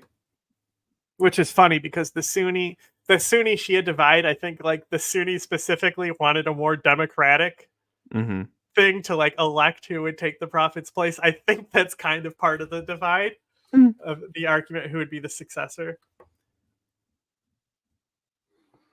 Explore the map. Let me check. I'll play a video. The Yemeni Iran government and the has Houthis. a 7 in The civil conflict- liberties. All right. Saudi Arabia also has a 7 in civil liberties. Hey, brothers. So, Is getting more complicated. Around 2011, the region starts to change in big ways. In one country after another, there's an outpouring of public anger on the streets, demanding change from their government, removing old leaders. This is called the Arab Spring. It's upheaval that spirals the region into hope and chaos. I love that. That's a really good description. Hope and chaos. And Iran and Saudi Arabia. That was Syria. Should have shown the helicopter gunships killing people too. I love that he has Sudan as part of this too, because I always forget that they kind of are part of the Arab Spring. But yeah, see this as an opportunity to strategically choose sides in all of these countries in hopes that when the dust settles, they will come out with a stronger hand of allies in the region. But not Israel. And one of their main focuses is Yemen, a country that is also rising up, calling for President. He specifically pointed out West Bank and Gaza, not Israel. Yeah, because there was protests against the PA. Was that? I mean, they're just pointed to. I don't know if he colors them in. Did he color them in? I don't think sides in all of these countries in hopes that when the dust settles, they will come out with a stronger hand of allies in the region. And one of their main focuses is Yemen, a country that is also rising up. Johnny, I don't see a hard line between Morocco and Western allies Sahara. In the region. And one of their main focuses is Yemen. Yes, West Bank and Gaza are both highlighted. Yemen, a country that is also rising up, calling for President Saleh to step down. The corrupt dictator of Yemen is running out of time. Goodbye. Which is something the Houthis have been fighting for years. But Saleh refuses to step down, and this adding is why fuel we to the got uprising. banned. Saudi Arabia sees this situation at the southern border and decides to step in. With this period of the Houthis to explain how they got to the point where they are so successful today. Great. So great. Come on. Fuck off, YouTube. Just because we showed terrorist material. Yeah, but Johnny Harris can make the same video, basically. Yeah, Hasan can literally interview people and say that the Houthis are like Luffy from One Piece. Nothing happens. Nothing. With the help of the UN, convincing Saleh to transfer power to his vice president in exchange for immunity from prosecution. On his way out, Saleh takes the billions of dollars that he corrupted. That's not good. That's not a good way to leave. And he also retains the loyalty of key parts of the military, fighters that are only loyal to him. Remember but how the people I aren't said satisfied with this new is how Saudi states function as they keep monopolies on violence? Yep. This is like Uzbekistan, I think. The one guy stepped down, but he still rules from the shadows, I think. If that's the one I'm thinking of. They've only had 2 presidents. It might be Tajikistan. No, I think it's Uzbekistan. I don't think so. Backed president. The government remains weak and unorganized. Meanwhile, the Houthis are taking advantage of this infighting and only getting stronger, taking more and more territory from the government, adding to their forces and receiving more support from their backer Iran, who is supplying them with more training, missiles, drones, and other advanced weapons. They used these weapons in the fall of 2014 to march into southern Yemen, taking over large swaths of territory. Now that the Houthis have momentum, the former President Saleh joins them in an alliance of convenience. In fact, Saleh's forces are critical in helping the Houthis take the capital city of Sana'a. Saleh is now working with his former enemy against his own vice president, the man he had to give power to when he stepped down. I played President both Hadi sides, and his so I flee win. south He as the literally Houthis take realized over. that the But Houthis are right have behind more him. power, and he's like, okay, So I'm Hadi going to has side to with flee. the winners. This is how corrupt and shitty this guy is. Are we surprised that people want to rebel against him? And that's the thing, is framing the Houthis as something that's like Al Qaeda or Hamas, right? And my issue with Hamas being labeled as a revolutionary group or a rebellion. The Houthis are a rebellion. Okay, they might be a terrorist group, they might be Muslims, but it's a completely different thing than what Al Qaeda, Hamas, all these factions are. That's why they're even fighting against the Muslim Brotherhood in their own country. They're not fighting to establish Sharia or an Islamic state. They're fighting to establish an ethnic majority that gives them control. Yeah. Flee to Saudi Arabia, trying to govern Yemen from there. But the Houthis just keep gaining momentum. By the middle of 2015, they now control the capital city completely, where they create their own government and take control of the government's military weapons, helping them expand even further into the south. That's funny. Now that the Houthis are in power, they run an oppressive regime that silences free speech, crushes dissent through arrest and torture, and recruits children as soldiers. Not the all old while regime, imposing though. They strict didn't do religious any of laws that, that right? undermine No, women's never. rights. Meanwhile, Saudi Only Arabia the big is getting scary nervous. one with the white, green, and red poster does that. That's never happened before. Oh, this country's never had child soldiers. No. No, the Houthis are pretty southern known for the child soldiers too. Is now controlled not by a good group that is people. funded by their biggest No. enemy. So they recruit the support of countries around the region and invade Yemen with the goal of removing the Houthis from power. This was a The bad war is idea. led by Crown Prince Mohammed bin Salman, Saudi Arabia's up-and-coming leader and defense minister. He starts with a widespread bombing campaign and a think naval about blockade this. that prevents shipping in and out of the country, Why with the are goal you of trying to cut also off. not switching sides and going with the Houthis and being like, Yeah. fuck Iran? Like, we're your neighbor. Like, It would make more sense, right? Support coming in from Iran. The Crown Prince turns to the United States in need of more weapons for this This war. is a bad While idea. the U.S. leaders are reluctant to get involved in another Middle East conflict, they also want to maintain a good relationship with Saudi Arabia, who is their major security and energy partner in the region. They also have an interest also in their weakening main al-Qaeda's arms growing presence in buyer. Yemen. So in addition to supporting this war with logistics and intelligence, President Obama approves billions of dollars of weapons. That was a planes, bad idea. Tanks, and even weapons banned by most of the world for how dangerous they are for civilians, like cluster munitions. Yes. Crazy. Giving This Saudi quickly Arabia turns Saudi cluster Arabia into the munitions. largest importer of American weapons for the next 4 years. Yeah, So why it's is he fighting 2015, the Houthis and Yemen again? is in a full-blown war between because the Houthis according and to Saudi Johnny Arabia Harris, and the just coalition. because Iran This is when is backing al-Qaeda, who's not on either side, takes advantage of this chaos and makes a land grab in the middle of Yemen. They take major cities and clash with government forces. Also taking advantage of the instability is the terrorist group ISIS, who come to Yemen and fight the Houthis and al-Qaeda at the same time, though their attacks are scattered and they don't control significant territory. The US then gets more involved by launching airstrikes at al-Qaeda and ISIS targets to stop them from gaining any more territory. And then They they try to kill an kill their American leadership. citizen. But the US has to do this carefully because they don't want to engage the Houthis. Their fight is with al-Qaeda and ISIS.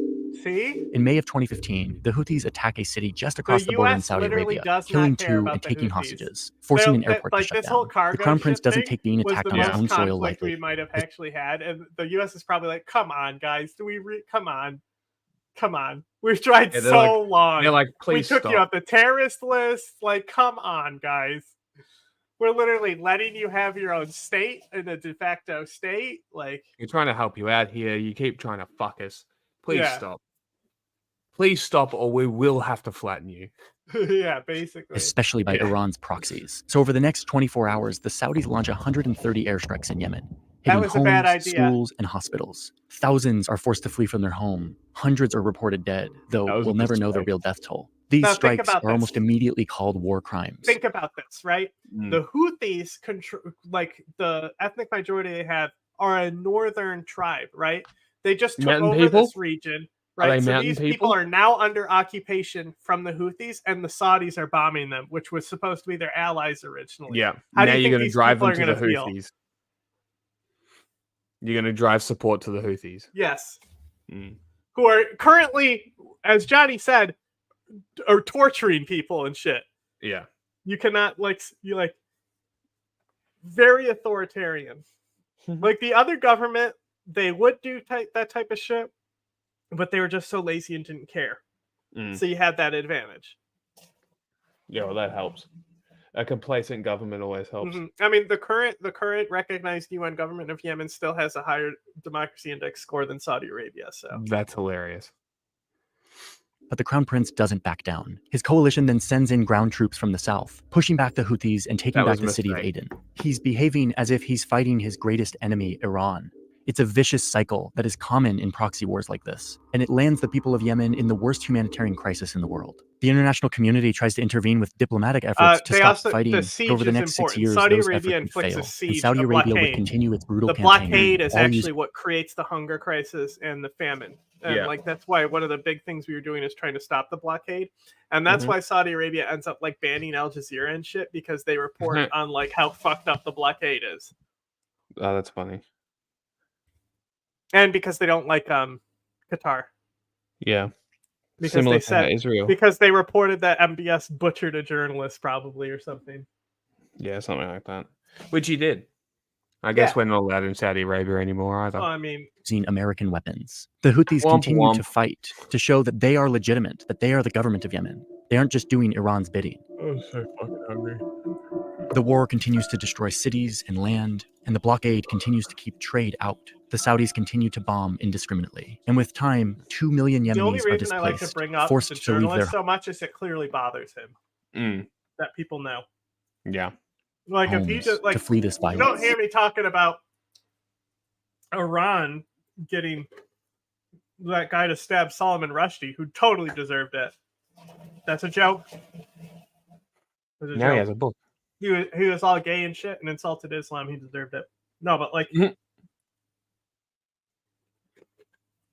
Didn't the Islamic Republic call for a holy war against him, or like what the fuck They did he put- say? they A put, like- fatwa, wasn't it? they put a fatwa. They literally put Yeah, a bounty that's on his right. head. Yeah. But That's That pretty said- fucking awesome. that said, all my hardliner Muslim friends were like pretty happy. Even Ace was like, "Yeah, but Salman Rushdie." I'm like, "Listen, buddy, I know." He still didn't have to get stabbed in the eye. Like, fuck that guy. 50,000 civilians have had. But this doesn't stop the Houthis from escalating their offensive. They start attacking Saudi Arabia directly with missiles and drones in their capital city and their civilian airports, using weapons that most They're believe are hitting coming from the oil Iran. infrastructure too. In December of 2017, the Saudis and the UAE convinced President Saleh to break his alliance with the Houthis and return to power as president of Yemen. They hope that Saleh, the former This is a dictator, very might be able complex to war. hold on He's to doing power pretty and good. rule more effectively. Saleh takes the deal and changes sides yet again, breaking with the Houthis and joining the Saudi-led coalition. Fighting breaks out between the Houthis and Saleh's militias, and Saleh is killed just 2 days later. I'm sure Qatar. Meanwhile, in the United States, there's a new president. President Trump orders increased drone strikes and raids against Al-Qaeda, helping government forces take back large amounts of territory. Nice. Despite the war crimes committed using Remember what I American said? weapons, It's like Al Qaeda's like basically like 3 little dots. Yeah. Trump approves more weapons sales to Saudi Arabia to That wage was a this bad war. idea. And then in 2018, the conflict takes on a new dimension. The UAE, who's a part of this Saudi-led coalition, is starting to lose faith in the direction this war is going. They don't like the current government of Yemen, and they're losing soldiers on the ground. It's damaging their reputation on the world stage. So the UAE leaves the coalition, but they still want to influence who will ultimately control Yemen. So they start backing a new group in the south called the Southern Transitional Council, or STC. This group isn't aligned with the government Oh or my the God. Houthis. They're calling for a separation of the southern part of Yemen. They want their Oh my own God. state. They want their own country. So the UAE starts to withdraw their troops What a shit fight. from the south of the country, and the STC separatists Yeah, there's start a taking really funny control of southern graphic provinces. I'll try and find. Yeah, this is like one of the most complex modern wars. Syria is complicated too, but for different reasons, because at least it's on 2 clear sides. I mean, and then there's the Kurds, who are technically on Assad's side.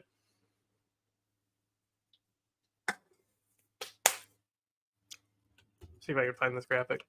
The Saudi coalition is fracturing, and yet another group is jumping into the fighting, showing just how up for grabs Yemen has become. Yep.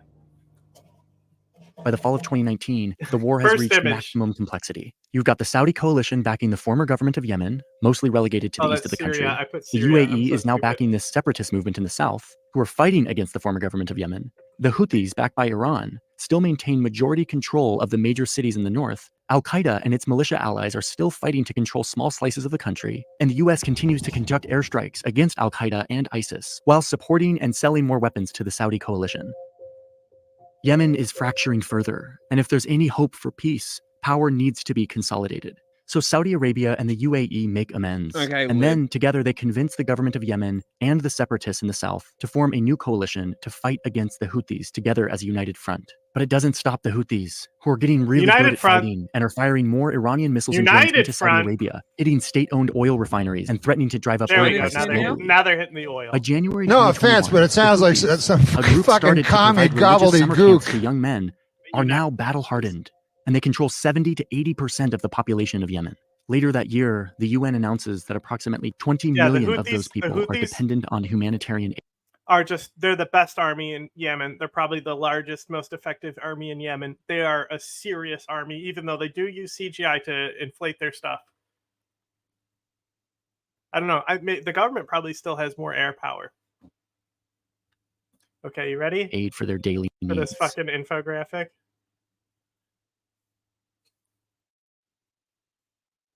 I don't even know what I'm looking at. You know, like.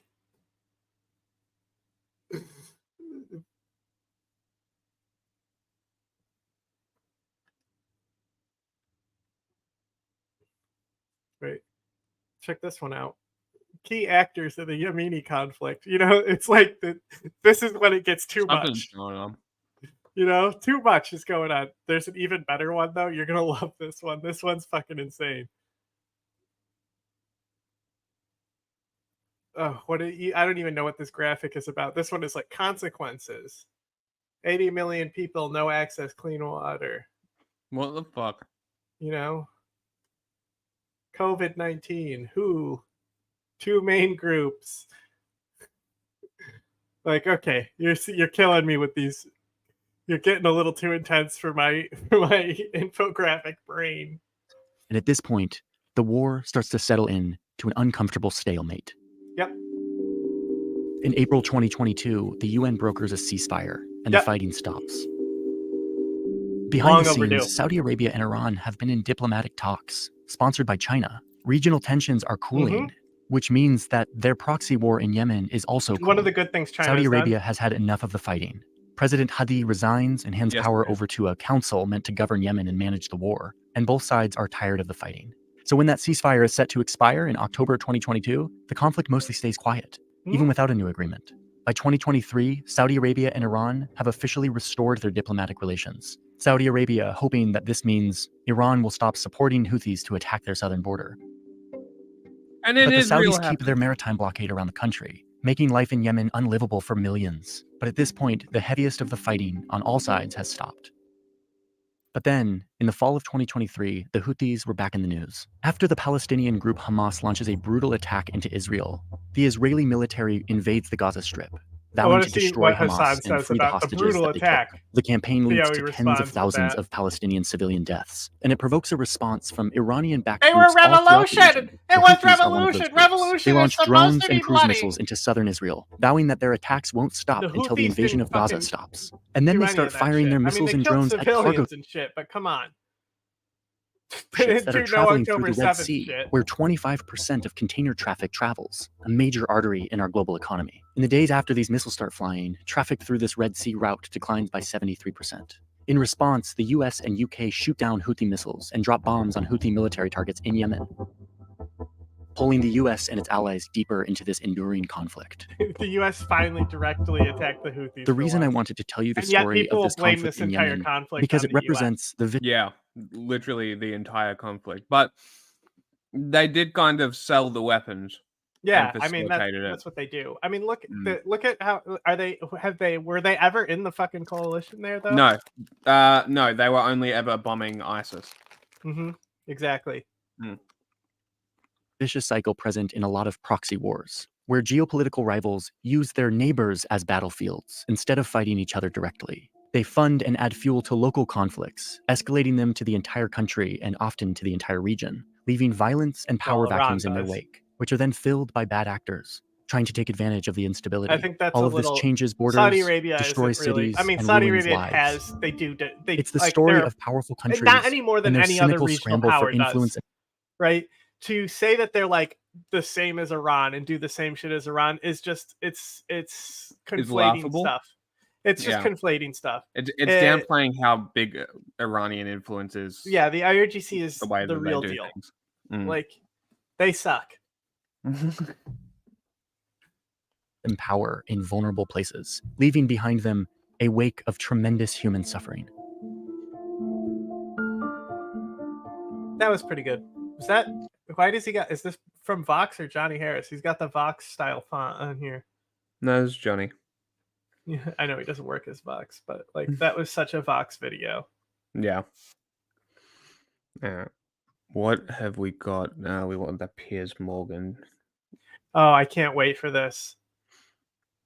I'm trying to hit what we've got on the title because I realize we're running out of time. The fact that Ronnie O'Culloch spent so much time on the Jasmine Crockett shit because it was so funny. It was so funny. I can't believe we spent so much time on it. Look, two of my least favorite people gonna debate.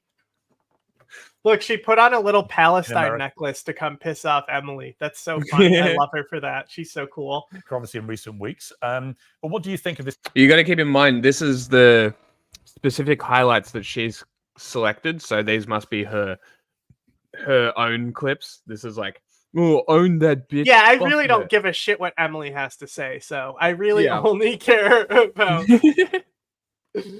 situation now, which feels like the whatever Western happens, we're headed- territory heading that to is the mainland endgame China here, belongs to with this war on Taiwan. Hamas. Israel say we're going to finish the job. We're going to take out every last remaining Hamas terrorist. But of Could you course, give many us some people of your have a political deep beliefs? concern that if they Kill do this in everyone Rafah, now. which is a massive refugee camp at the first-degree moment, murder. then many thousands of civilians more are going to get killed.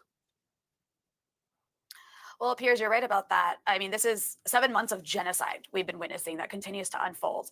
And what's happening right now is Israel has destroyed most of Gaza. They forced 1.3 million I'm surprised people Emily into didn't Rafah, start where they told them to screaming shelter. immediately when she It's said supposed to be a safe 7 zone, but months they've of been bombing it and genocide. killing people there anyway.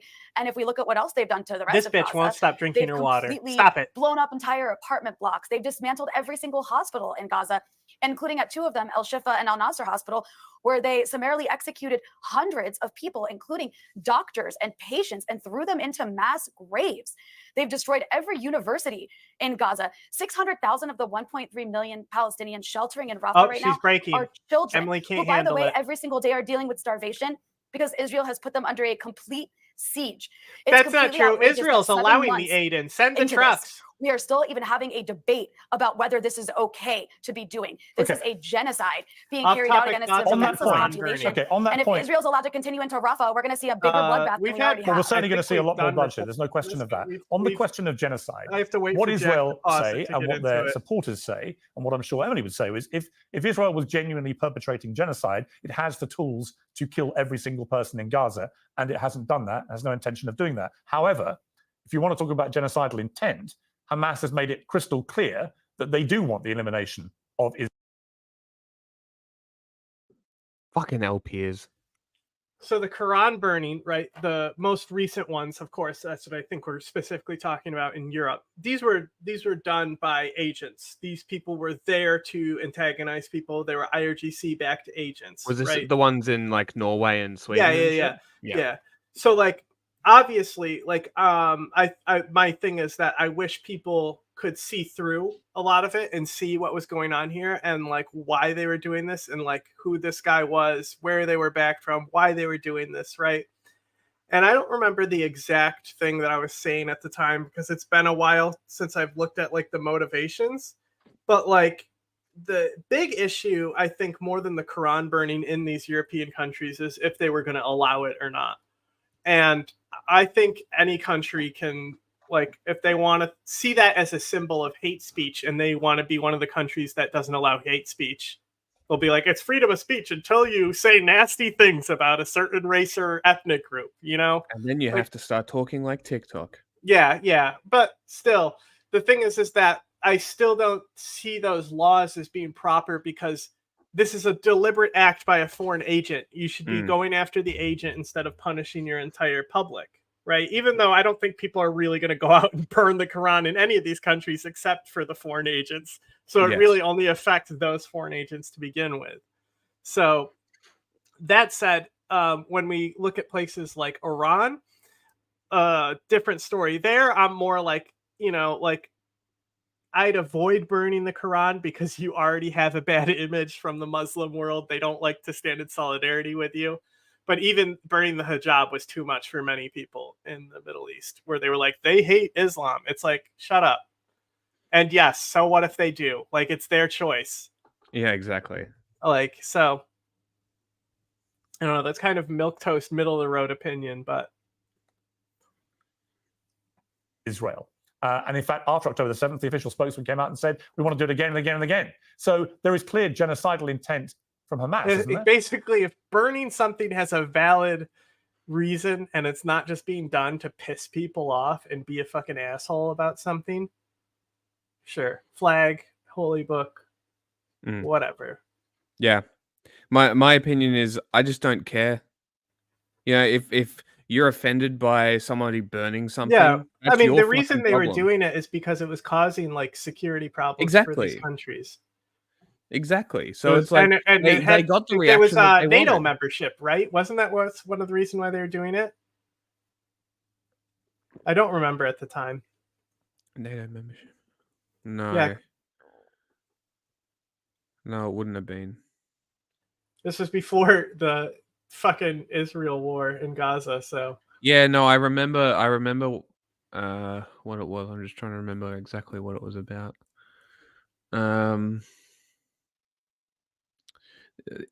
You know what? It was probably fucking migration.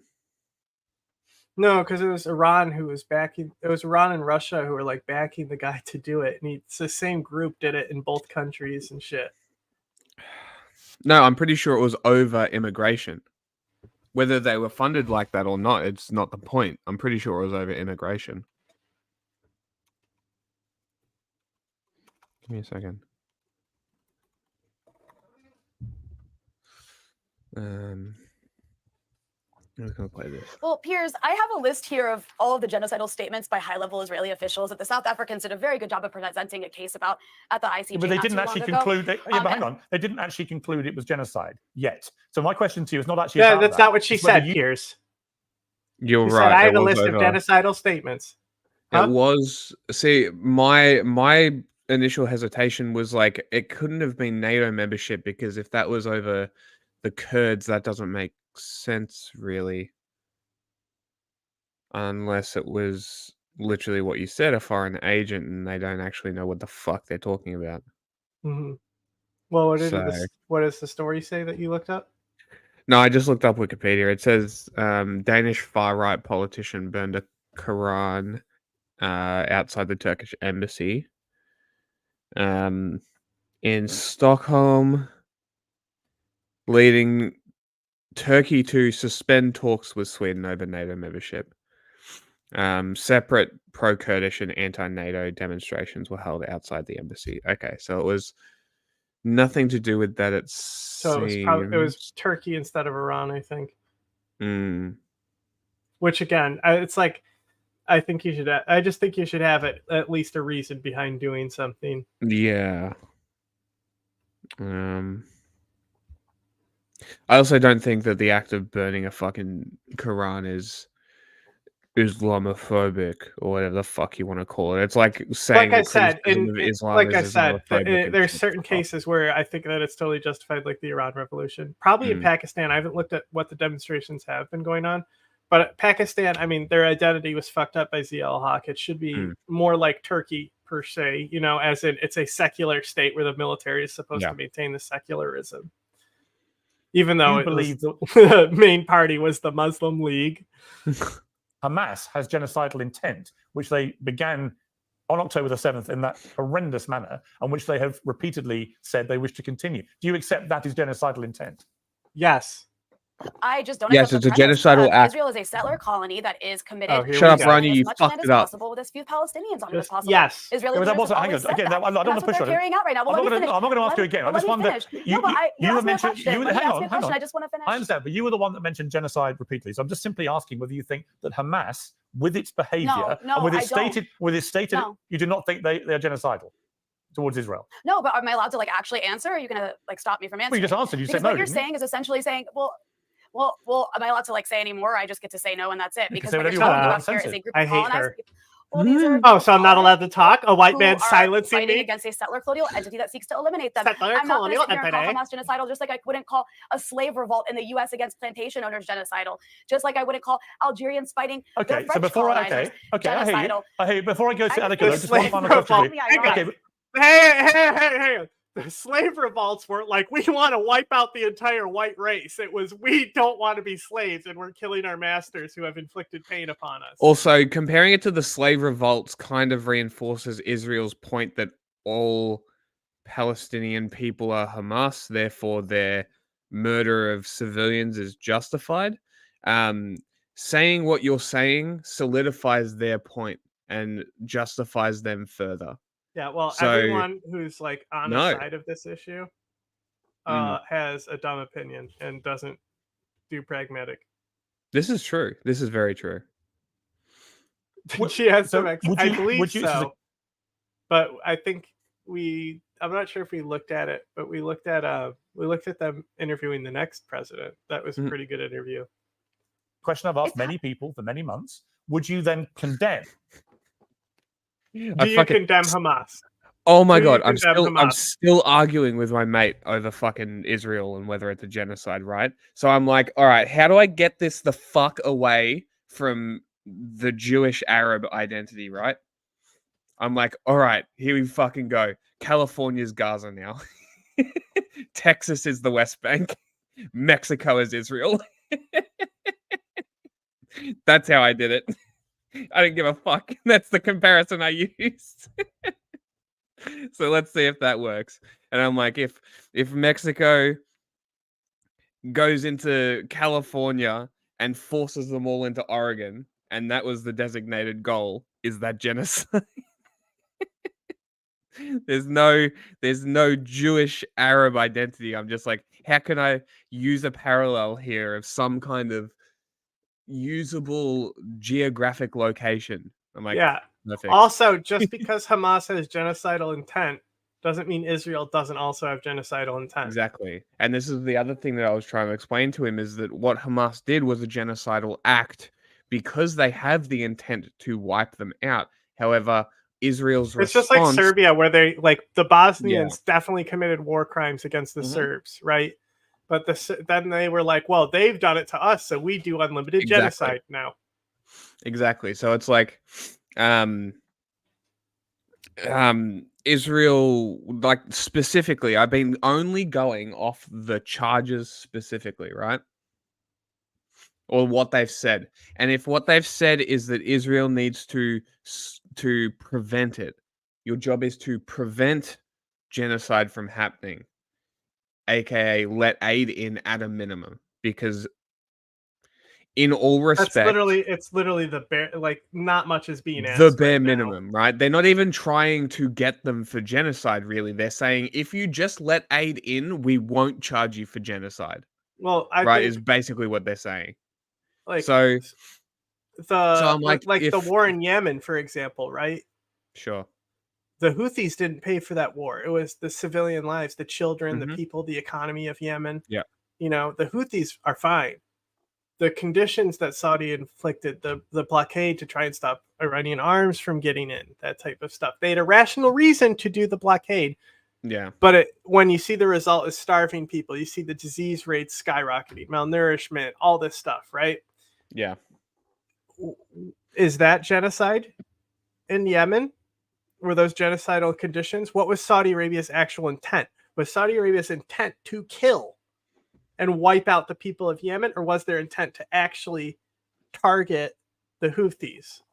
Well, that's what you would need to examine, right? Exactly. So that's the difference. And the argument, and I think it's pretty clear, that Israel doesn't give a fuck. They're just killing Palestinians, whether they're Hamas or not. Like they may say that, like, Hamas may be their major target, of course, because if Hamas is out of the way, then they can, like, rule and subjugate these people into oppression. Yeah. I mean, yeah, it's They can say they're only targeting Hamas, but yeah, it's just like they actions show otherwise. And this is what I've been trying to explain, is that it's not that that's not the charge. The charge is that they aren't preventing it. Mm-hmm. And the intent has been proven by the overwhelming liberal use of genocidal words. And that's by why, the press. like, with Yemen, one of the big things that we wanted was to get these cases brought up, because the blockade was killing innocent civilians. Yes. So just to even though, like, Saudi Arabia doesn't have the intent that Israel does with they're just careless. Mm. You know, Israel cares about Palestinians enough that they want to wipe them out. Saudi Arabia doesn't really give a fuck, you know? No. Like, and their military is not really effective, you know, and, like, precise and targeted. You know, Mhm. the US could have definitely done more. And, like, screen just had they did it with Saudi Arabia, they're doing it with Israel. The investigations on how the arms are used, and they denied arms to Saudi Arabia based on these investigations as well, because Saudi Arabia was using them to massacre people. And like the bomb that fell in the civilian area that killed 40 children, it's like there's no way you could have thought that this would be a military target, is basically what they concluded, you know? Yeah. So that's what I think the big difference is. Yeah. But it's the Houthis it's also always, are not genocidal against the Saudi either. No, they might be a little maybe genocidal against Jews. They're definitely very anti-Semitic. Yes. That definitely. But yeah, I mean, it's so hard to, because she's gonna do it. Piers did it. They always fucking do it. They always. Do you condemn They always. Hamas? It's either history lesson or what about. Yeah. Do you condemn Right? Hamas? Do you condemn Hamas? Every fucking time. Yeah, every time. Without fail. And it's just so tiresome. Again, this is why I think the best response from anyone who's pro-Palestine, you have to mitigate and understand that the way you're being framed if you do any of this stuff is that you sound like you defend Hamas, because that's how the media wants to manipulate shit. So when you say things like, no, I actually don't like Hamas, and if Israel was killing Hamas, I really wouldn't have a problem with what was going on. Even if you do. Even if you do, lie.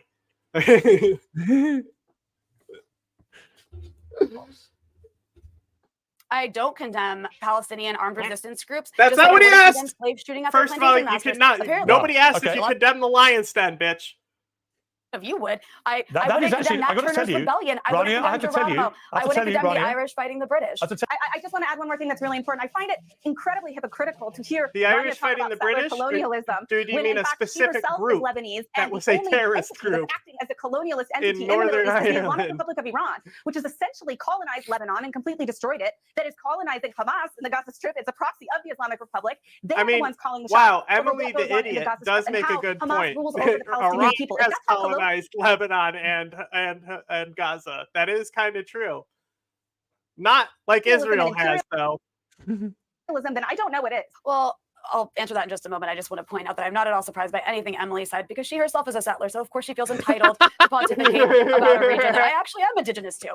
But to get back to the issue of the hostages, you know, my outlet Breakthrough News actually did a review of all of the various ceasefire Hezbollah deals TV. that Hamas put forward and was willing to agree to. There was 10 since October 7th. In fact, in the immediate aftermath of October 7th, Hamas was willing to release the hostages in exchange for Palestinian hostages, who we never hear about, by the way. There are 10,000 Palestinians being held by She's the still Israelis. drinking Many of her them are fucking children, by the way. water. I'd love to see you have one of their parents on your show. But all that said, Israel is the one that has refused any of these deals. mean the In children fact, who the are only recruited by hostages who have Hamas? been killed. Let me finish, 15 to Emily. I let you 17-year-olds who repeat are all of used your as child Shut up, bitch! Is what she's saying.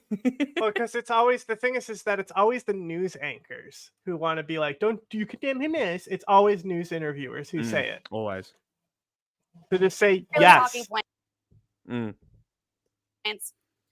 Don't speak All right, over each can I other. finish talking? No, let people who Rania are in finish. prison are Let, not Emily, let hostages. Rania finish. Like you need to you always don't think jam the Palestinians are- situation into separating the Palestinian identity from Hamas. And Yeah. like I bring up all the time, the Lions Den. The Lions Den are a violent militant organization that are not recognized as a terrorist group.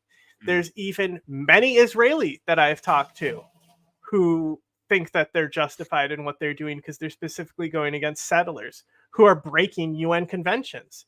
They have every right to defend themselves here, you know, when it's different. And I understand if we want to be communists and recognize the whole thing about Palestine as Palestine, but there are borders that are recognized. There's checkpoints that are recognized. It's different when Hamas crosses over into the border and starts killing people, just like if there's a difference when Israel sends their military into Gaza and starts killing people. Yeah.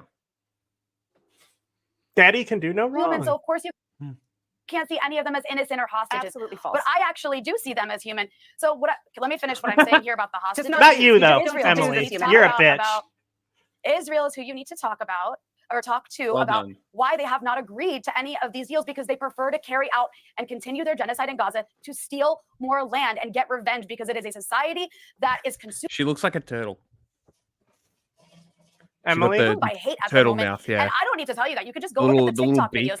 being put up by Israeli soldiers Absolutely. I think celebrating more the bird. criminality in Gaza Bird, yeah, every bird. single day, and Ronnie, as well as the Ronnie, genocidal statements and by Ronnie, Israeli She's still officials. drinking just to be water. clear, you don't think that Hamas are filled with hate? She's just sipping her tea while these two are going off. Hamas are also allowed to hate, just like Israeli are allowed to hate Hamas. Yep. Jewish people or Israel, and you don't think But- they celebrated I the think hang on, Piers, and you don't think Piers, they think they go ahead. celebrated proudly by broadcasting a lot of it to the world what they did to those innocent people on October the 7th. You don't see that that's the same Piers, thing. I think Piers, Palestinians don't need to be like high on hate because they've been occupied and slaughtered for 76 years, and There you any go. people, not just Palestinians, would respond to that angrily and would fight for their survival, including all the Let's get a double take on that. Watch Emily. Oh, I know, respond to that right? angrily and would fight for their survival, including all the colonized people in the world. It's so A it's super like cut and of like her and like face would be this hysterical. is like what I want to say, like what makes our show so unique. We fucking hate breakthrough news. Right? We shit on no one more than breakthrough news, and her specifically, even though Eugene's worse, she's just the face of it, right? Still, like I said, we're gonna side with her over Emily because you can't fucking like Emily. She's insufferable. She's the worst. I'm a big fan of this chick on Like the maybe if far she was right. debating Destiny, I might be a little bit more conflicted, but I'd probably still side with Hezbollah TV because fuck that guy too. Yeah, I like to side with this chick on the right, drinking her water and staying silent. That's a Squidward good over move. there to making sure she stays hydrated. Or SpongeBob and for how to Patrick fight at for their Sandy's survival. house is what I There's was trying to say. historical parallels You here. answer I've the already question. made them. And Palestinians, and just like any human beings in the world, are always going to fight for their Hold survival. fire. What I know right now is that the top Hold priority should fire. be to end the genocide in Gaza. There's a genocide taking place. 13,000 children, more than 13,000, have been killed. You know, there's now something called wounded child, no surviving family in Gaza because of how many children Fucking are Jesus wounded with no Christ. surviving family. This has been a It's just horror so show in easy. Gaza. Babies are being starved. Are we not To make the points, yeah. Like that alone is a pretty major point. Injured child, no surviving family. Holy fucking shit. Talk about somebody who's gonna join Hamas. Like, holy fuck, you are making them. Oh my god. How do they not see it? This is what I don't understand. watching the same videos? Are you all not seeing the mutilated children with amputated limbs Are we not what was that? watching the Nazi? same videos? Are you all not in a horror show in Gaza? Babies are being starved. Are we not watching the same videos? Are you all not seeing the mutilated children with amputated limbs crying without their parents But out of interest, because of this okay, but ongoing Rania, slaughter? I am horrified by those things, but I'm really curious why you What about cannot Israel? express any horror for what Hamas did, given it was Oh my the same, god, if not Piers. worse. and they Go proudly fuck broadcast it. yourself. I don't Because understand why you would expect because I think anybody. you're- Hang on, let me ask you a question. Do Why you condemn cannot Hamas? express any horror? I'm horrified by those things, but I'm really curious why you cannot express any horror for what Hamas did, given it was the same, if not worse, and they proudly broadcast it. Because I think I it's a don't understand why you would. Here is the It's only not the same. argument. Here's the only argument that you would ever need. It's not One day, 7 months. Yeah, it's not the same. Expect Because I think anybody. Hang on, let me ask you a question. Why would you expect anybody to express sympathy or empathy for what you're describing, given your utter refusal to express any for what? She is gobsmacked. She is blown the fuck away because he is exactly doing what I said the Israeli government does. Hamas is Palestinians. They do not distinguish, and this is what Piers is doing. Yeah, but she's also pro Hamas and thinks October 7th know. is good. I know. That's not my point. What you're describing, given your utter refusal to express any for what Israelis went through on October the 7th. Explain. You guys are using October 7th to justify a genocide. What Yeah, are perfect. Palestinians I've literally said that to my mate. I'm like, you are literally using this to justify genocide. Stop giving me history lessons. All you are doing is justifying genocide. I'm not using it to justify anything. I'm simply, 34,000 people have been slaughtered. I'm not You're sitting here justifying saying anything. me condemning. Hold on, Piers. You're saying you want me to condemn You want me to condemn Hamas in order for you all to feel empathy? For God, the 13,000 why do I Palestinian have to children fucking agree who have with been her? That's not slaughtered? what I said. It's essentially what I'm Piers. hearing here. No, you're not. You're not going to Well, get then to play listen this game. harder. I'm not going to sit here. Listen more I'm carefully. not going to sit here and condemn colonized people. I'm just not. It's Right. not going to happen. You can sit here and try to twist your words But you want- to weaponize your But condemnation. you keep slogan. talking I'm about not Israel. gonna do it. Okay, but you keep talking about Israel killing babies and children and so on, and that is indisputably happening. And yet you It are is. completely incapable. Yeah, but 7 months of it. condemning one Hamas for side's doing the being same. colonized, so that justifies everything. They're allowed to do whatever they want now. They can use sarin gas, and I'm cool with it. Although Just Lindsey like how Graham, I'm cool Lindsey with Graham Assad won up using that. sarin gas. Lindsey Graham wants Israel to use a nuke. He won up the fucking sarin. Yeah, bro, break the nuclear taboo over fucking Hamas. Same like thing. that would be the real tragedy. The fact that Yes. that it was done with Hamas and not Sadat. You know, it's like at least break the taboo on someone who's worthy. Hamas carried out a military operation on October 7th. Oh, Israel you killed a lot of idiot. its own It was a people, which terrorist you all attack. never It was a talk about. terrorist attack. Is correct. what Israel's doing in But Gaza terrorism? also, Which what you is call that terrorism? terrorism? It's a response to an act of terrorism. It is undisputably a terrorist attack. Mhm. The goal of the attack was to create fear for a political reason. It is definitionally It was to the most get Israel to do exactly what they've already done. exactly. It is the most picture perfect, definitionally aligned event to be labeled as terrorism. You're a moron.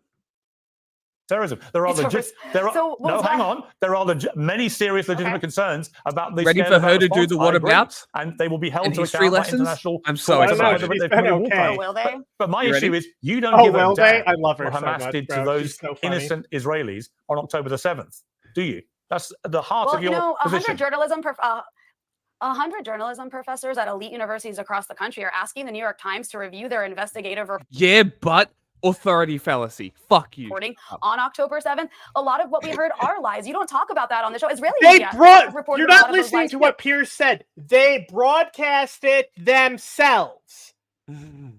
Piers isn't doing the rhetoric about how they all raped and killed babies here. No. He's He's just talking saying about that them it was a live streaming terrorist it. attack, right? Yeah. Which they broadcasted themselves, Mm-hmm. like fucking killing that migrant worker with a hoe. What was the point of that? Like, do we justify that just because one side is colonized when one guy is literally basically a slave and exploited by the state of Israel? So which side do we side on there? The fucking slave or the colonized people? When is it okay? When is it okay to fucking kill somebody in the manner that they killed that migrant worker on video? I haven't seen those videos, by the way. I don't actually know what you're talking about. I'll show you Okay. if I can find it. But yeah, like it's and this is why I refuse always whenever anybody's like, who do you side with? I'm like, The people. which side's We helping gotta the look at people? Bill Burr, by the way, too, because that's what he said. It's like whichever side is helping the people. If no sides are helping the people, then I stand with the people. It's very simple. And you know, if you're standing with a state or ideological alliance because you want to be in the clique, you should probably click yourself off the earth. Over Piers. If you're going to say what Israel's doing is a response to October 7th, then could October 7th perhaps have been a response to what Israel's There you been doing go. to Palestinians? She which walked you nobody right was into covering that. on As much as October I hate 4th this or point, October she 5th did walk or you right October into 6th. it. What Yeah. I hear here Like, is and this is the point that I started out with, because it's like, yeah, okay, they've both been fucking attacking each other. This is just the most recent in the ongoing attacks, right? And then you get into the history lesson, and then I instantly drop that point because I'm like, I don't give a fuck about your fucking history lessons. I don't give a shit. You want to be fucking Soviet fucks with your communes and shit. Fuck off. no empathy for people undergoing a genocide. And I'm sitting here and you're asking me to condemn people who are fighting for their survival. Actually, I'm just asking 7 you. months I'm of actually asking you. genocide, I'm and actually people are asking you still just. I'm justifying actually this. just asking you to condemn an act of grotesque terrorism, and you're incapable of doing it. I want to hear Or Emily indeed and you of and showing everybody on this panel and you're condemn incapable of Israel's showing a shred of acts of empathy terror. for anyone killed on the other side. It That's what I'm now saying. would be a You're great time for this chick that's only been drinking water to be like, I do. And just win the entire interview. Let me showing hang a on. of empathy for I'll let you Palestinians. speak. I'll let you speak. Do you believe what happened October the 7th was justified? Yes or no? I believe it. I believe what happened on October 7th was a reaction to Israeli Was it terrorism. That's what I justified? believe. I'm not going to sit here and play a game about whether it was justified or not. That is not my It's not a place to game, talk it was a about. terror attack. I am here. Do you believe yeah, it no, was it is a game you're justified? playing. It's a distraction. Was it justified? You are trying to distract from Why an don't you just answer the ongoing question? genocide. You are trying to. I'm so internally annoyed by this video because they're both the exact same fucking person. They're literally right? arguing at a wall. They're arguing into a mirror. I'm unbelievably frustrated. Now that the tables have turned and the coin has flipped, Rania is the one doing the whataboutisms and the history lessons, and Piers is the one trying to get them to answer a fucking question. It's very frustrating. I would be screaming. Question. Ongoing because I'm not playing that game. I'm kind of frustrated with some of the reporting on this. First of all, I found the video kind of. Okay. Kind of? Kind of. So because Twitter like censors like anything like on October 7th now. Oh, really? Does it? I mean, that's why I only shared things that were like, when I shared, I'm like, I don't endorse what this person is saying, but this is footage we haven't seen, right? I know for a fact I shared this footage, and Politico is saying that this is unreleased footage that the envoy plays at the UN, right? Here's CBC also saying that. No, it wasn't. Well, you know that they take one report and reword the same report using keywords, right? So someone said that once, and that's been the narrative because the first person to write a story gets to control the narrative. That's how corporate press works. Hey, Piers, I know that I stand on the right side of history by opposing a genocide, and you are an accomplice to it by sitting here and propagandizing Whatever, you for can a use terrorist any genocide. Do they side on Assad? Do they side with Assad? They yes, do. yes, Yeah. they're Oh, big okay, Assadists. okay, yes, yeah, They okay. love I was just double checking because that's a funny statement. I'm like, haha. Okay. Gaddafi too, I believe. So when I say it's kind of the video, basically the UN envoy shows it on a tablet. So you're kind of watching it on a tablet that he's pointing at the camera. So it's like you can't really see that, but you'll see enough of like how unjustified this shit is to do to a Thai migrant worker. Like, where's the line there? You know? Give me a second. Getting next. Israel releases graphic video. Yeah. No. Hamas released this. In America, you can be anything you want. Oh boy, here we go. You're gonna love this. We gotta wait to watch this after you look at that video of the guy dying that I sent you.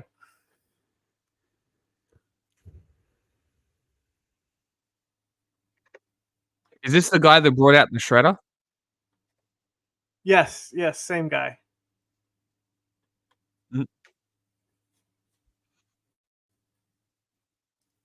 From Thailand. Mm-hmm. Yeah, migrant worker from Thailand.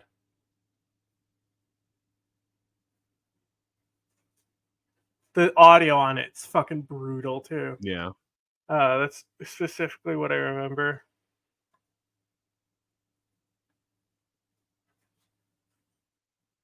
Christ. Okay. Mm-hmm. Yeah. Okay. Very cool. Very yeah, cool. pretty bad. Yeah. In America, you can be anything you want.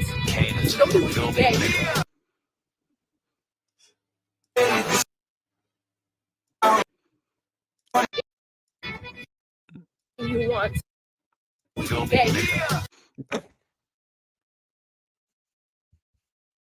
She said you don't have to be weak and gay. Yeah, in America, yeah. I mean, you can play it so only you can hear it because I'm not sure about the music. Oh my god. Because everyone has probably seen this, but like my thing is, the first thing that I'm criticizing here. Take a wild guess. The way she's wearing the vest. What are you doing, poser? Shut the fuck up. Get out of here. Like if she's just wearing it, because it's like a weight training vest. I mean, a plate carrier can work as a weight training vest very easily, right? Then I'm fine with it if that's the point. But if we're actually doing it because you want to look militant and cool and you run in a bulletproof vest, you need to fucking wear it properly. Touch grass. You need to wear it properly, okay? And touch grass, even though she is outside. Don't be weak and gay. Stay fucking hard. She also, in this tweet that she made, she tagged both of the Tate brothers. Is that awful? The funniest part is she's not even that fit. Yeah, I mean, she's just doing cardio. You are weak and gay. Fucking hell. What a meme. In this video... Oh.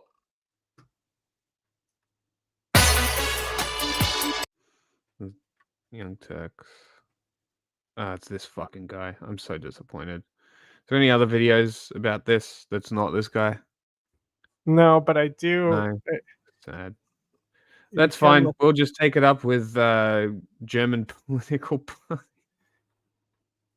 But yeah, Pit Viper basically.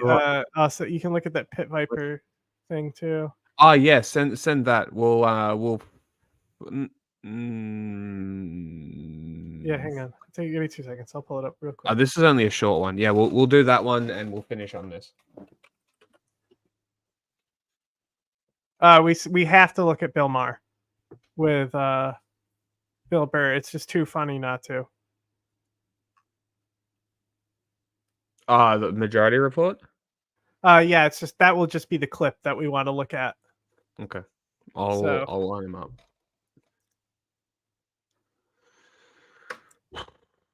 Okay. So Pit Viper. She's wearing the glasses in this photo at the end. Also, she's fucking tiny. You know, I know it has to be I know it has to be a full-barreled AR, and like the Chris's Vector is much smaller. But damn, she's fucking tiny for it. Like I know what a full-barreled AR looks like. So we haven't had to do this in 2024 until now. But unfortunately, reminding everyone, if you spread hate in Pit Vipers, we'll donate your money to an organization that works against you. This is why I buy these guys. Thank you for your generous contribution to promo. Please print out this contribution page. So that's actually awesome. So I endorse this company, and they should sponsor us. They are fantastic. She has this might be a lav mic here. It's hard to tell. They just might be like part of the mess though. Stay fucking hard. Don't be weak and gay. Stay fucking hard. Look, here's somebody who has a problem with it. A company doing their own thing. Yeah, a company making their own choices. And if you know anything about this company, you'll fucking know that these guys would do something like this. So it's really not out of character for the company to do something like this. So once again, Universal Pit Vipers W.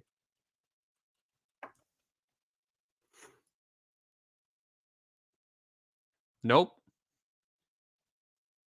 What'd you nope? Picket fence, 2.5 kids, a dog.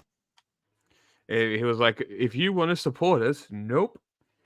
American dream, a house in the suburbs, a white picket fence, 2.5 kids, a dog, and enough disposable income to save for retirement and go on a couple vacations a year. Do you have a dog? Hate to break it to you, but statistically speaking, then you'll never be able to afford the American dream. One of those homosexuals. At least not the way things are now. I have some commentary about this American Dream thing. It's not the fucking 1940s, dog. Like, I know you live in perpetual, like, Stalin era fucking mindset, but, like, this whole thing about the American Dream being like, oh, we're going to have a suburban house. We're going to have one boy and one girl and a dog and a cat, and we're going to have one car for the whole family. Like, what is the American Dream? You know what the American Dream is? All right, I'll tell you what it is. Okay, it's by one of the coolest anarchists and lesbians ever, right?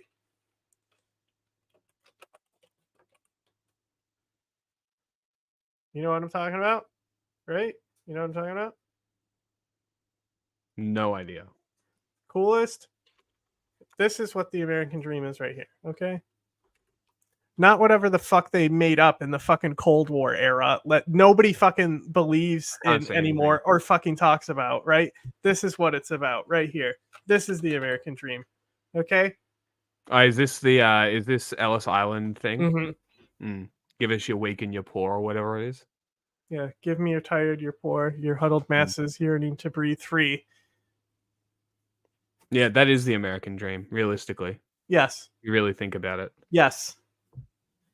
And I think most people have accepted this about when we look at the American dream. When people talk about it today, it's people like Vivek Ramaswamy, who's like, I lived the American dream. I came here and built myself up as an immigrant. You know, that's who the American dream still exists for. People who are literally coming from a worse life to come to this country. That's the dream. The dream just to be free. Yes. Yeah. At a bare minimum. Even like there is a reason that every country in the global south is like, I want to go to America. There's a reason. One of those reasons is power projection and soft war. Of course, soft power. But like there is but a reason that this even has like, always been the American identity, you know? Yeah. Titanic, they ain't saying, I see the Statue of Liberty already and talking about fucking Canada. They're not like whatever Quebec has, some stupid thing.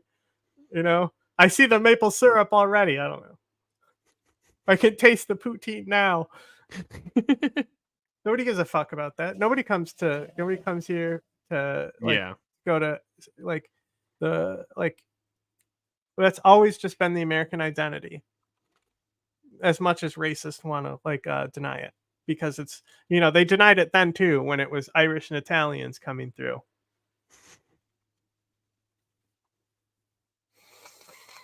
Dream, at least not the way things are now, you know, with all the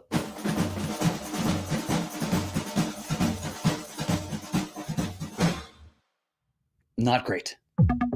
But this notion of the American dream is persistent. A lot of people believe that it's something that still exists today. The American dream. The American dream. Nobody. American dream. The American Oh, dream. look who you're showing. Where did this mythology come from, and why is it so hard to shake? Mhm. Let's rewind a bit.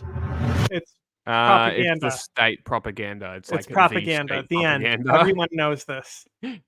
Like, are you just making the same video you've made it over and over and over again? Yeah, I mean, he has to get his weekly revenue. Mm. Even though I don't think he gets ads. I don't think he's monetized because he said that the whole shit about killing people. Yes. Yeah. Awkward. Ladies and gentlemen.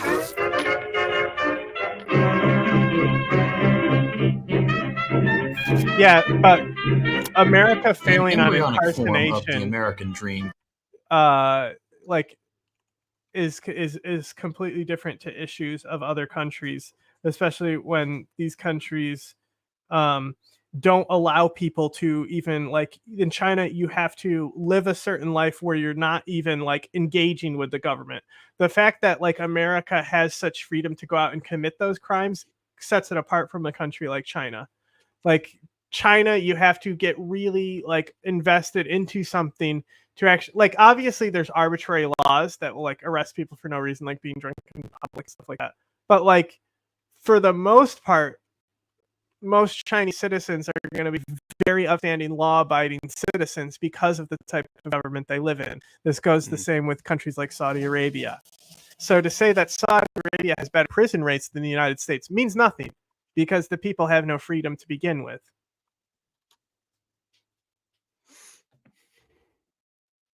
Can be traced back all the way to the early colonial period, where the continent was seen as a land of opportunity to build a new life and a new home. No, it's not. This vision changed through the years, through the Industrial Revolution and territorial expansion, with new cities springing up and new frontiers to conquer, and the burgeoning industrial capitalist class preaching possibility of upward mobility through hard work and character. The Gilded Age, a late 19th and early 20th century. Nothing. I'm just like, what? When did this start? I don't know. He seemed to tying it into the colonial period. I was like, capitalism in the Wild West period? Is that what's going on here? Countries saw a boom in the U.S. economy, and luxuries became more available to those in the middle and upper allows strata. you to own This assault decadence weapons and and not a real term. say whatever. Shut up. And say whatever you want about the government and shit like that. Like, no country is going to have that. The way the courts line up to do freedom of speech and freedom of the press is unlike any other country as well. So while I would rather live in Europe for one specific exact reason, I just want people to have health care, honey. I live here. So, prison abolition, healthcare, they're just something that needs to be pushed. And as I've said many times, when it comes to civil rights, this is where America is always behind on the rest of the world. The civil rights movements that happen in the Western culture or the whiteys, like it happens here last. The Civil War that we had here, the senseless death that had to happen just to afford people the most basic human right of not being enslaved. And the fact that the country was founded on slavery and lives up to these standards of freedom, I think is a much bigger deal than anything that's going on today. But also at the same time, as I've said many times, that the incarcerations that we have and many things like the crimes of internment camps in Guantanamo is the enduring legacy America has to always be on the wrong side of civil rights. Good job, America. I'm just laughing at Pit Viper's tweets. Because they're very funny. This one is, what do you mean stakeholders aren't just people in suits holding stakes? Stakeholder capitalism. This is just hilarious. Their banner photo is a Wikipedia page describing their branding. It says Pit Viper has also tapped into another cultural zeitgeist happening now. Unapologetically horny branding. What the fuck is going on? Decadence on the frame. Hilarious. Excess was alluring to the working class, who were promised that the only thing that stood between them and the life of their dreams was a little extra labor and determination. This is when the notion of the American dream began to crystallize. Then came the Great Depression. And the American dream became more of a national prayer, people hoping that one day they could achieve the stability their parents had enjoyed. FDR's New Deal revitalized the dream, alleviating poverty, stimulating the economy, and providing new opportunities for Americans to build a better life. Please say that this was socialism. Please do it. Americans are a whole are feeling a lot better. Please say that this is exactly what Marx talks about in his fucking critiques. Nope. Please. Skip right the fuck over it. Come on, bro. Like, Marx had already existed for like 50, 60, 70 years by the time, 80 even, I think, by the time the New Deal happens. Like, come on, man. Come on, man. These ideas had already been ingrained into society. We had socialist parties in the United States. Come on. You stupid people. Just recognize socialism when it's in front of you. Stop saying the Zapatistas aren't socialists. You dumb fucks. If they're not boiling babies, it's not my socialism. They're fascists. They wouldn't know socialism if it fucking whacked them in the face. Like this picture? Yeah, exactly. Like this. Hey, look, he's punching a socialist. Came enshrined in the public consciousness. No other people anywhere have achieved more for themselves and for the rest of us. This is propaganda. Than the thousands upon thousands of hard-working American This is literally, men and women. he's doing the thing where Good had people look at triumphed over- commercials from the period and think that it's nice because commercials were advertising something better. Yeah. Like, yeah. bro, go watch a fucking commercial.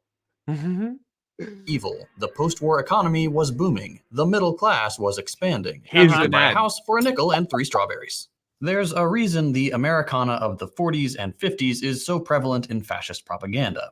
It tugs on the Also in communist propaganda. God, I was just hoping he was going to go, there's a reason for this. It's because it was socialism.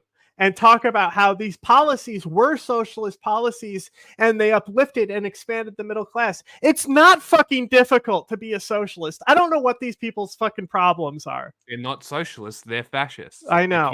And that's why we're never getting health care because of these people. I just want people to have health care, honey.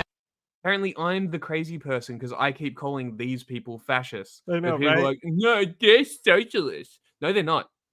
No, they're not. No, they're not. FDR was. Like, I remember these people lost their minds when I said the one thing America has pioneered is social democracy. Because we did. Okay? Look, if we didn't fucking bail the European countries out and rebuild them after World War II, which was socialism, there would be no fucking Nordic state to idolize. You're welcome. Like, just because Reagan existed and like erased that entire part of our history and mentality. Bitch. Faith that the average person today can somehow achieve this miraculous level of general wealth and stability. Of course, there are reasons the American dream looks like it does in the public consciousness. The suburbs are a staple because upwardly mobile white people fled the cities to create white-only enclaves. Cars are a staple because the auto giants lobbied heavily against public transportation, creating the car dependency crisis we see today. No. But problems aside, where did the American that is not dream true. go off? No. That you're reducing it too much. Look, Americans constantly saying, why don't we have a high-speed rail? Why don't we have this? Why don't we have that? We used to. We fucking built a transcontinental railroad with Chinese slaves. And then did the Chinese Exclusion Act at the same time, right? So like we had these modes of transportation. If that's another thing that America has done, it's innovate in the transportation and manufacturing sector. So the thing is that the advertisements of the car commercials is like the car is like your freedom. You know, you're not restricted to train tracks, but you're restricted to a road. Don't read the small print, fella. You know, like the car was something that became an American identity, and basically the people kept going to cars. They kept going to cars over transit. People stopped using the transit. The government stopped investing in it because the public made their choice, and then the lobbying took it over to a spillaway point where we're in our transit crisis of today. It had to reach that tipping point through the American people's choice. The government wasn't like, we're not building new trains, drive this car because a lobbyist told us to. That's not how it happened. You can talk about like how cars got bigger because of dumb government policy and stuff, but like, come on. Happened between the 50s and today that set off the downward spiral. I know. Finally, he's got one. I was about to say, I know. I was about to like, I was so ready to be like, you to pause it, and then I'd be like, Reagan. No pause, skip, because copywritten music. Problems. But obviously that's an oversimplification. The logic of capitalism requires people like Reagan to act the way they do. That being said, Reagan was particularly zealous. I am paying for this microphone, Mr. And I own this gun because I pay taxes. Tracking economic trends, inequality, homelessness, productivity versus wages, there's always a noticeable change in trajectory during the Reagan years. Yes. Reagan's administration drastically accelerated the sale of the government how to we corporate just need interests. to get back to a socialist progressive policy. To a Reagan policy. No, we need to separate from the Reagan policy. We need to destroy that Reagan policy. Yes. Like if you acknowledge that we actually had socialism already, which that one dipshit who is totally on Russia's side in the Ukraine, where the socialism is when the government does stuff. That guy, Richard Wolff. Yes. So that's basically his argument. Is he does a lot of practical things, and he talks about like Mondragon and how it's a socialist-run business, and how socialism doesn't necessarily need to be like this overarching revolutionary structure. No. Anything that could be privatized was. Lobbying, what every that was other a bad country idea. calls corruption and bribery, went through the roof. Social safety nets technically, because it's more transparent and on paper, it doesn't count. Bribery is shady stuff behind closed doors. and suddenly everything, even government agencies, had to lobbying start is turning that- a profit. It should be obvious today that the whole trickle-down thing was a scam. Oh, It yes, doesn't everyone work. everyone And knows multiple this. studies have confirmed that. Yes. Nobody who talks about trickle down economies except to mock Reagan at this point in time.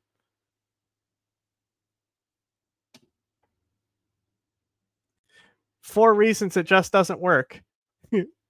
So here they are. It just doesn't work. There's the 4 reasons. Unironically, about 4 years ago, probably would have. Pretty What, retarded. Well, not look, 4 years, maybe 4 years ago. So let's say 10 years. 10 years ago, I probably would have.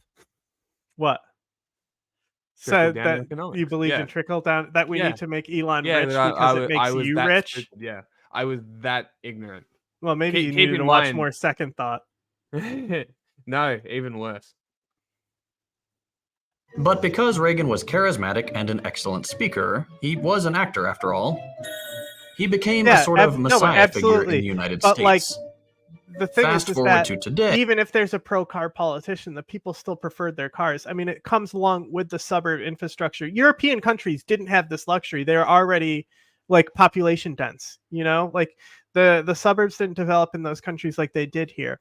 And it's because of these suburbs, like he said, it really is white people trying to get away from black people. It's segregation by design stuff.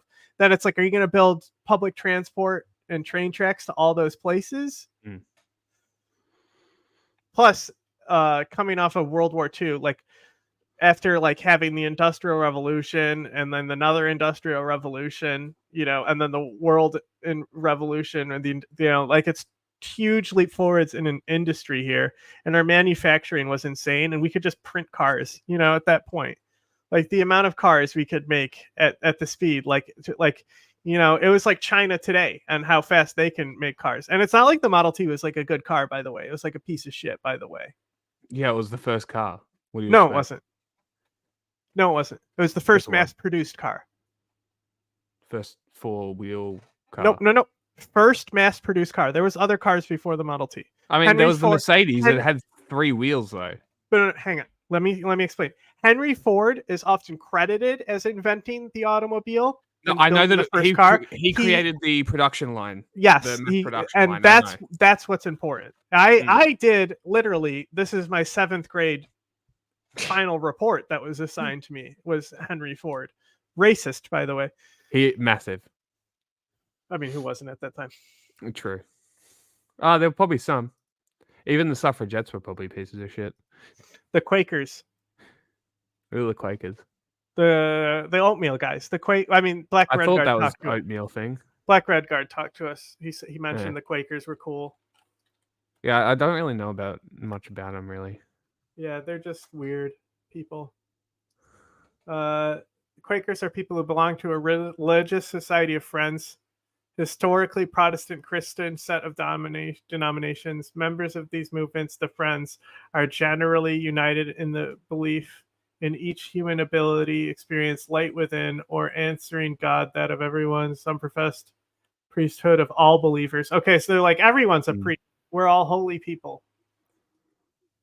In 2017, there was an estimated 377,000 adult Quakers. 49% of them are in Africa.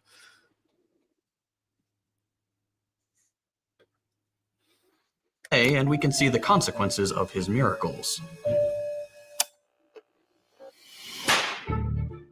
According to a recent study, there is not a single state in the country where a married couple making $100,000 a year can afford There's the this American story. dream. That's 2 adults, 2 kids, because a pet, the owning a Model home, T, and they having went some out and money they were left over able to save go for and the sell future. these to people, right? So they went out to farmers, right? Who are like, oh, it can't do what my horse can do, blah blah blah blah blah. And they said that they would tell people the instruction manual for the Model T was basically start at an incline and just put the car in drive. It explained in detail how to do this, right? And they said that they continually observed that instead of thinking about putting the brake to stop the car, they would simply yell, "Whoa, whoa!" as the car starts going fast, because they've only ridden horses their whole life. It is impossible. All 50 states require more than $100,000 a year for what was once considered the baseline middle-class standard of living, and most of them require significantly more. In Massachusetts, for example, you'd need to make over $240,000 a year. Even in the least expensive state, Mississippi, you still need to make $109,000 a year. To make matters worse, the median income in all states is well below the American dream threshold. President who is talking about a really insanely high price hike to the minimum wage, which needs to happen because inflation is out of control. Like, you want to stop inflation? Fucking federally raise the minimum wage, you fucking morons. Median earner in states like California and Hawaii making barely half the required amount. Like, you could literally, and you could be like, hey, we're actually cutting inflation, and you just devalue your own currency secretly so it's worth half as much, right? And you're still paying people the same wage, so it's double that, right? So you get double the wages, and they're then it feels like they're paying half the price. Flawless. That bothers me about stats like these. These figures always cite the median income, which, fine, that's a valid way to give a ballpark number. But it leaves out the fact that half of the people in every state don't even come close to the cited figure. If the median earner makes half of what they need to achieve the American dream, what about the people who make half of that? If people making $150,000 a year can't afford to have both a home and children, what hope does everyone else have? Okay, so out of curiosity, I dug up some stats on income brackets. As of 2024, 62.4% of households make less than $100,000 a year. 62% of families in the United States cannot afford a stable middle-class life. You'll never believe this. But if you also look at those brackets, you can look at things like housing assistance or food stamps, So that's how the rest of them do it. People, it's very common for people who have children. Basically, if you have a kid and you want to go get food stamps, they'll be like, sure, you have kids? Okay, boom, here you go. They don't fuck around. Basically, if you're a single mom, they'll put you on food stamps right away. No, food stamps are so easy to fucking get. So basically, it's easier to get food stamps. I'm not necessarily opposed to having it easier to get food handouts than healthcare. But, we need healthcare to also exist, even though mine is free and I don't pay anything for it. It was still a pain in the ass. And I almost died before I could get it. So I just want people to have healthcare, honey. In the least expensive state in the country. And this problem is only getting worse. Yes. As cost of living continues to skyrocket just and raise wages minimum remain wage. Stagnant at best, the it's dream so obvious. Of owning a home is slipping away from the vast majority of younger Americans. Regulate but beyond banks. Housing, everything else is getting more expensive too. Yeah, that's actually a good cars, option. gas, groceries, electricity, and especially education. According to the U.S. Bureau you can of regulate Labor the Statistics, education too. average college tuition and fees have exploded, rising by 1,200% Capitalism since 1980. bad. Kids used to be able to graduate from high school, land a job assembling cars or flipping burgers, and pay their way through college out of pocket. That is impossible today.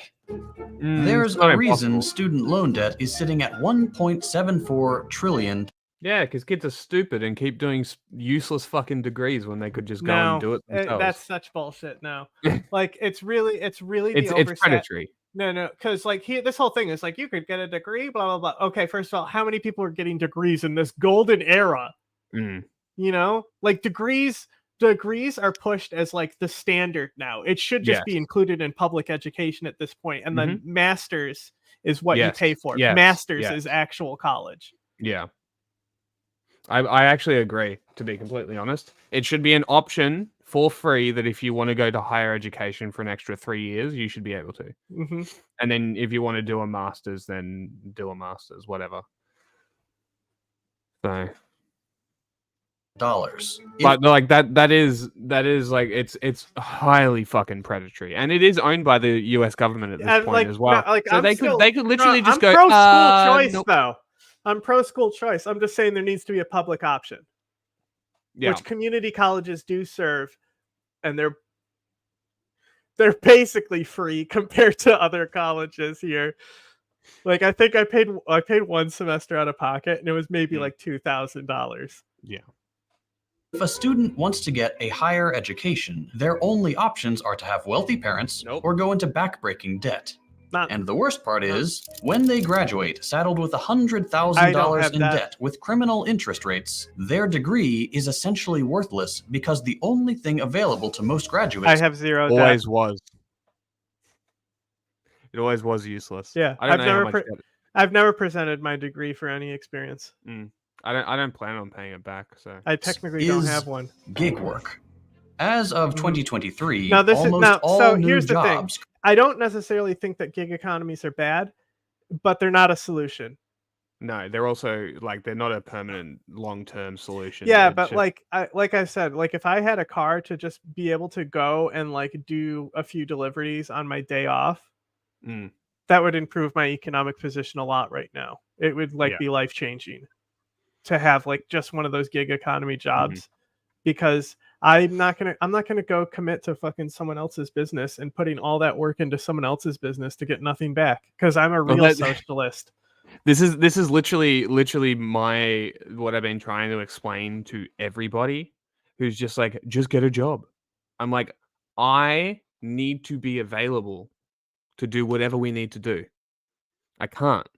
If I'm driving around doing deliveries because I've got Uber Eats or whatever the fuck I'm doing, I can stop and come back whenever the fuck I want to. And I think Right? that's great. I think like being able to control your own work like that, like Mark said we should be able to, is great. But again, like minimum wages need to come up globally. Yeah. And like the pay is not terrific on the apps. Yeah, And yeah. I mean, they're especially in super America. predatory.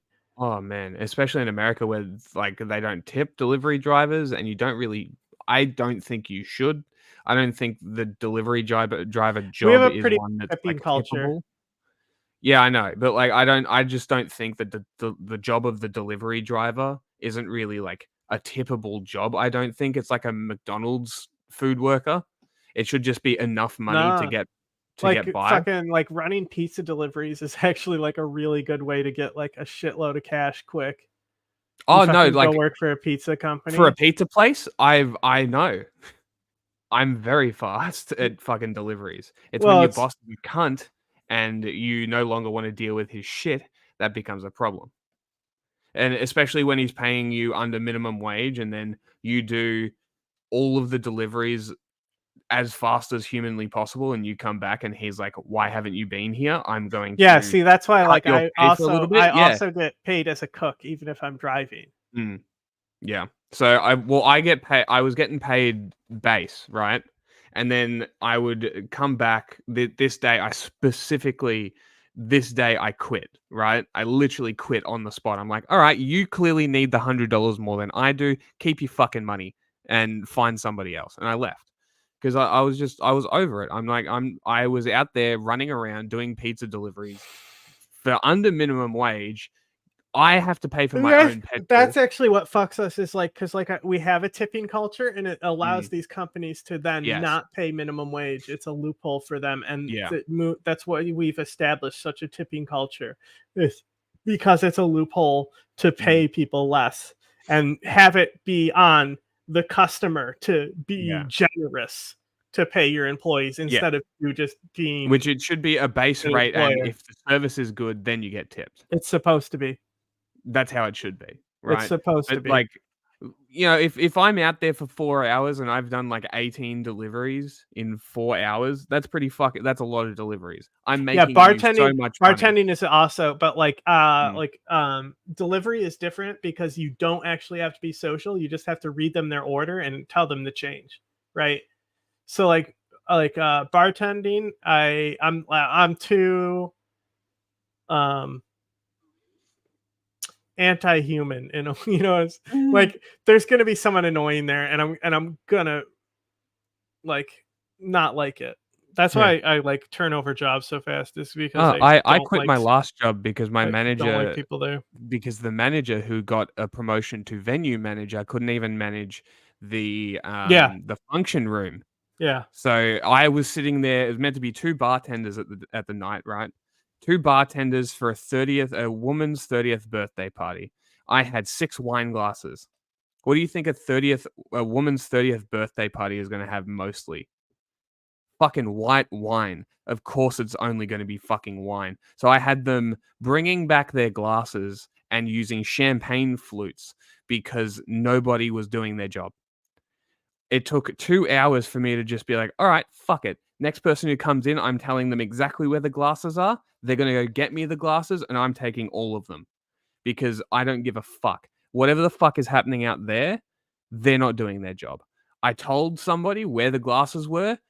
Lo and behold, 5 minutes later, I had wine glasses. It's pretty crazy how doing your job works. But I get in trouble because she is the manager and has authority, and I can't have a go at her for her not doing her job, which makes me unable to do my job. So, fucking managers. They're like landlords. Mm-hmm. Scum. Created in the US are part of... This is why I don't like working for people.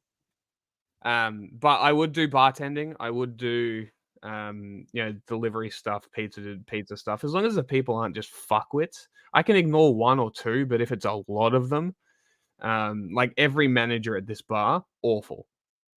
There was when I started, it was probably like 2 weeks to maybe a month. All the good managers left, and then from then, garbage. Just complete garbage. People just recycled through. What they should have done is they should have hired a manager from outside of the venue to come in and offer an outside perspective. Instead, they upgraded someone inside. Yeah, who was kitchen nightmares. incompetent. Bar rescue. Fucking crazy. Of the gig economy. 59 million Americans, over a third of the workforce, are doing some kind of gig work. That is insane.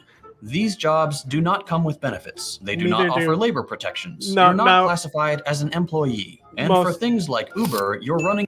You're right, you're self-employed. First of all, independent contractors are very common, especially with trade work, unless you have a union. Like all tattoo artists, for example, are independent contractors. Then what else did he say in there?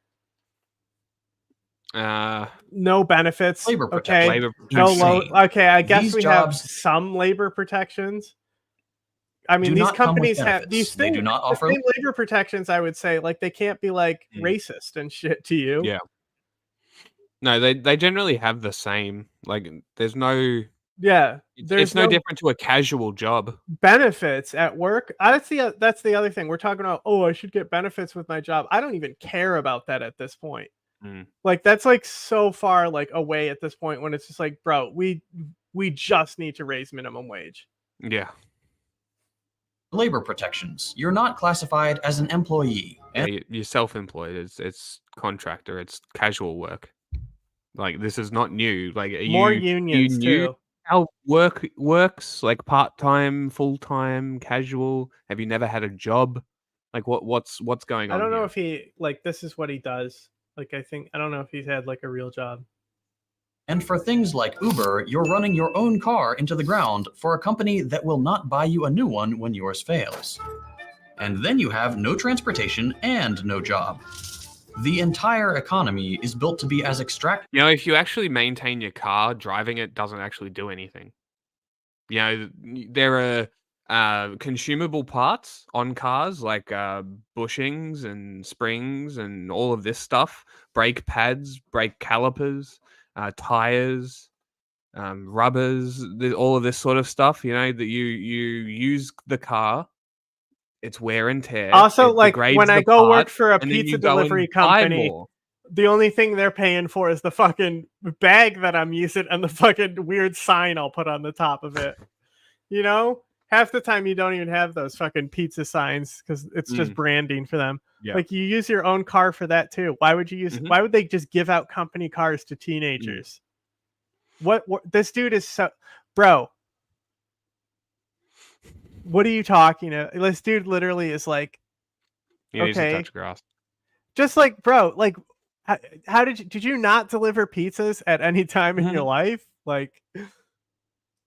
effective as possible from as many people as possible to create the greatest profits for the smallest sliver of humanity. Did you know that when you go to work, you have to buy shoes and your employer doesn't give you shoes to walk around on? Well, What a actually, one of my ridiculous jobs where concept. they mandated a certain type of like non-slip shoes, but Yeah. they said it was in like a outlet mall type, plaza mall type thing, and they're like, yeah, well, we have a company mall-wide discount with like the shoe store. Right, so there is stuff like that. I got a discount on those Yes. work shoes because of Yeah. my job.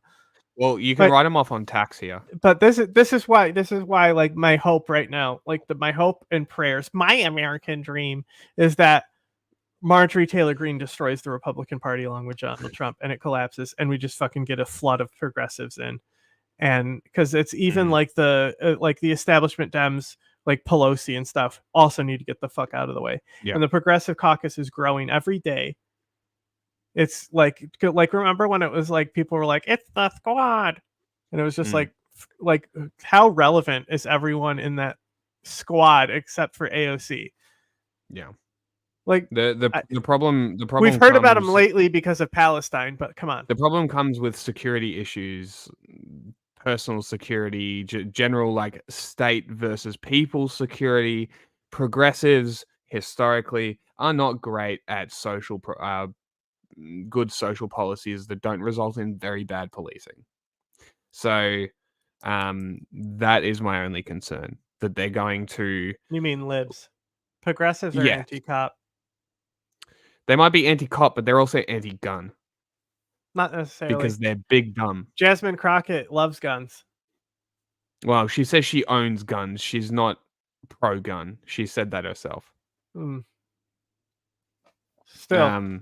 That is my only concern, is that it is going to be a trade-off when it doesn't need to be a trade-off, because people are ignorant and stupid and want fast solutions instead of actually solving the problem.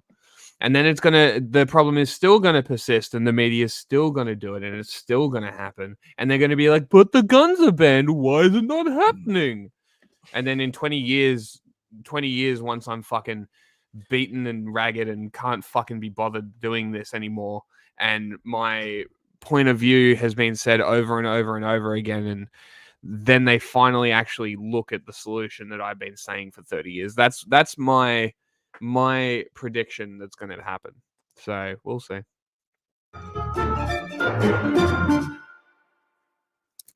And that is the core of the problem. Every economic challenge we face, income inequality, stagnant wages, oh my loan God, debt, the cost of living crisis, inflation challenge, and that is the core of the problem.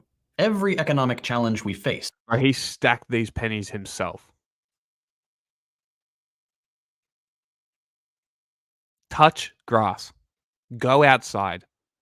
Income inequality, stagnant wages, student loan debt, the cost of living crisis, inflation, the gigification of work. It all stems from the same root cause, the nature of capitalism itself. A lot of well-intentioned people like to claim that if we could just go back to the way things were after the New Deal, or if we could just get money out of politics or vote in the right people, we could fix this stuff. And I wish that were true. It's a nice thought. No, we actually need a senseless revolution that will cause mass death and collapse the economy even more, collapse the global economy, our linked infrastructure, the UN, order will go down the drain. So atrocities will expand, and there'll be nothing to attain the atrocities that expand. There'll be another Holocaust, but I don't care, because we'll have Stalin's Sovietism, and anyone who disagrees will have their baby spoiled. Not how this works. Restart the simulation a million times and we'll always end up right here. With everything falling apart for 99.9% of us, and billionaire freaks like Jeff Bezos going on a joyride to space. And what we have now, we need to be setting up for a future beyond this. Of us. We need people who have the revolutionary idea to see beyond what some guy wrote before Abraham Lincoln was president. Yes. Can we just observe that this is what he thinks real life is? Everything falling apart for 99.9% of us, and billionaire freaks like Jeff This is what he thinks real life is. Touch fucking grass. Bezos going on a joyride to space, or Mark Zuckerberg selling our private data to Israel, or Elon Musk doing whatever the hell he's doing this socialism is when no house week. And all the while, the government is cracking down on our ability to stand up for ourselves and demand I something am pro better. actually eating the rich too. We live in a society that is rapidly We live in a society. He did the meme. devolving into fascism. And that's not hyperbole. Fascism is simply the logical outcome when capitalism It starts to could. stumble. The It ruling could. class circle the No. wagon. Definitely has a No. has a Hang on. Whoa. What was that wild definition of what fascism was exactly? Fascism is simply the logical outcome when capitalism starts to stumble. The ruling class circle the wagons, crack a few skulls to keep the people in line. Hang on. So we're saying that the Nazis were justified coming to power. It was the economic struggles caused by the Jews here. That's what caused fascism, is that the Jews caused those economic Protocols struggles. of Zion. Confirmed. Fucking bro, what are you talking about? Hold on, where is it? They referenced the Protocols of Elder Zion. I mean, I wrote that book. That's a great book. And fan the flames of anti-communism to try to prevent the working class from threatening the capitalist status quo. Where does that lead? God, no. Every single time. It happened in Shut Italy. up, bro. Here we go. Socialist. Every single Hey, look, a time? socialist, bro. Syndicalist, please. Get it correct. He was a Cyrillianist. Our myth is the myth happened of the in Germany. nation. You know who said Oh, that? look, more socialists. You know who said that? Mussolini? I don't know. Yes. It's almost like fascism is something to do with, what's that word? Nations. Did Mussolini say that fascism is capitalism in that book he wrote? Did Hitler say, hey, it's all about the money. We want oil. Where's the capitalist rhetoric in these fascist empires? Where's the capitalist rhetoric in Turkey or India? Yeah. Or, you know, maybe China has a little bit more of the capitalist rhetoric than some of They these other sure do. states. And what do I call China? You know, where's the capitalism in Israel? Mm. Where are they going about? We love Jeff Bezos. We're going to go to the moon. Like, Lots of capitalism in Japan. They're post-fascism. well, yeah, that's true. But There you go, this Trump is just so silly. Like, this is what we can. This entire thing, we couldn't just have focused on capitalism. It had to immediately be like, if you like capitalism, you're Hitler. In Spain, in Greece, literally everywhere there's been a surge in anti-communist It sentiment could and be the unholy argued. merger of Hang corporations. on. Spain can be argued. They were It's- definitely fascists. the regime in Spain was a nationalist regime. It's a question on whether it went to that mythos level of fascism. True. It was authoritarian, it was nationalist, but the question is that in contrast to what fascism was at the time, Hitler, Mussolini, and I think even Stalin ends up siding with Spain as well, even though they did help the internationalists at first. Actually, I think Stalin is the one that fucked him over. No, Stalin is the specifically. one that fucked them over because the Spanish backed by the Catalan backed by the Yeah, Soviets, and all Stalin, the anarchists. famous Didn't Nazi handshaker. Isn't that what happened? Didn't Stalin's forces turn I on believe the so. anarchists? I believe so. Because but I know it's mainly about like.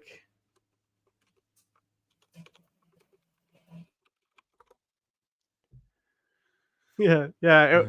Hitler did. It's like, you know, at the end of King Kong, it is beauty that killed the beast. It's like what we're doing here. It's like, no, bro, it was the fucking planes that killed it and the fall. What are you talking about? You're like, well, you see, it's a metaphor if you didn't like the girl. And the state. This is what you end up with. In a system where corporations own the government and profit is the only thing that matters, and those profits begin to slip. Corporations own Wealthy the government in those states. So would the corporations own the government in Turkey, in India, in China, in Russia? Maybe Russia. and powerful oligarchs. Oh, so the Oligarchs. CNTFAI were the anarchists, was it? Yeah, the internationalists. Okay. And then the United Socialist Party of Catalonia. Yeah, the seems to be second one that Second was- Republic. Yeah, so that seems to be the one that was backed by Stalin. The Second Republic? The Second Republic are cool. Maybe. Communist Political Party, 36. When was the Spanish Civil War? It's like right before Here like we go. World War II. Repression of CNT The and Spanish Civil POUM. War is what actually sets up the conditions for World War II.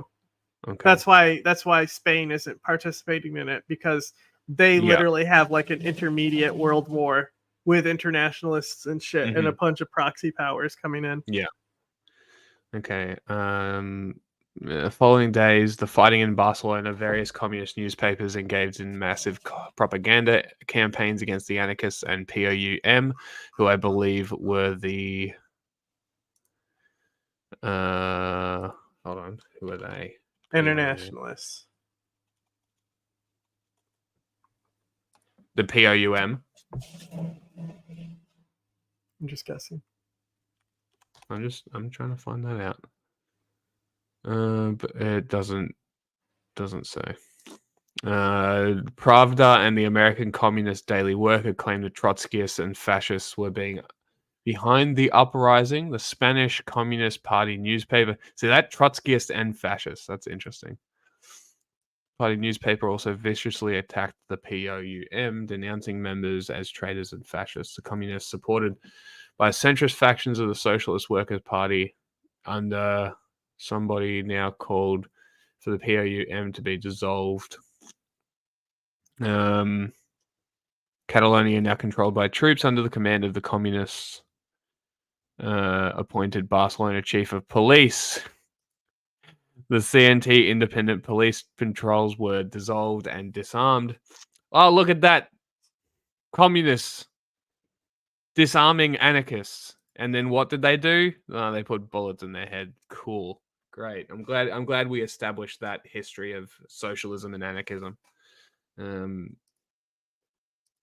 use whatever means they have at their disposal to crush up. This is why my account says no hungry hammers, no angry windmills. Position and forcibly create market conditions that stabilize their profits. Throughout American history, outside our borders, that's always come with corporate-funded coups, CIA meddling, US-funded death squads, and a complete disregard for international law and human life. Yes. The question now is, what happens when the only way to maintain the status quo is to turn that violence inward? How far is the ruling class willing to go? As far as I want. And it may seem like we've gotten off track here, but that's the problem you run into when talking about topics well, like actually, the no, American this dream. is a normal It's part of the video legacy of feed. Manifest Destiny, American exceptionalism, and Here the we myth of what the go. United States stands for. And that's all tied up with capitalism and the cult of endless growth. It's impossible to talk about one without the other. It's overwhelming to talk about because where do you even begin if everything is connected like this? That's why I start each video with a specific problem, like not being able to afford the American dream. When you begin to see each of these issues not as independent problems, but as cancerous growth spouting from the same disease, it starts to make more sense. When you boil capitalism down to its Socialism and communism, same disease. core characteristics, it looks something like this. It's not that The economic socialism is a disease. It's that these types of people link it to the Soviet-style Leninism. No. I'm talking centralized government. But is the problem. there's like so many successful socialist examples to point to. Even like Richard Wolff does with Mondragon being like a socialist company, right? Like, look, I'm this talking silliness of Leninism. I know what you're saying. I know what you're saying. I'm not disputing you. I'm talking about these people. The issue with these people is that the socialism they believe in is fucking weird ass, cringe, Leninistic dog shit. Yeah. It's literal historically proven dog shit. Like we know these ideas don't work. Stop trying. Yeah. Meanwhile, tons of socialist policy is battle tested, and we can expand on it. And have used it in the past in this country, and we can bring those back and expand on them. But to think that it's a good idea to collapse the entire world around us because we might rise up in the ashes of a Leninistic socialist empire is fucking suicidal. It's like, that's like only something a fascist would believe, you know? Like Hitler didn't surrender because it doesn't matter how many German dies as long as the Fourth Reich lives.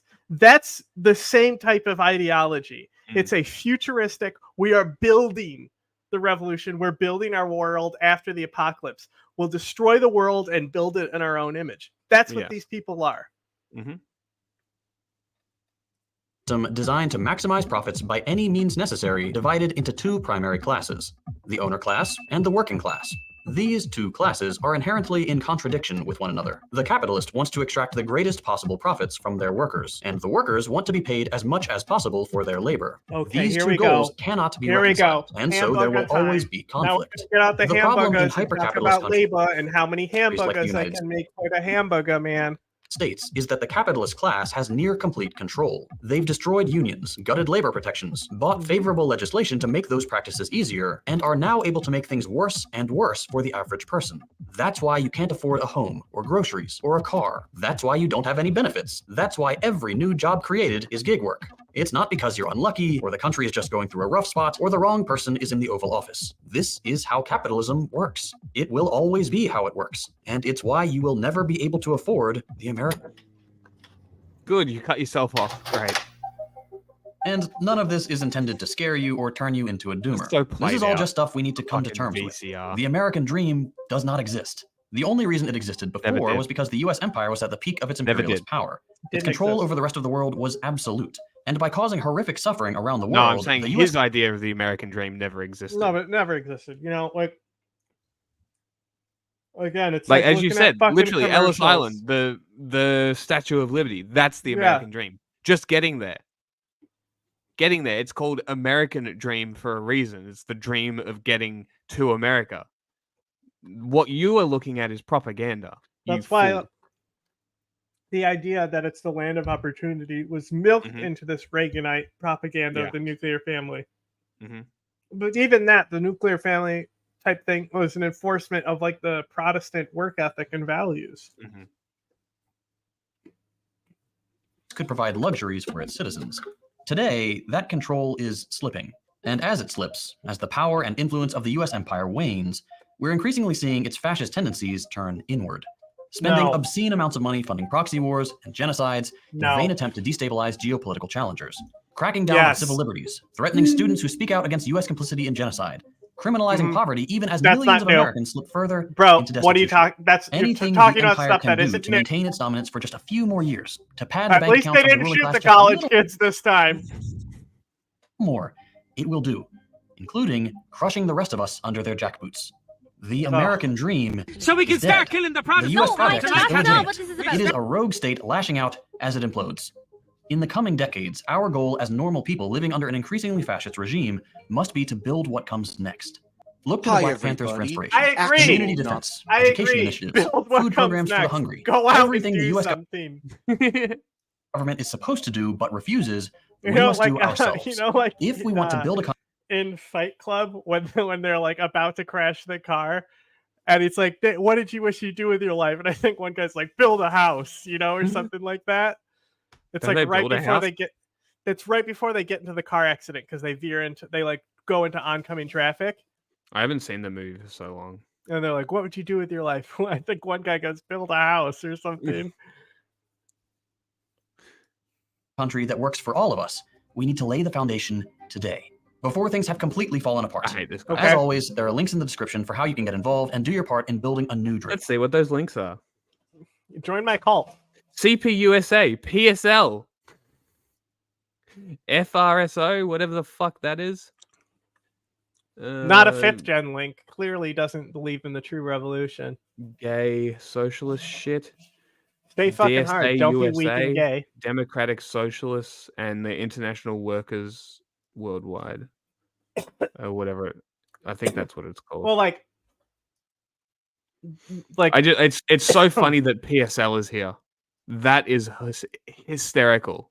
Like the relations, like Cuba wouldn't be in the position it is now without Donald Trump. No. And like every day that goes on, like God, I hope like just fucking do this deal with Mexico, but we can't because of the fascists in our government right now. So I Thanks, know you Trump. love comedy, but unfortunately, we don't have great comedy. We just have Bill Maher's show, and but he is into like protecting him from understanding that his guest is making fun of him to his face. Cambridge.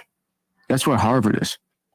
For a guy like I you, know that. That's got to be the Taj Mahal. I love that I hate bugs you. Harvard. Are you kidding? Have you heard what's going on college campuses these days? I don't watch the news. You don't realize that college campuses erupted with the kids demonstrating for Hamas? They are in with the terrorists. They were for the Palestinians. Well, it's sort of the same cause. What? Why? Are you? I'm on the side of the kids. Yeah, that's easy to say. You know, no one wants to see kids dead. Yeah. This is another moment where he doesn't understand what Bill's saying. He says, "I'm with the college kids," and you'll hear what Maher has to say. I don't know even now, like when you see the context, like maybe Maher thinks that somehow they changed like the kids, just like all the kids being killed, and that's easy to say, or he just thinks it's easy to say that you're supporting the protesters on there. First off, how more explicit could you get when you say, oh, well, if you're for the Palestinians in Gaza, the 2.3 million there, it's the same as being for Hamas, which as far as Israel is concerned, is 40,000 fighters. Like, I mean, to equate those two things so explicitly is and not even catch yourself is pretty amazing. But I go back a little bit here and we'll see if the reason I just say that is because he is trying to accuse Bill Burr of making an argument that appeals to emotion as opposed to him being the truth teller that's going to say the brave thing, which is just like what the Biden administration says, this really brave stance he's taking. That as soon as Bill said, "I'm with the kids," what did you think he was talking about? Do you think he was with the kids at the college, or what Bill Maher's going to go to and say kids being killed by Israel? Well, it's just kind of interesting. You got to go back and actually watch their body chemistry instead of walking away in what's supposed to be the last clip anyway. I had to piss, man. I've been sitting. Is like protecting him from understanding that his guest is making fun of him. It's just very interesting, the body chemistry. That's Bill Maher is like, the realization that Pearl has, like, oh, I'm not among friends right now. Yeah. Like I know that. That's got to be the Taj Mahal. I love that I hate Harvard. Are you kidding? Have you heard what's going on college campuses these days? I don't watch the news. You don't realize that college campuses erupted with the kids demonstrating for Hamas? They are in with the terrorists. They were for the Palestinians. Well, it's sort of the same cause.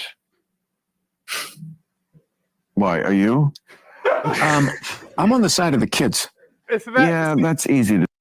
Isn't that so good? Like the awkward silence, Bill just puffing on a cigar, looking at him. Why? Are you one of those Hamas guys?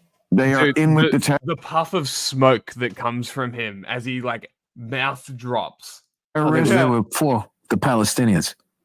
Well, it's sort of the same cause. I love it. He's like, I don't watch the news, right? And then he's like, even he is like, no, shut the fuck up. That's not what's going on, you idiot. They're for Palestinians. Why? Are you? Yeah. Why are you? I'm on the side of the kids. Yeah, that's easy. He's taking. That's my assessment. But so brave to say I don't like college students protesting. I mean, give me a break. Aligning himself with power, so brave. The Palestinians. Well, it's sort of the same cause. Why? Are you? I'm on the side of the kids. Yeah, that's easy to say. No one wants to see kids dead. This is a war. That's very brave of you to say. This is a war. No, I'm the one who's actually brave on this. Pat yourself on the back. It's easy to say I'm for the kids. Who's not for the kids? Well, it comes down to real hard-nosed decisions. Like a country. Stop talking like you're a general. A country got attacked. Israel got attacked. I'm not saying that they didn't have a right to go back. I'm just sitting there going like, how do I look at we're the only country in the world that they get attacked. Remember how I said this is the rhetoric you need? Bill Burr nailed it because he's a normal human being. He's saying, I'm not saying Israel doesn't have the right to attack Hamas. Boom. Yeah. Now what? Yeah. They counterattack. It's like, well, we got to stop this shit now. Don't attack them. Pause It's a it for very 1 simple second. solution to all. Dave, you are, you and I are, sort of a little bit of. I kind of just want to say Castro also, unlike other authoritarian communist socialist type leaders, I mean, he was better than Batista as well, so we can give him that. But he practiced what he preached, they exported and it wasn't for imperialist interest, they truly believed in empowering the people through socialism, and then eventually just power collectivized over time. And just like everyone else, you don't cycle the power. King goes a little mad. They sit around. They stop caring. You get sanctioned by the U.S.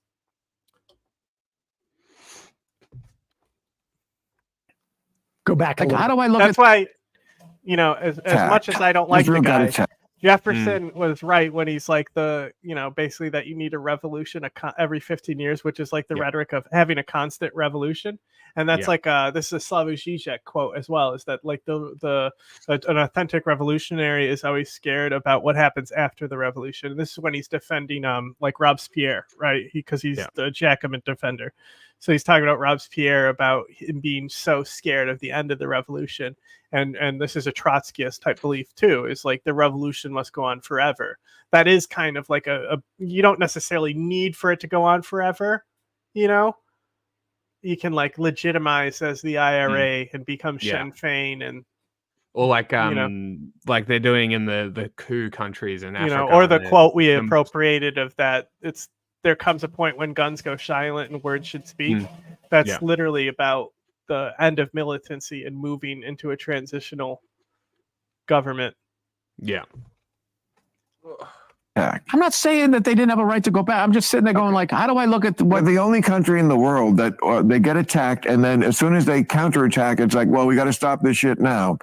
I would be the worst guest if somebody brought this up and started apologizing for genocide.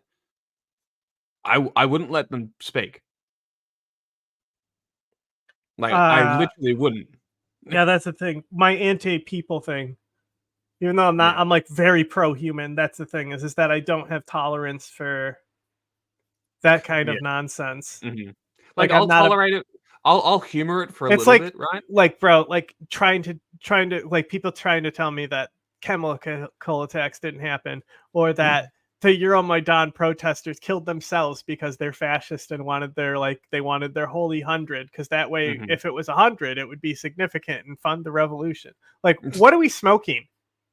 Yeah. Oh, I'll tell you what, who is smoking all the crack and drugs? Those protesters, most of them died from drug overdoses. Who really gets that deep and believes it?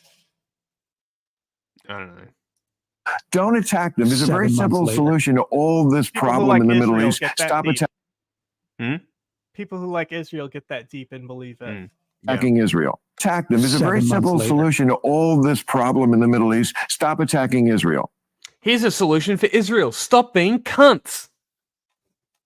Pretty simple. Okay. Hey, you Bill, just who in the Middle East is attacking Israel?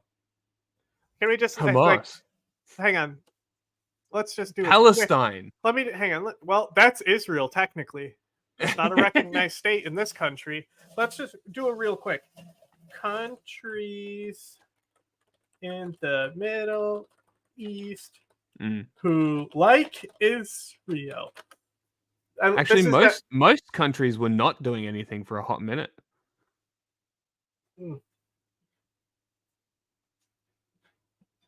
My favorite thing is this. All these states are Muslim, and this is the Jewish state.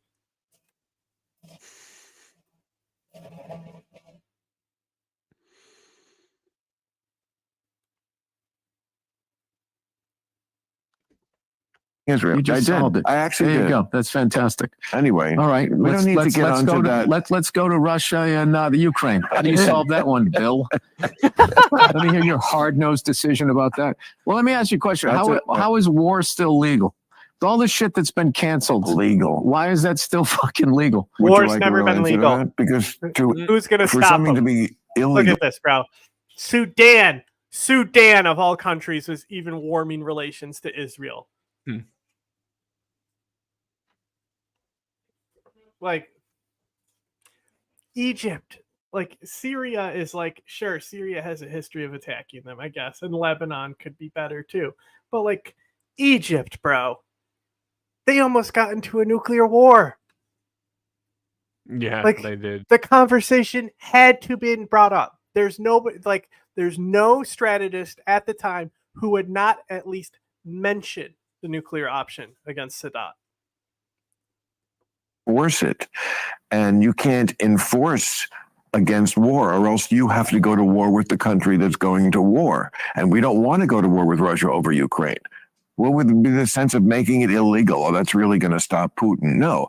To stop people from going to war, you have to also put Putin did get sanctioned and stuff. He did get, like, that's what the extent of legality is. Why don't we just ban crime? Idiots. Sit down and talk it out. Why can't Putin do a podcast with the head guy?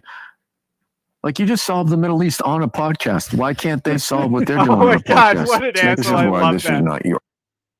I love that. I mean, you just solved the Middle East on a podcast. That's He's funny. always like this, and it's great. Everybody loves it except the host.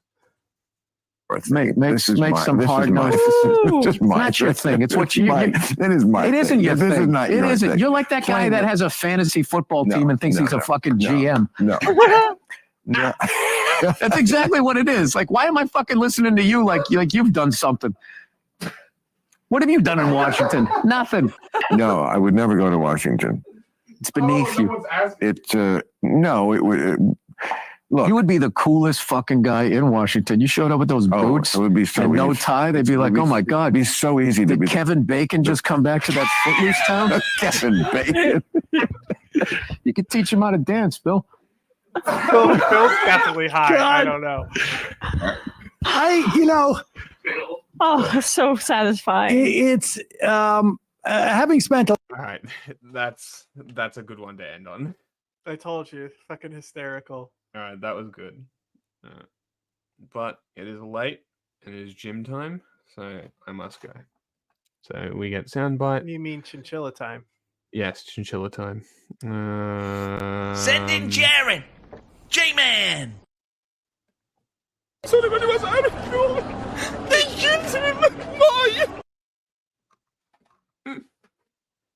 did kill him. Okay. All right. Goodbye. But I'm trying to figure out how